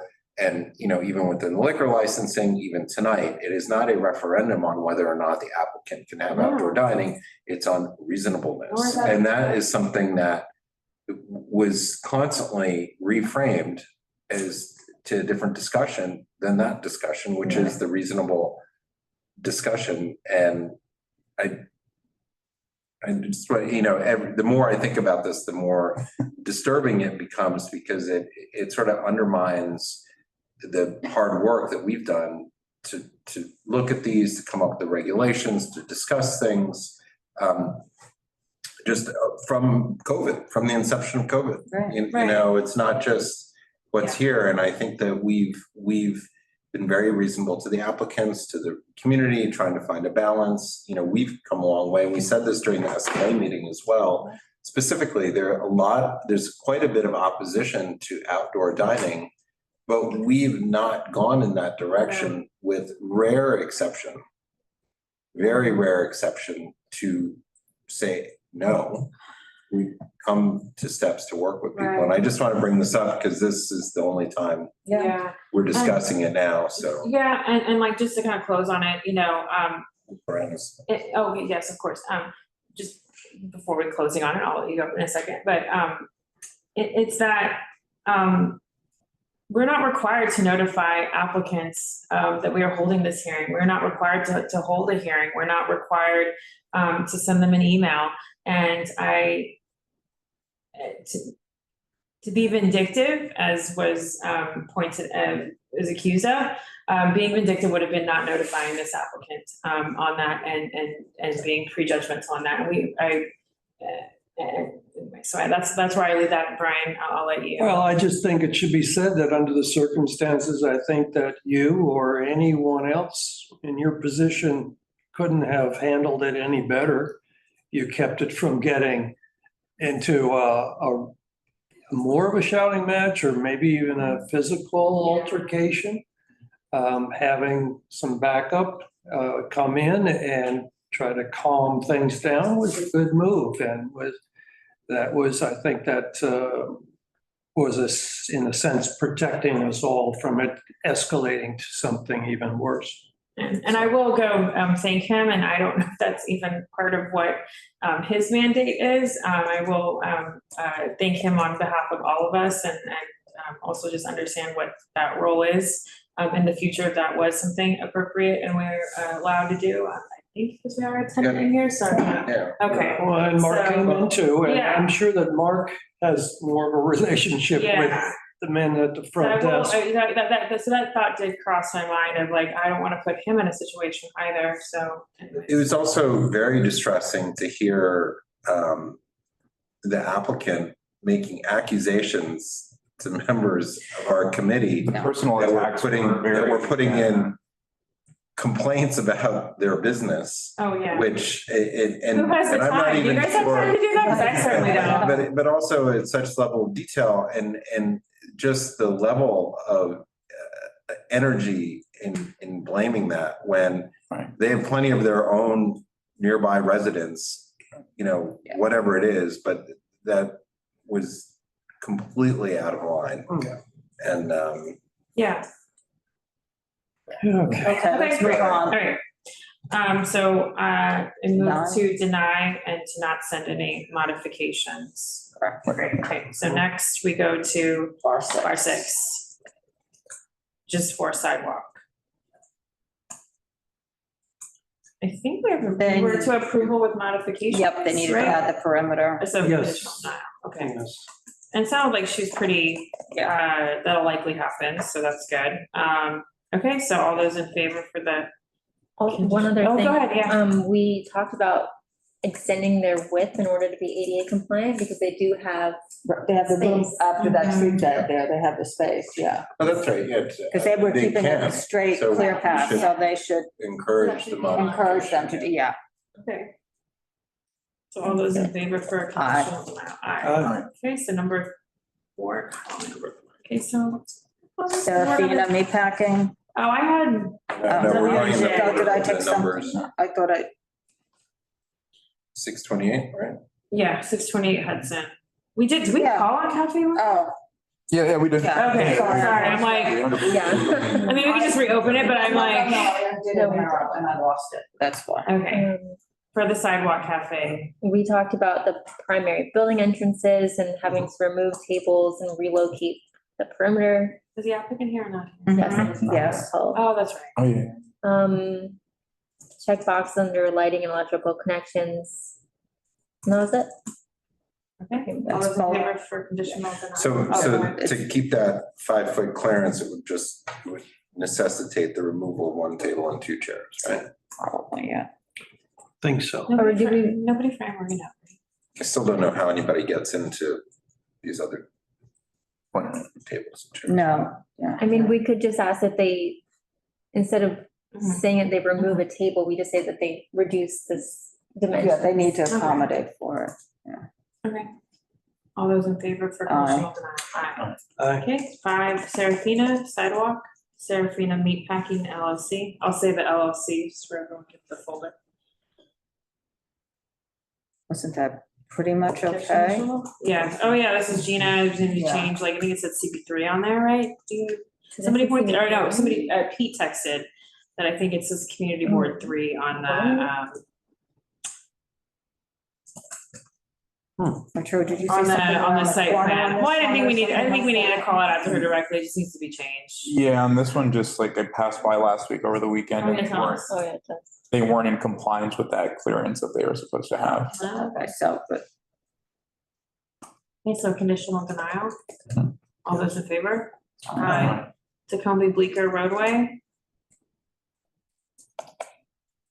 So they're like approved for sidewalk I seating. don't understand. But, For 1 but, table, is that? no, there's more than 1 table. No, but there's no, it's not, I don't know how that even happens, because between the tree Well, beds there's and no the width of appro- the there's no sidewalk, application. they just can't have it. I mean, it just isn't, Oh, yeah, that was weird. so weird. It was so confusing. It was, and I still don't understand. You were saying he applied earlier? No, you were looking at the No, I was looking at roadway. the roadway, no. So it sounds like he just applied. Which I wouldn't have, that's true, I wouldn't have that information. But it's also, or maybe that's the fix, hey, just put in a sidewalk application while you're doing your roadway, that way you can operate sidewalk until your roadway's approved, and then you won't. But that's not what it says on the dining out rules, just on their homepage. It says that these are the people with the sidewalk who applied then that are able to operate. Were they on that list? Um, Also, I don't know what this whole, you're approved for sidewalk. And then. Okay. well, I think that we can't be swayed by somebody saying that, oh, we got an okay for this. If we see that it violates the rules, we can't approve it. but that's not the sidewalk is not in front of Yeah, us. we're all about the No, roadway. but it's part of the conversation that we just had. But it's not the application that we're We looking just at. had that conversation. I don't know how you comment on. I mean, we could just put in the modification that they did not have the sidewalk. I mean, he's gonna forward the email. We won't, it's gonna come after our meeting, so we won't be able to see it. But even so, it doesn't mean we agree with it. So, so we can put that as a modification. That's the conditional denial. And if they remove it, then we do. So, and if not, then we deny it. So, and it's. And it's not approved, it's not on the list. Yeah. Yeah, I think Now, what we so- saw is that with a 4'10" roadway state seating, that with no parking at all allowed on the other side of the street, at least if there is the 15-foot clearance. Yeah. Okay, so, conditional denial, all those in favor? Aye. Okay, great. Next one, Bisou.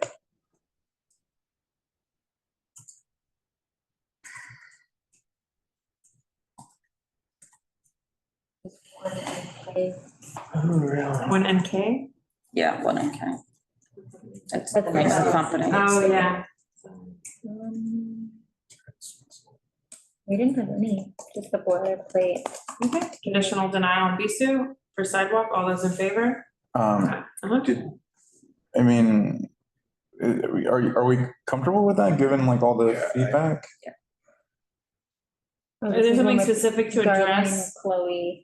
But is there something specific to address in the modifications to address what Chloe? I didn't have a chance to go through everything, but have there been violations of the rules since? Oh, let me look, I can do the it. Inception of, and this was what I brought up with the applicant, is this has been an evolution of. Well, obviously, many, now something about this. whenever they've come, of problems. Oh, yeah. But we do have to remember what we can comment on, which is we're limited on the behavior to the inception of the new program today, I'm pulling it right? up, If that's on the behavior, so.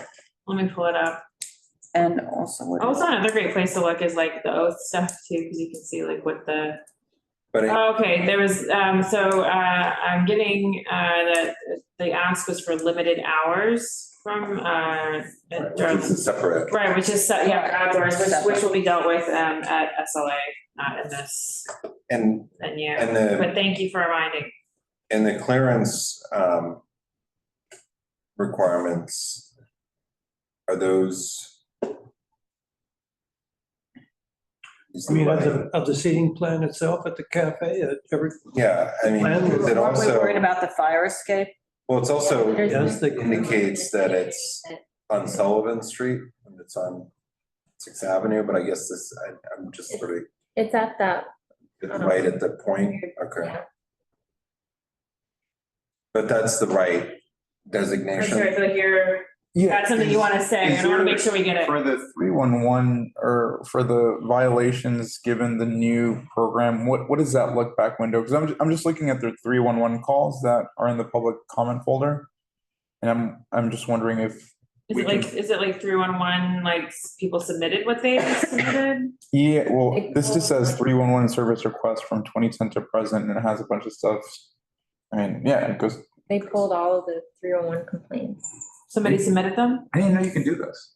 Oh, I mean, I do it all the time. I mean. Like any member of the public can do this? Yeah. You can look up it. Pull it. I created my own dashboard, so I have CB2 dashboards. Okay. For both before November 1st. So where did she put and that after. stuff? But who submitted it? Yeah, this is under the Chloe public comment. Oh, okay, Where great. is that? Awesome, thanks, It's Chloe. In the form?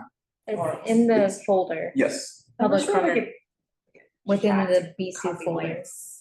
For some reason, In the public folder. Public So comment. it's, if you go to the Bisou folder, Okay, I'm looking Right. at the other thing. I'm looking at the public feedback folder. Not in the Bisou folder. Okay. yeah, so, I'm trying to pull it up my dashboard, it's not coming up for some reason. Oh, here it is. Oh, I don't know what's happening. It must be like something down with.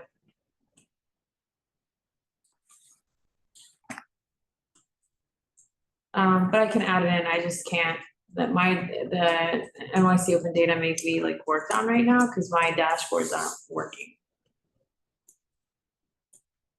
So there's something happening, they're either like upgrading something or what, anyways. Yeah, well, there's substantial, I mean, so again, I don't know how far we can look back. So November 1, what we care about is November 1, 2024 and on. Yeah.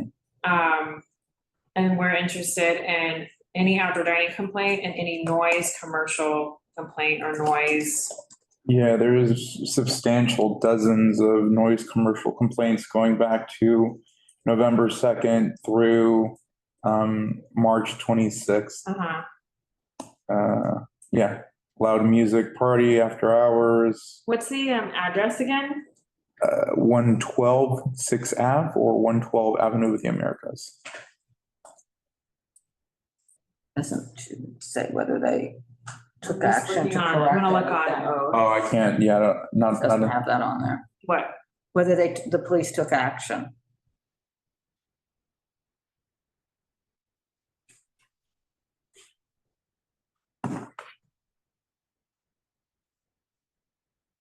Okay.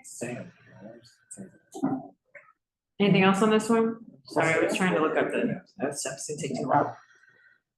Okay, are we good on this Yeah, I one? just want to bring up something. Sure. If you could, can you go and take a look at the pedestrian mobility map? And people on the committee, and take a look at that and put in this address. Because this is a 6th Avenue address, not a Sullivan Street address. And if you look at that, it changes designation of what it's located in. Yeah, Sullivan is. Am I wrong on We that? always, no, we always need to make sure. That's why I usually try to double check before. Is even though the address is one thing, that we only look at the. Well, Is Sullivan is neighborhood. It's a regional, I think. Well, what are you telling me to look at? To No, look no, at it's 6th Sullivan? Avenue. I'm looking at 6th Avenue as a Avenue is regional. regional, but where they're actually located is neighborhood. Well, is it?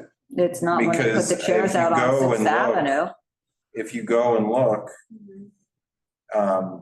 at the photograph for it, They're all on 6th Avenue. So you Yeah, yeah, have it's to go on by the 6th 6th Avenue. Avenue. It's not on. and it's before Sullivan Street begins. I just take issue with that. Do they need to correct it?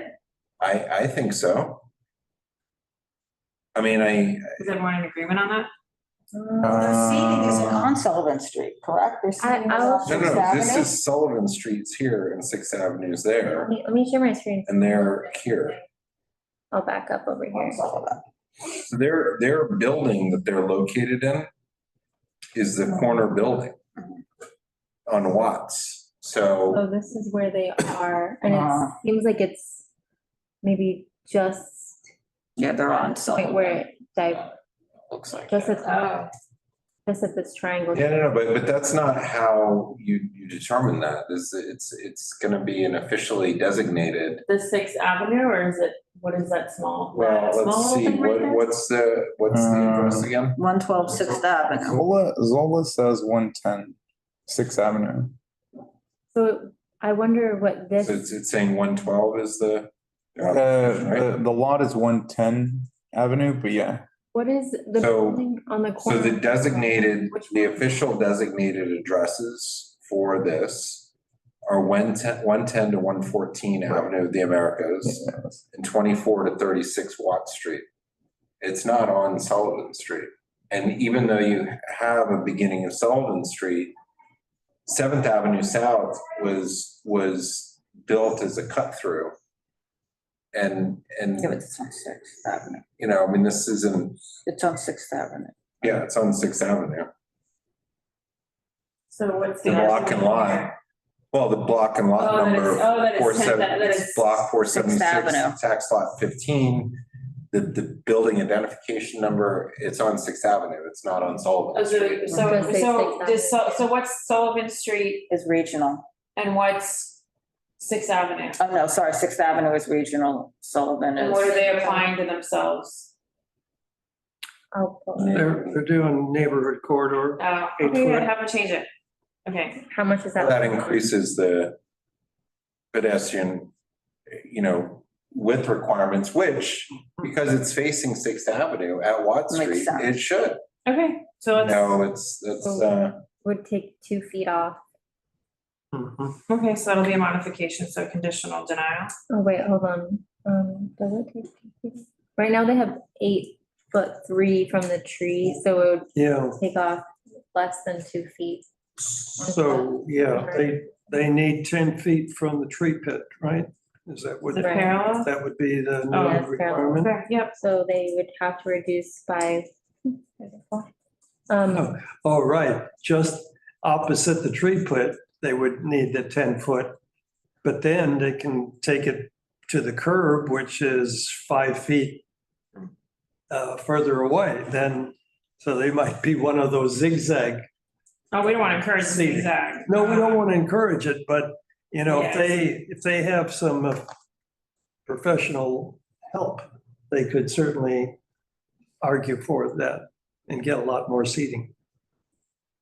So conditional denial. So for example, just to put this in perspective, when the neighboring restaurant in the same building comes to us, they're not going to tell us they're on a neighborhood corridor. Right. Oh, yeah, that's true. Okay, that makes sense. Yeah, well, nobody's arguing with the fact that it should be. Yeah. No, I'm just Making the point, yeah. framing Okay. it, you know. Because they will. Okay, That's right. so. All those in favor of conditional denial? Aye. Okay, great. Next, we're gonna go to Bond and Nolita LLC.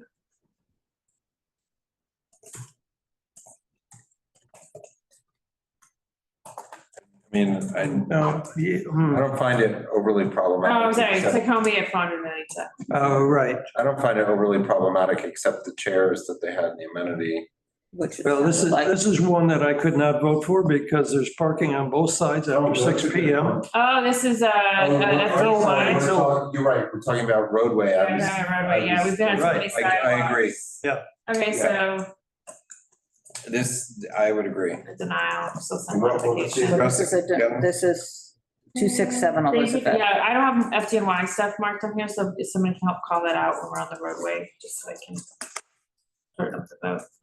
This is one of those situations, just to put in here, right, for these specifically for a rationale for us, that the conditions change through the day. And even if you go and look at Focus the time. yeah, because of the timing on the parking across the street. And even if you go look just at the most recent Google Street View, you see, if you look to the south, you see a U-Haul truck pulled up on the sidewalk because it's too narrow. And, Okay. you know, and the sidewalk So- cafes make it 10,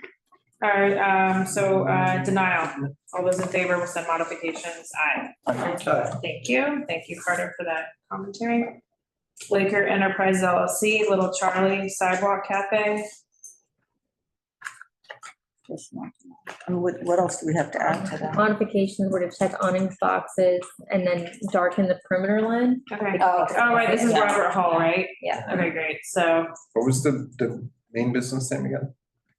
Bleecker Enterprises LLC. Little Charlie. This is Chris. He's gotten rid of his ropes. You in business session? Yep, okay. Thank Got rid of goodness. his ropes and he took down his. Okay, so. Yes. Oh, no, okay, a conditional denial, all those in favor? Aye. Great, next, we're gonna go to San Sabino LLC. What? No. Oh, sorry, no, sorry, I don't have the order. Oh, you're so kind. Thank you. Your commendatore. Then is Casabella. Casabella, 127 Mulberry.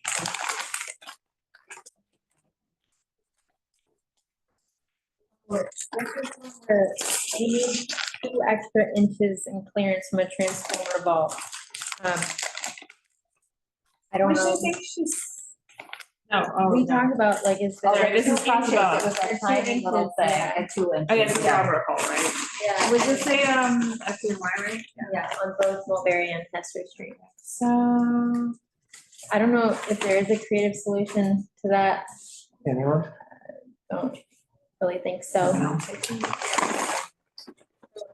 not, then they need to adjust, basically get rid of that whole northern cafe.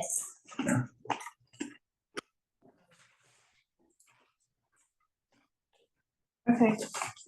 Oh, get rid of the north, like get rid of one whole cafe Yeah, because it runs along the whole transformer vault, on the Yeah. roadway, okay. only because of 2 inches. Oh, geez. All right, I'm gonna say denial, with some modifications, to keep the waiver. All those in favor, aye. Aye. Okay, so next we're gonna go to number 11, That was denial with modifications, right? yeah, Which is, yeah, modifications would eliminate. yeah, 14, oh no, what is that, 11? Sushiro. Sushiro, the Handrolls bar, Handrolls We're sound done. really good right now. Yeah. Right. Sidewalk Cafe, we didn't have any public testimony or I don't know about written. Yeah, another. Okay, so was it on a, oh wait, I don't have it pulled up. What do you want to know? Sidewalk, do we have any, a conditional denial? Yep. Which one? Sushiro, Oh, yeah, conditional, yeah. all those in favor? Aye. Okay, next we're gonna go to number Gonna be happy with that. 12, Aime, Dore, SoHo at 214 Mulberry Street for a sidewalk cafe. I think that has to be a deny because it's a platform. Yeah. Yeah, we've been pretty consistent Yeah, across that's true. all of the applications of the platforms. I mean, I'm certainly sympathetic to their situation, but Yeah. that's what it is. I also, this whole stuff of, oh, it's a pre-existing non-conforming use, I mean, that doesn't remove a requirement from following the rules. In fact, you know, we look at loading docks, all kinds of things where there's any raised elements and it's not safe. That's why if they're gonna have seating on them, they should install railings. But then to also say that a clear path requirement's not required. Yeah, is- then wouldn't you as an operator or landlord just elevate all of your things? Right, and Which that's so scary. you know, there are many reasons for why this may have been the case, but it doesn't, you know, a non-conforming use doesn't, in this particular station, I don't think allows for not following the rules. Yeah, okay, so. And this is several rules, right? That's what's really important. It violates not only the flat, that it can't be, it has to be the same surface. Right. It also, and look, if there were going to be a provision in which to allow previously existing non-conforming uses, it would be built into the rules. That's right. It wouldn't be A one-off? a one-off, because why would you have the rule in the first place? You just wouldn't write it that way. And then the second part, the second rule is that they're saying that that rule then means they don't have to follow the clear path rules, Right. which makes no sense either. Right. So, you know, and unfortunately, this is a situation that we see in a number of different areas, but it's not consistent. But certain buildings, you know, whatever it may be, this is for another reason that this was constructed. So you can't have it all different ways, right? Yeah. That's that clearly. Yeah. And it's unfortunate, he really seemed like he was taking the feedback and listening and. Well, you know, Panos has worked very hard on this. We've had a lot of engagement. It's not Panos's issue. But it's also, you know, it was very interesting to hear from him that we actually got our first feedback on some conflicting situations, which is something that we pointed out is a huge problem. Oh, right, about how he Different cannot setups set up influence his other roadway ones. because of somebody else. And this is precisely what New York City Council is interested in, right? But weren't listening for when you brought it up, or these conflicts, as they're not overlooking a whole block. But there is no block the by block conditions analysis. that are set up. They're just looking at the individual, you know, applications. All right, so, I do think that we should specifically also ask the plan reviewer, which you guys have a relationship with, why that email. Yeah. No, but ask them why. Well, Because in the absence of information does not mean that it's an allowable condition. It should in fact be the other way around. well, and here's the deal is there's going to be operators who this is not going to be applied to, that will just not get the cafe, and it's going to be just an issue. Sure. Okay. It was the same situation at Finelli's. That's right. On the sidewalk. And then Roscioli. Was Sarah the one that? Oh, I don't remember. Anyways, okay, so, I think she was, didn't we email her back to Nelly's? I emailed both of them. Yeah, we emailed both of them. We have two planners. Supply- Though they were saying that they are fully staffed on this. Yeah. Which is interesting. Today, DOT. Okay, now Moldhouse, so all those in favor for a denial? Yep. On this one? We don't have any modifications. No. Aye. Okay, so next we're gonna go to the Malthouse Roadway. So on that one, he's changing his space in between from 3 feet to 6 feet, even though DOT put it to 3 feet. And that means he'll probably adjust the two road beds to 19 feet. Right. All right. Okay, so let's. Can we give him a gold star for being? All right. Have you read through the rules? So we'll, right, so we'll do a denial, with some modifications. Well, ordinarily, Say yes. on the one hand, because he's making these modifications to comply, that seems all well and good, and yet it is still 26 roadway with parking and asking for a waiver. And so denial, are we all in favor? I can't vote for Are we all in favor? anything but a denial. Okay, great. A denial? Yes. All those in favor, aye. Aye. Okay, great. Next, Vittoria at 196 LLC DBA NA. Again, this application came in February 25th of 2025. I don't know why it did not have an A, and I don't know if they were trying to, I don't know if there was some sort of hiding of who it was or whatnot. I won't speculate on that anymore. So with all that being said, given the testimony, I also shared some photos that were shared with us outlining the specific building. I need to put them in the drive. Anyways, so on this one, for the roadway, is this a conditional denial? Is this a denial? There's no FDNY waiver, so where are we thinking on this? We didn't have any modifications besides boilerplate ADA. Okay, so a conditional denial. Is there any other thing? I mean, I don't have any of the, this is a new entity, but it's owned by, where it is Piccolo Cucina. I don't know what their DBA name is. How does this work if? We're told it's the same. If there's an. We're told it's the same. If there's an open street extension or application, are they still gonna have the roadway? I mean, I guess we don't know, but They can. they can both have Yeah, them. yeah. We had a bunch of Remember, them there's on- 3 ways people can have outdoor dining, and sometimes there happen to be both roadway and the open street. Sometimes Because open sometimes street- just the open We street. had a bunch of them on both. So it just depends. So, Because also open but street is there not is all the time. no open street for this application. Is that? Well, no, I don't see it listed. I'm Yeah, just. yeah, that's what I'm saying. It's not on the DOT website. Okay, so, a conditional denial? Mhm. All those in favor? Aye. Okay, great. So, and this was Robert Hull, right? Mhm. Okay, so, so next John is Wine. John Wine, DBA Sorso, 56 University Place for a roadway. We have not talked about this one because we closed it up in the hearing and then we need to talk about it. So, University Place is pretty wide, and I didn't see any obstacles or objections. They have a ramp in their diagram. is it a conditional denial? Is there anything? Check furnishings boxes. Okay. Boilerplate. All right, so all those in favor for conditional denial? This is a roadway, it's not a waiver, so, all right.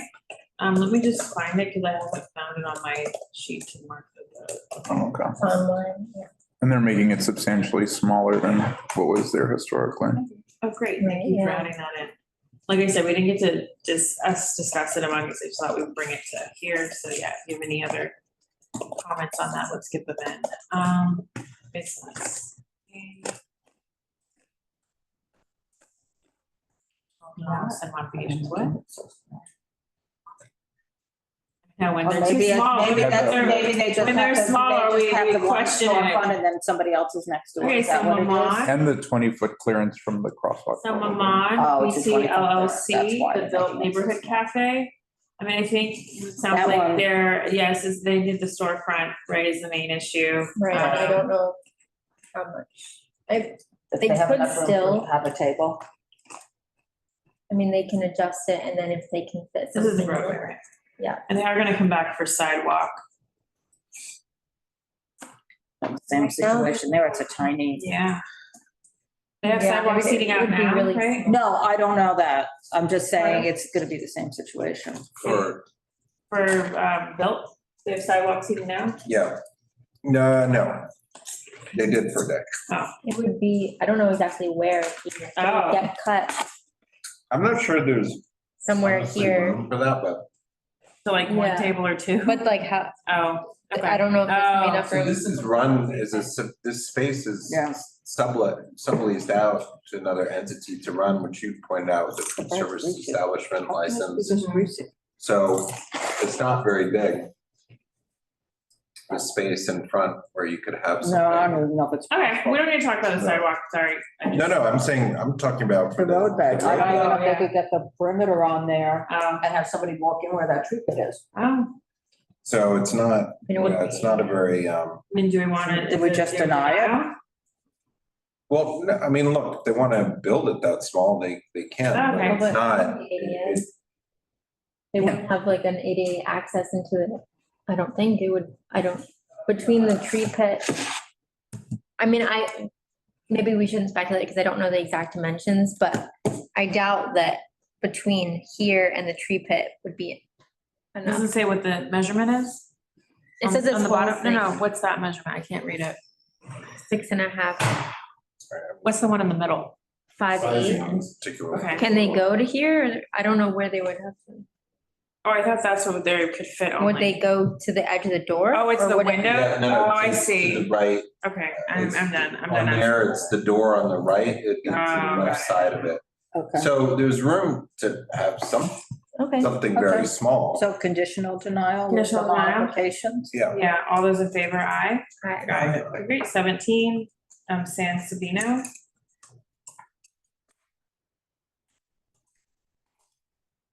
Was it a waiver? Yeah. No, That's it was a pretty waiver? No. straightforward. No, Conditional waiver. denial. Yeah. Let me just pull it up to see what we had. Yeah, they just added that. Adding it on. Yeah. Jane Street. Check furnishing boxes. That's all we had. Okay. Okay, all those in favor for conditional denial, aye. Aye. Aye. Okay, so number 18, we have Blank Street at 63 Spring for sidewalk. We'll go to the roadway.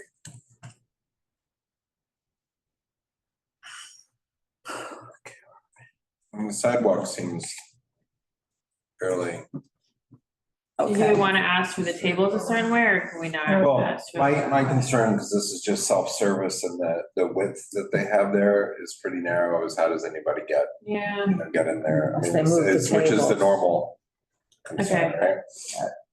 So that's Okay. one. And then remove seating under the fire escape. mhm.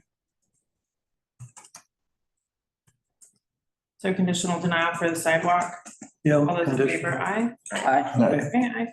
The roadway, I think that we have to comment on not just well, we can comment on the existing condition, right, which is it's a two-way bike lane. And if it's a self-service business, these are the types of things that are just not taken into account. And it's really, it's hard enough crossing a one-way bike lane in some areas. This is not only is this a thoroughfare that comes off the bridge, so it's a somewhat heavily used bike lane. It's also the connector to go south And the fire truck. from Houston to then end up going south on Lafayette. And it's also the connection going north, coming up Center Street. is it possible with the bike lane that we voted on at full board last week that it could eliminate the roadway for them? or no? Well, I raised that possibility. It all depends on what the design what the design elements Right, would and I be to accomplish that. Right, so we Because should talk about the bike. the issue is that the street widths, and I'd have to really go look at, Yeah. Google Images, but the street width changes a little bit. So in order to have a uniform traffic lanes, you may eliminate the parking. It's also used by trucks, et cetera, coming up. So it's got a lot of. Is it a truck route? I guess I should look. I don't believe it's a truck Okay. route, but it's heavily used as one of the main avenues, and there is a significant amount of truck-only parking Okay. a little bit further to the north. So it's used to service a lot of the buildings, areas. Fire entrance, did you say? And then there's also the fire Fire truck, you have the ladder truck, which for the same reason, if they're responding south, they very quickly go south there on Lafayette to access Spring Street. And also because Lafayette on the southern end of the block starts going southbound. So they can go the wrong way for half a block. They're going southbound. Okay. So a conditional denial. Yeah. All those in favor? Aye. Great, so Vincent application. So next we're gonna go to number 20, Crevette Sidewalk Cafe. Oh, that was easy. Big sidewalk, small cafe. Okay, so conditional denial, and modifications. All those in favor? Aye. Aye, okay, 21. Coffee. This one we didn't look at. Yeah, we haven't Everybody talked put a about this one, so comment down. coffee and Ubani. I feel like I got an email in one of my inboxes. Somebody about said this. that there was a lot of comment about this. So I thought, okay, Oh, yeah, we got so, a yeah, lot well, I of got comments. forwarded, yeah, I got Bedford. forwarded, but, okay, so, oh, yeah, this is like 37A, so yeah, we got a lot of written comments, so, Coffee, Jen, Weiss. says Marianne Pizza, 21. Dennis and Lloyd Dennis wrote in opposition. And I think it's just important to bring that up here since we did not talk about it publicly yet. They relate to the game to put up a shed in the roadway and they were not approved to have a shed. And so what I think she's meaning there is when that window, when they close the applications for the temporary program, and then as we know, people still, that opened up after that, between that transition, that weird gray area until the application portal opened, that they had a shed there. So I'll make sure to pull the throw in one data on this one. And so Mary and FDNY waiver. and yeah, the FDNY waiver, this will be the seventh the records from Mary Ann's records is that this is the seventh application for a roadway on Bedford. I'm not clear that that's on the exact block. I don't think it's possible. I do think it is 7 on a variety of blocks, contiguous blocks. And I haven't updated my FDNY tracker to the streets as to which applications are all on the same. I think next to that one, Yeah. is Kike Kudo. Oh, right. And then there's something else across the street. Yeah, so restricted access to ambulances and fire equipment, and also restating the September 2024 restaurant fire safety guide, which was issued by Mayor Adams and FDNY Commissioner Robert Tucker, where it said it is mandatory that a 15-foot emergency travel lane be maintained on every roadway for first responder access. As everyone knows, we, along with other elected officials, received feedback, basically boilerplate feedback that did not answer our very specific questions to get clarity on the waivers from FDNY. And there is a one statement in there, I don't know if somebody has it pulled up, and I won't go too long on this, but I think it's important to state what was given to us. It was in bold. If anyone has it pulled up, if not, just give me a second. So let me just find. The quote unquote bolded statement was, the FDNY will not compromise public safety or firefighting operations for outdoor dining. Great. So yeah, we can, thank you for that. Great, thanks. I can pull it up. So yeah, And that was part of the response, the official FDNY response we received to our questions. And our other elected officials at the state and city level also received the same boilerplate back to their inquiries. They did. Wow. So just so everyone knows that. So we'll try to put that on our website so people can see it. I think there was more on Ubani. I won't go too much longer because I know it's going to be a denial since it's FDNY, but I think I had another one. I just want to call out, and there may be some that are on the form as well. Yes, from West Village residents, we also had one on that. With the same language. Okay, so denial. Yep. All those in favor, aye, great. So next, we're gonna go to Auto Slims. automatic slims. A classic West Village vendor. All the youngins. I won't go much further into why I'll do it. So We just talked about applies to this. yeah, so same thing, Bank Street, it's the same thing as FDNY, so I think it's an automatic denial. We did have a significant opposition to this application for a variety of reasons outside of the FDNY waiver in terms of past behavior, so a lot. Really is a tight corner. Yeah, West really, Village 'cause there's residents always received somebody over parked across the 60 street. complaints from neighbors. The trash is an issue, the usurpation of sidewalk, and I think they are coming back to us for a sidewalk cafe. Yes. Just so people know. And let's see. Right, okay, so that's it. So anyways, lots of behavior issues. There's lots of photos submitted. So we see all of that on there. And so again, this was a denial for us anyways for the waiver. So all those in favor? Aye. Aye for denial. Great. Next, we're gonna go to number 23. Yeah, Mighty Quinn. So it sounds like there's a path to approval there, with maybe removing that row of tables. The existing one's not. Right, that's what I'm saying, yeah, so we'll have. The other one is Yeah, so- practical and Yeah, so we'll have compliant Florence. and easy to set up and. And hopefully take a not big deal. screenshot, but we'll have Florence send that to him as well, so. Yeah, I took a screenshot of an old restaurant. I think what was the old Sidewalk Cafe from Google Maps, which is just the straight kind of perimeter. Okay, so let me just mark these, because on Bonnie, we were 8 denial, is that right? Yep. Another denial on- Okay, that's a conditional denial. All those in favor for Mighty Quinn, say aye. Aye. Aye. Also brisket sounds really good right now. I know. So Rosemary's, Like, because it's conveniently close to me, like. yeah.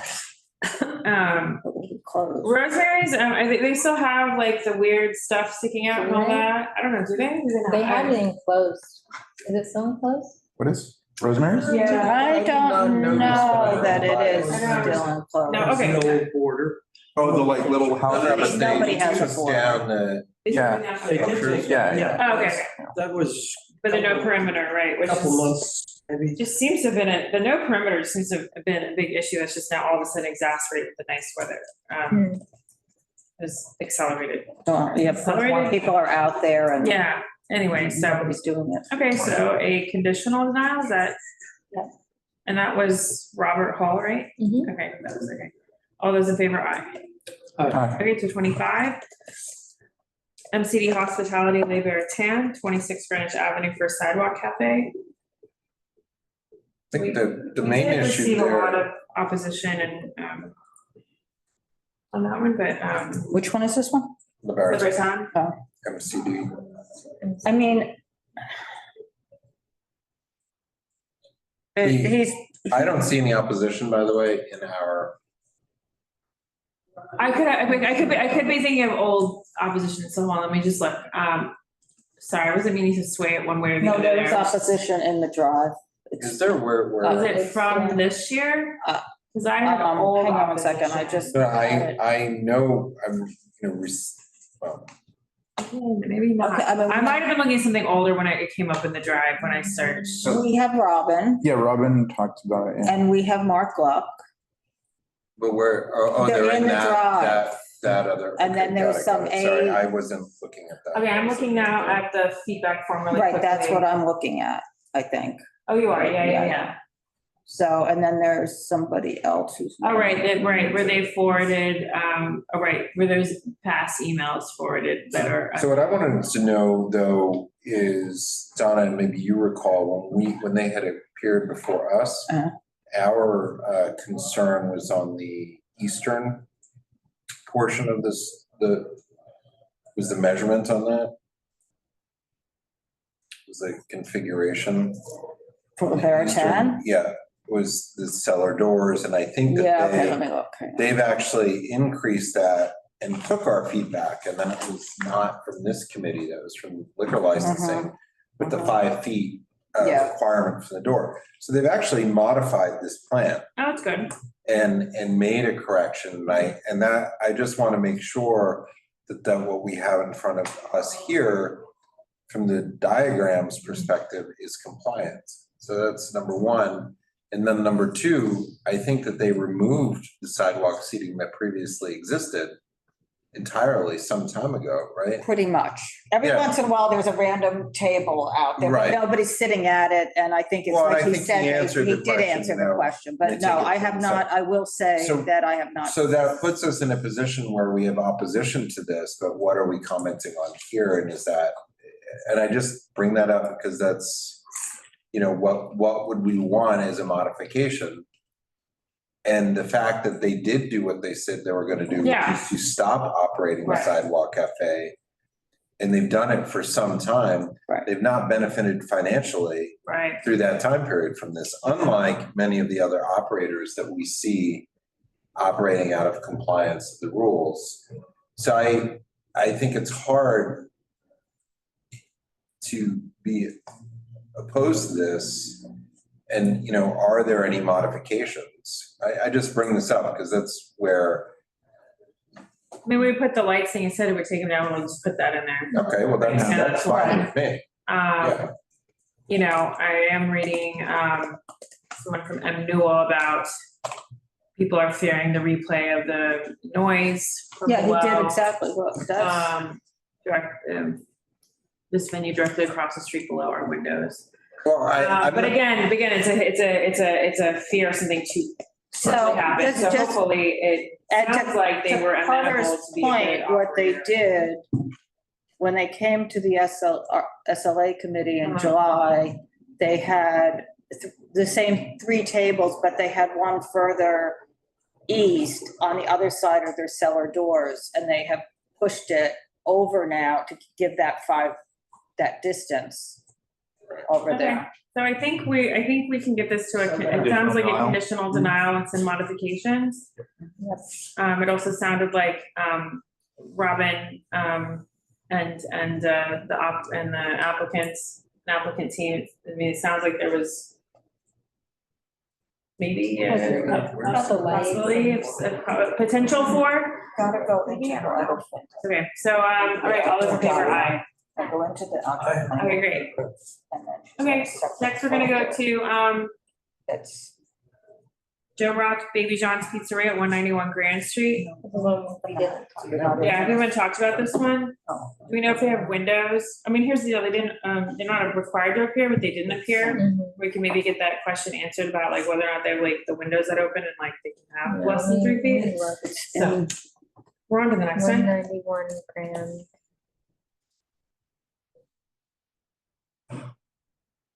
It's the public. Is the DBA Joe Rock And the April DBA folder. Baby John's Pizza, right? April. Yeah, sorry, it's a Okay, DBA. no, because I think I give it, do they also own the Christmas store? No, I know.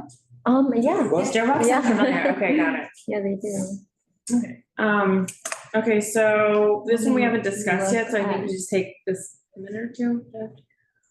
I'm not sure if those are stores. Joe Rock Inc. Maybe, yeah.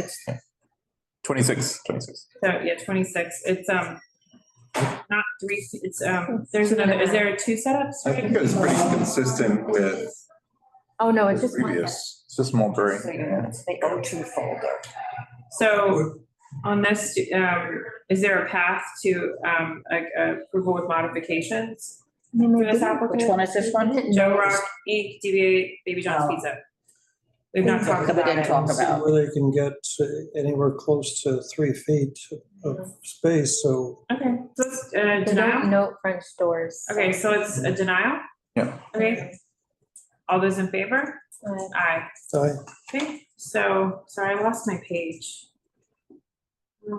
So the next one is Sunshine Kitchens NY LLC, DBA KYU on Lafayette Street. If I recall, this is like an applicant that got in March. Is this the March one? There's one of these that was, they applied on March 8th.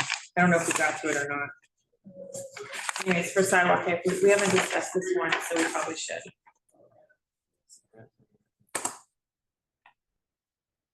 Interesting, 10. This one, according to the date, it's 10. Which one are we on here? 27 Sunshine Kitchens. KYU, we haven't talked about it yet, so we should talk about it quickly. Do we have anything to say about it? What? Is a sidewalk? It's taking forever for this to pull up. Oh, it's taking monster. 324 Lafayette. What is the, is this neighborhood a regional or? Regional. I mean, needs 10-foot clearance from the hydrant, not 8 feet. Right, yeah. Is it fairly tight, previous to the new rules? So They didn't have a cafe before. they didn't, it was fairly tight, is what I'm saying, it was not, And that was when the rules were perhaps a bit more generous. what was the 8 feet? It's mostly because if I remember correctly, they had oversized furniture, you know, like. Looks like on this one, they still have oversized furniture. Yeah, but that was the previous operator before it actually is what I'm now realizing I'm remembering, not this operator. So what's the address again? It's 524 Lafayette? 324. 324. So if they have 10 feet from the hydrant, They do? if they do, Oh, if they were to adjust it, they would end up having like a jagged one, because otherwise they won't be ADA, because it's 46 inches wide. So that's 3'10", 3'10". So if they took off. why do they have to make it jagged? Why can't they just remove that table? Well, we don't want to encourage the jaggedness because it's. Well, the too- perimeter would be jagged. But if that perimeter is open, that's where people are entering. If people are entering there, because they've got to get in somewhere, so if they're entering there, then it doesn't have to be jagged, it's just a big open space there, right? So would they have to remove both of those tables in the middle? did I hear you or someone say that you need 10 feet clearance from the hydrant? Because it's, Why is because it's that? parallel? Because it's a regional corridor, and yeah, it's Well, but right in that's front. not, that's not the way it's on the listing of the section 2 required clearances. Right, because the interpretation from DOT is that if it's parallel, You go the clear path supersedes the clearance in that list only when it's directly parallel to the cafe. If it's diagonal, it only needs to meet the clearance listed in that table. Okay.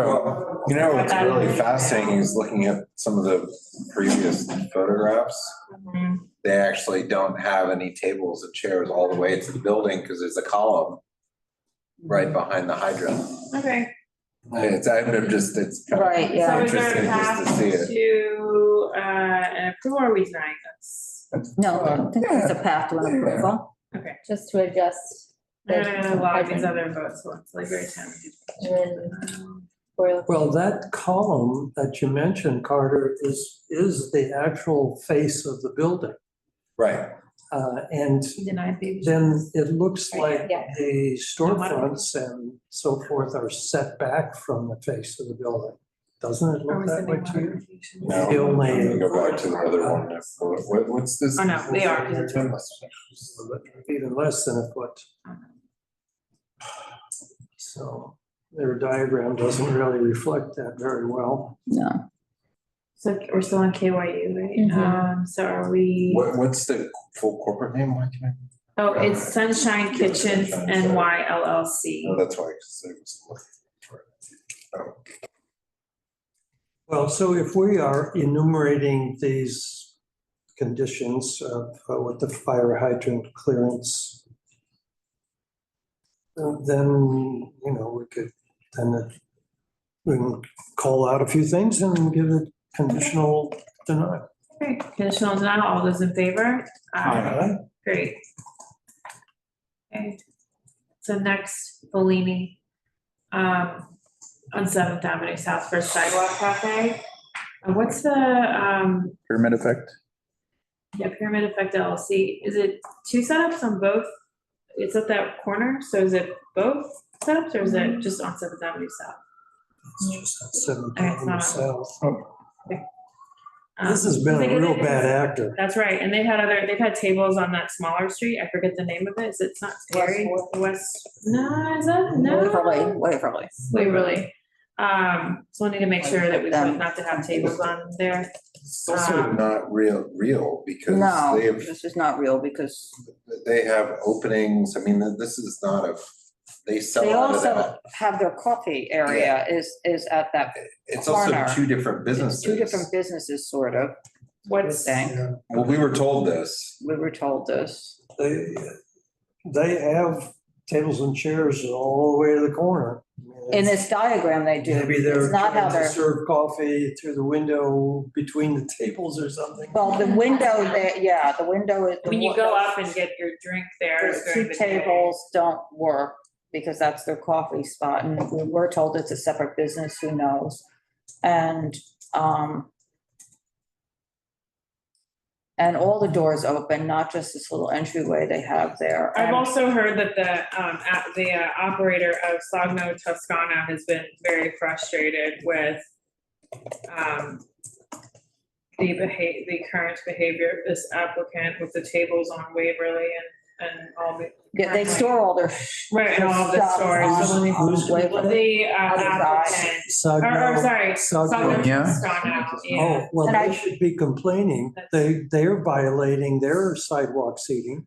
Right, I'm just There's- saying. And then I'm They're compliant just with going what to they say agreed that to. they also are out there with their sidewalk cafe and serving alcohol when they never applied for the sidewalk cafe under the temporary program.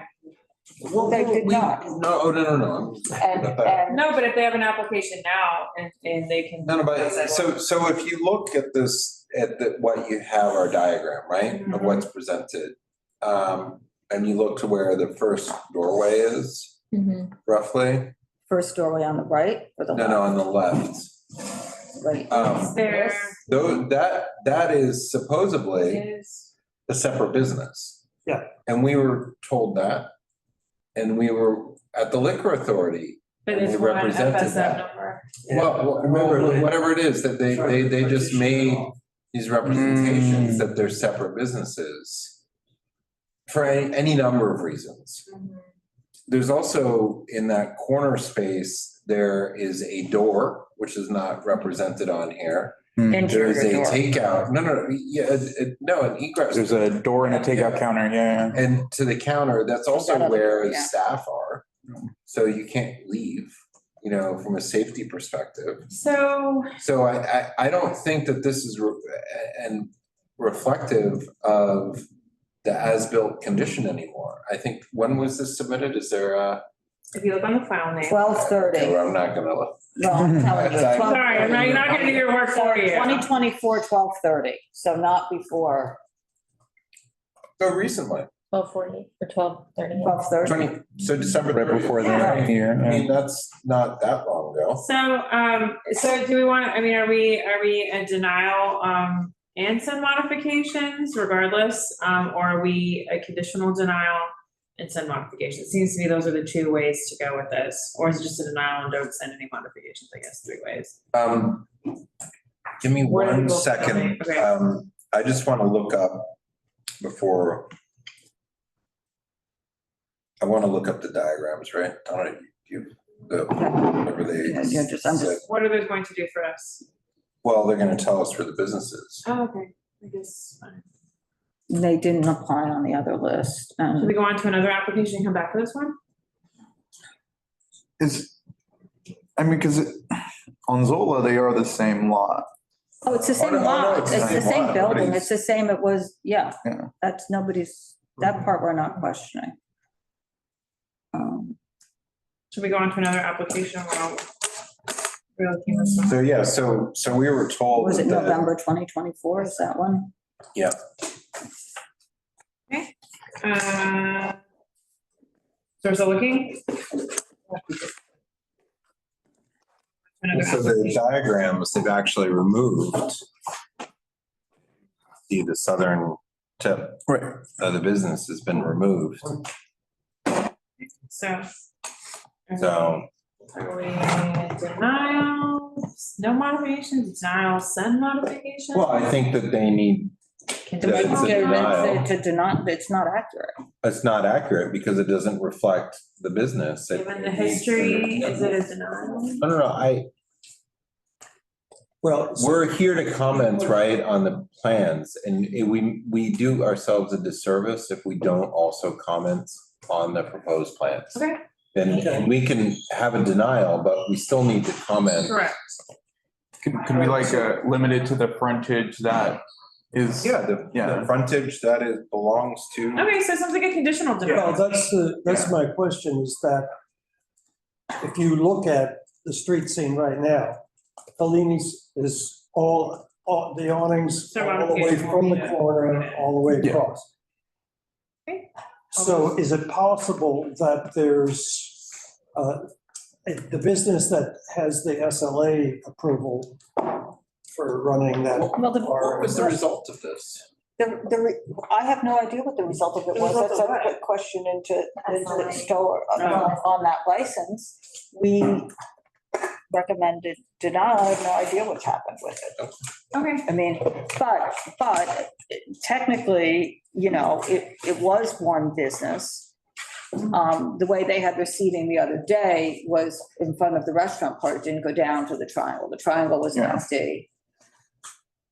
And the seating was towards the area where we're saying. Well, they have a takeout window where there's Right. tables and chairs, Yeah. and there's a door that's not reflected on here. So At that's the a. door, limit it to the Yes. frontage. Conditional, limiting the. And what's the actual seating business? Because they're saying that part of this isn't part of their business, the other is. We don't- I mean, we it's don't know playing if they- games with yeah. this all around, Yeah. which is, of course, mind you, because we're in the Right. same situation with Fellini, the Well, the other whole thing coffee is par shop. for the course, Yeah. serving alcohol outside and not having it be part of the licensed premises. How could I forget? The applicant has a history of being padlocked by Department of How to Consumer forget Affairs, saying not only being padlocked, cutting the padlock, and then being padlocked again. For not following. Because he had to have. Guess what? he Guess cut it what? because he had to have Anybody a want to take a guess? Outdoor Sidewalk dining seating. rules. Ah.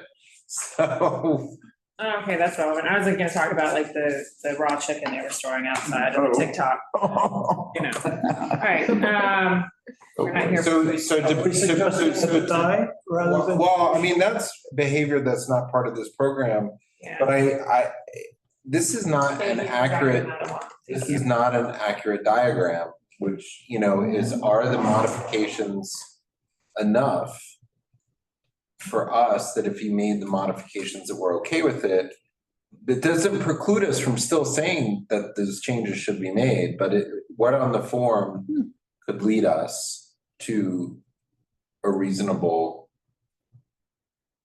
denial. I mean, they're using public space on the other side of this business improperly on the That's right. sidewalk. I mean, I have to be- They're using it for illegal storage. They got You know, rid of the they- metal that on there, stairs. yeah. Those are gone now, but They're gone? Yes, those are gone, but they store. But we still have to put it on there because we don't know But what's they gonna come also, back. their sidewalk, though, even when I went by yesterday or the day before, had all chairs stored all on Waverly Place. It's always filled with Okay, well, chairs then stored that's on Waverly reasonable Place. commentary. I'll put it on there, yeah. Okay, so given all of that, It sounds like whatever, if it's denial or conditional denial, we're sending these modifications. I'm okay with a conditional denial. Conditional denial. Okay, Yeah. all right. Aye. All those in favor, aye. Yes. Well, yeah, but we're gonna do it again, because that's the next thing. Okay, so Peps on Grand. Margarita Corporation. Did we? Yeah, Margarita did we- Corporation. Did we need to talk about that one, or did we talk No, about that Robert one? Hall was here, so we. Okay. Yeah, and we had no comments. Conditional denials and modifications, all those in favor, Aye. aye. All Antico Vignano Sidewalk, this is the whole bathroom issue. We'll just comment on, but I don't know about the seats on the inside, so I don't. He said he would eliminate them. Yeah, I was gonna eliminate them, but we can still put the modification. I mean, Yeah. Is it? Well, that so they we're not can gonna tell them, have we're not gonna tell them what to 20, do. Or they need to have 19, or they can have 20? Without, like, is it above 20 or more? They need a bathroom? Yeah, it's 21. But I think that, where was the link? Wasn't there a? Yeah, it's 20 or more. But I still think though that there's a link, isn't there, For that what? Link to what? for outdoor dining that you have to have the bathroom or no? No, it's Yeah, it's in the New York City NYC Health. Health, it's New York It's in City the Health for health. outdoor dining, yeah, it says operating a restaurant. And it So- says if your restaurant, outdoor dining setup, oh, where'd it go? Went away, outdoor dining setup, if you plan to participate in the new Dining at NYC program, review these requirements to make sure outdoor dining setup is successful. If your restaurant has 20 or more seats, including both indoor and outdoor seats, you must have a customer bathroom. It's also just sanitary. I mean, you don't have a place to wash your hands, do anything. Oh, sure. Well, it's definitely a conditional denial if we want to give him You know, any and- leeway to make some modifications. Well, I'm also gonna put in about the enclosure, because it sounded like, I mean, he, at the end Yeah. said he was going to, but I was like, oh, I just wanna. I'm not trying to tell you this, it's just what's in the rules that, and what is being applied by DOT is no canvas enclosures on the winter fully enclosed, so. Oh, yeah. We'll just add that rule, well, add that rule language. Oh, they were flagrant about building a sidewalk Right. enclosed cafe. And we had to fight to get rid of that. Oh, right, darn it. And then after they took the walls away, they still left the posts They and the did. ceiling But that's gone, right? on the sidewalk. Right. Okay, okay, so, all those in favor for conditional denial? Aye, next, Kuba. I think this is a conditional denial, I also sound like she was gonna be able to add some seats in. Yeah. Yeah. You should be able to. Modification, add 3 more tables. It's pretty funny. So conditional denial, all those in favor, aye. Next. But we're not actually putting a modification for them to add. Well, I think that we need We to, should we say have something to. about- Well, 'cause of Yeah, we need DOT. to, because she needs to modify it. In order to correct it, like, right, we have to have a path of why it will And be she changed. doesn't, she But that is incorrectly a has very good marked, question. she incorrectly Yeah. has marked a Just need to clear tell DOT. space that she does not need. Right, so remove clearance from pet Xing sign, or it's a school sign. School sign can add more seats. Okay, And adjust, yeah. all right, so, all those in favor? Aye. Aye. We can just vote on it, okay. Conditional denial, okay, so next, Juice Generation, at Astor Place. I'm gonna say conditional denial, all those in favor? Aye. Aye, okay. I just gotta open it up. Oh, and was that the one with the primary building entrance? Yeah. On the left side. Was it 14? No, that was the Astor Place one. Okay, yeah, so let's make sure to call that out, okay. I mean, it sounded pretty, Yeah, and they might have the clearance. yeah, I might have it. Okay. Okay, so, and then for West 14th Street, I don't think we had any comments on that, so conditional denial. All those in favor, aye? Aye. Okay, so next we have Real Muto. This is the person who's here in person as well, a conditional denial. Did I wrong on that? There wasn't anything, right? Okay. I mean, No, that was okay. We- the timing sprinklers. All right. And they had pretty much worked this out too when they came before the SLA. Oh, good. Okay. committee and, Yeah. you know, there were- The neighbors don't want it, but they worked it out with us. We have it in All our right. steps. All those in favor for conditional denial, aye? Aye. Aye. Next, we have GBZs. I'm gonna say a denial with, Which I one? don't want to see the modifications or not. We did for Oleo. but Are we doing sidewalk or roadway? Sidewalk. So what? Why there- we, I'm sorry, did I have it wrong? no, I'm not saying you had it wrong. I'm just trying to do the spell it out for, Oh. There was a comment on here that I wanted to. Oh, yeah. If there's any commentary, because while I know that both David in his capacity as. So there was president of one that- Carmine Block That Association. somebody said that the footprint includes a manhole, which jumped out at me. Yeah, I did see Commentary. that. And, they were initially, they did respond to Florence's, our outreach, that the owner said that he was going to send his general manager to appear on Zoom, and I did not see that. Because again, I was looking for that to also call on that one early, since I knew we had people coming in for it, or they were here, and so that's why. So does anybody see on where this manhole might be? For the sidewalk or? I don't know, just. It's on the site plan and they do not have flooring planned. And they say that they will have 1.5 foot clearance surrounding it. Yeah, wait, I'm sorry. Are we? Manholes in the sidewalk? Yeah, there is. About sidewalk or road? I'm just saying that was the commentary, and then my second question, the follow-up question was, where is it? I don't, no idea if it's in the roadway or There's sidewalk. definitely one on the sidewalk. They show one 7th Avenue South sidewalk near the curb. Mhm. So it's well clear of the seating.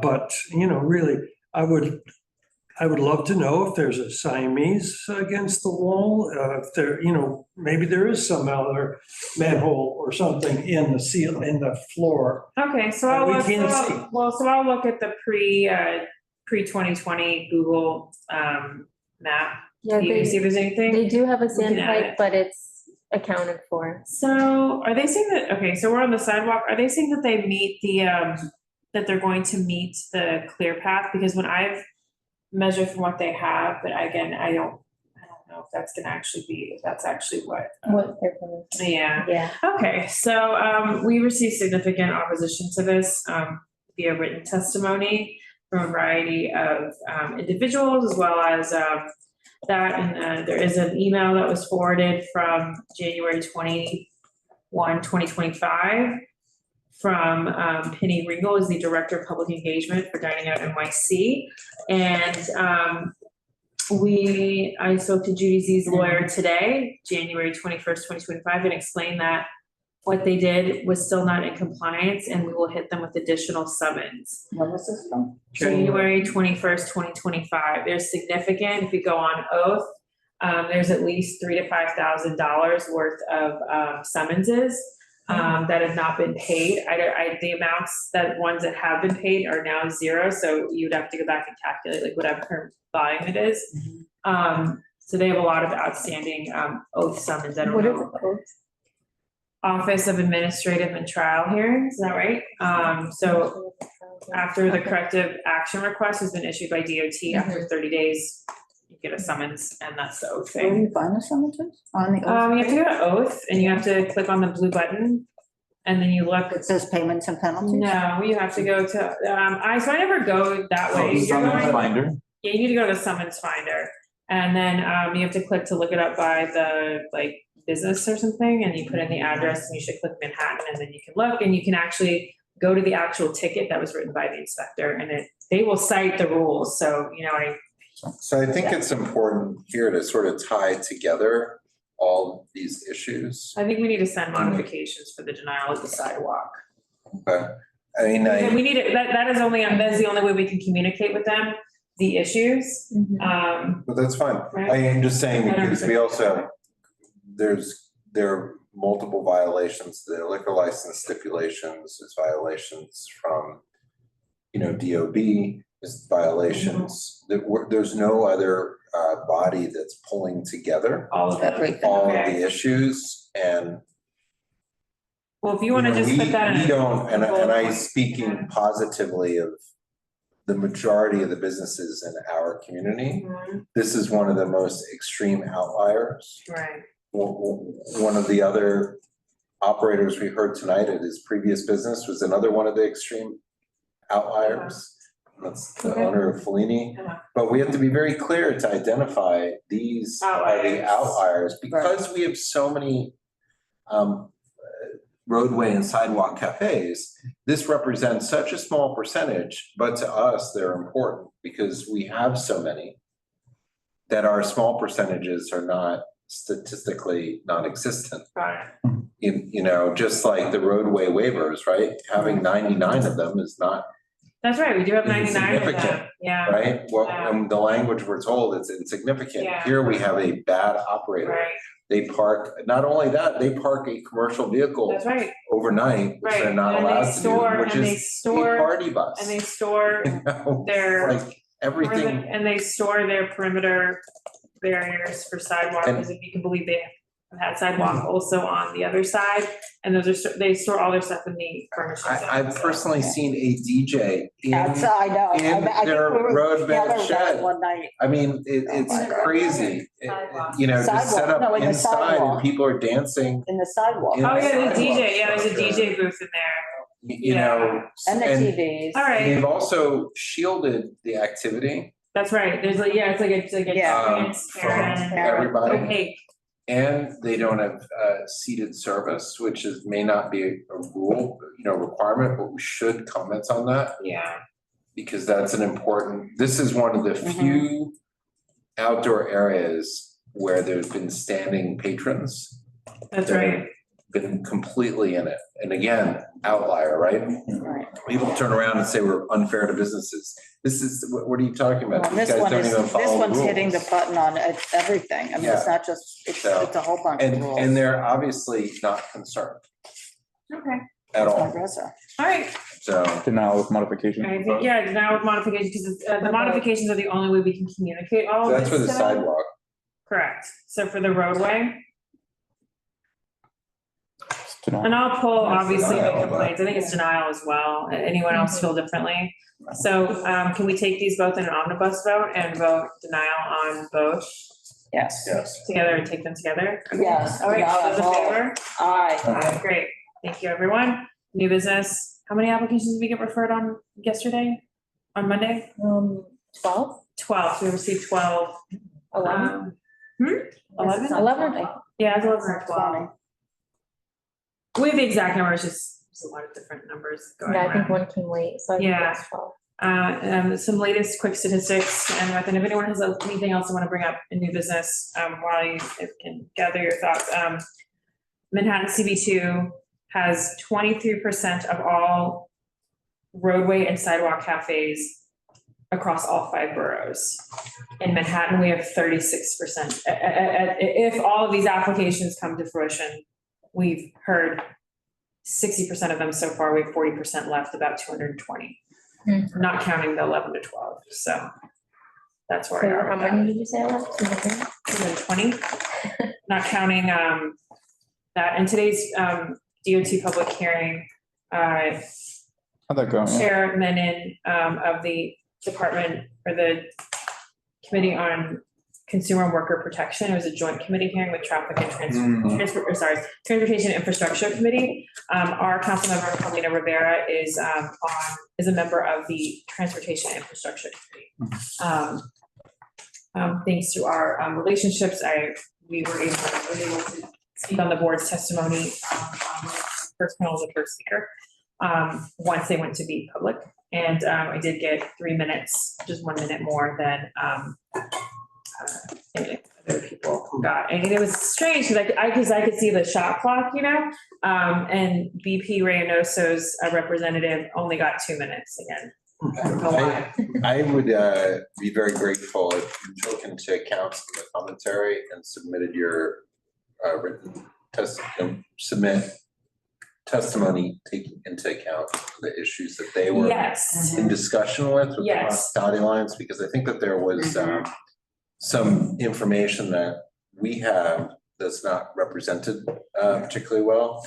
In particular, the amount of errors in the materials that are referred to us, because it's consistently repeated erroneously by these talking points that somehow DOT has this extreme expertise. Right. That's right. And yet we routinely see basic errors that are not reflected properly. And, you know, there's this misnomer also that we've spent hours and hours and hours haranguing people about things that are just arbitrary and not based on the actual rules, which isn't the case at all. Right, that they passed. And also that they advocated for. But also that the other issue was just with the number of roadway waivers. I mean, the roadway waivers, the errors, there are a couple other things which I think I had sent to you, but just these are some key points where it starts to unravel the whole questioning of what's happening. Oh, yeah. And I think that the point is we've had tremendous success in our community with applicants. Well, that's what we said. I mean, that's what we said. We said outdoor dining has been a resounding success in CB2 in terms of the application volume, in terms of all of that. And there, you know, there's others that. But it's also at a discount. Right, right. Which was DOT used some examples, and they used an example of a restaurant, SoHo. And the payment structure was, I think it was about 25% of what their rent was. They did a or previous the old program. No, was it to previous or was it to their inside? No, it was to they wouldn't have access to their inside rent. So it's to the previous program to show that the fees have been significantly lowered in our community. And so when people are saying that it's more expensive, it's not. It's in dire straits. It's like, it's not in dire straits here. But we had the most sidewalk cafes before COVID, during COVID, now. And I also feel like these operators can do the math and decide like, hey, is this fiscally? Yeah. Well, it's an expensive upfront cost, but it used to be free. But here's another reality, which I don't think people take into account, is that because COVID so skewed the way revenues generated for restaurants, most of them do not track separately the outdoor revenues. And so when you have a testimony like today from a bar owner who's giving you numbers, that's ridiculous because that's not how the sales are captured. I'm gonna need to sell this many more hamburgers. Well, no, but I was just saying that it's hard to make a comparison because from 6 years ago? Right. 7 years ago? And particularly if it's a self-service model where people are going up to the bar and ordering their own drinks, you don't track where that stuff's coming from. And I would venture to say that the business models of many bars and restaurants have just changed dramatically, from the time of day people go out to eat, how they go out to eat, even what's in vogue, the style of food that people are offering, the pricing, everything is dynamic in there. So it's very difficult to track, for how that works. But what we do know is that many more people here are taking advantage of it. Yeah. And it's because I think as DOT said that how much the average entrees and cocktails were is huge. Yeah. Significant. Yeah. No, of course it is. And they're making a lot of revenue. In the outer boroughs, I think it's much more of a challenge because their margins and volume are significantly different. Their margins may be the same, but the total scale, gross revenue that Yeah. they're making is significantly less. And also, all of this nonsense that they were going on and on about the plans, can we foil, and not for this, but for the future, all of those diagrams they show in the hearings and send them to the council members to show what they approve, like hand sketched Yeah. Right, right, right. scraggly. Something that we saw Right, today, right. the That show nothing. 50 tables. Right, I mean, right. Well, I it's started, insane for all the right, commentary right. I that started they're- a document that showed the protections from the old program and the local law citation of this one, of things that were supposed to make it easier and ease the burden for businesses. And one of those was moving the architectural, that's added more time and more costs for the process and all of that. And then the second one is states will share it. The clear path. In many Anyways, in terms of the fees, there's 4 sectors, right? Different fees for roadway and sidewalk in each of them. So before on the old program, it was $40 a square foot in Manhattan below 96th Street. And when you look at, we have the 3 highest sectors, there's the first one's like $6 a square foot or something, which is out in the outer boroughs, which is supposed to encourage the participation. But the majority from a landmass area of our district is the $18 a square foot for a sidewalk cafe. So, yeah, so it's the revocable consent fees in CB2 are 55% less for a majority of the land area. I haven't done quite the calculation of which of the applications fall in which sector price level, which would be interesting. So, but that's a minimal point. The thing is all their costs too. The problem is that people don't, the rules are very plainly written and people choose not to accept them on the measurements. And that is something that is not being communicated to the council members, because the tone of their questioning is such that it's like you'd think we were asking for something completely complicated, except, which is, most of the applications we get, a standard 25-foot or 35-foot tape measure will get you every single measurement you possibly could need, because most of our storefronts are 20 feet wide or 25 feet wide, and nothing's 25 feet wide going out. And I was just kind of disappointed last night by the early media release of the report and the kind of tone. And I think it was the tone that was reflected today that I think was fairly one-sided. And, speaking about fees and the program, like, this is the public space, right? And it's basically being sold for commercial purposes. And yes, there's tax revenue and there's social benefits to it. But I think people kind of forget that it is something that the public is losing. And I think there has to be the right trade-off in that decision-making. And I don't think the communication that was coming from the city council and from the media blitz associated with it really balanced that fairly. Well,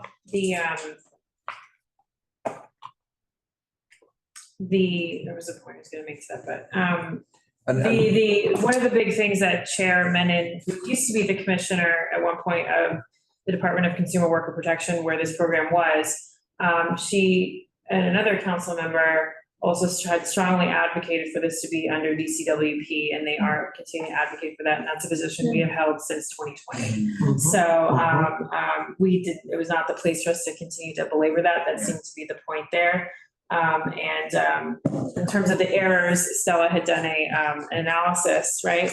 Just really quickly. I don't remember. It's okay. Off the top of my head what the percentage is. Yeah, it was 76%. She also did the top 5 types of application errors. That Julie Menon brought that up was a very key point, which is that they have a walk-in center where you can go. That was interesting. And DOT responded and said, well, we actually go out to the restaurants, we even go above and beyond. But one of the things that nobody really touched on, and Valerie, you even mentioned to us, to Donna and me, is that we're almost through all the applications. So this initial hurdle of all these challenges is soon going to be over, and the next parts begin. But everybody is so concerned about looking back. Yeah, or when this fixing the process backlog, will but be there is no backlog. that they're not able to go and look forward and to actually focus on the next step, which is the enforcement. Because for the program to work, it's not enforcement in a as far as penalizing people.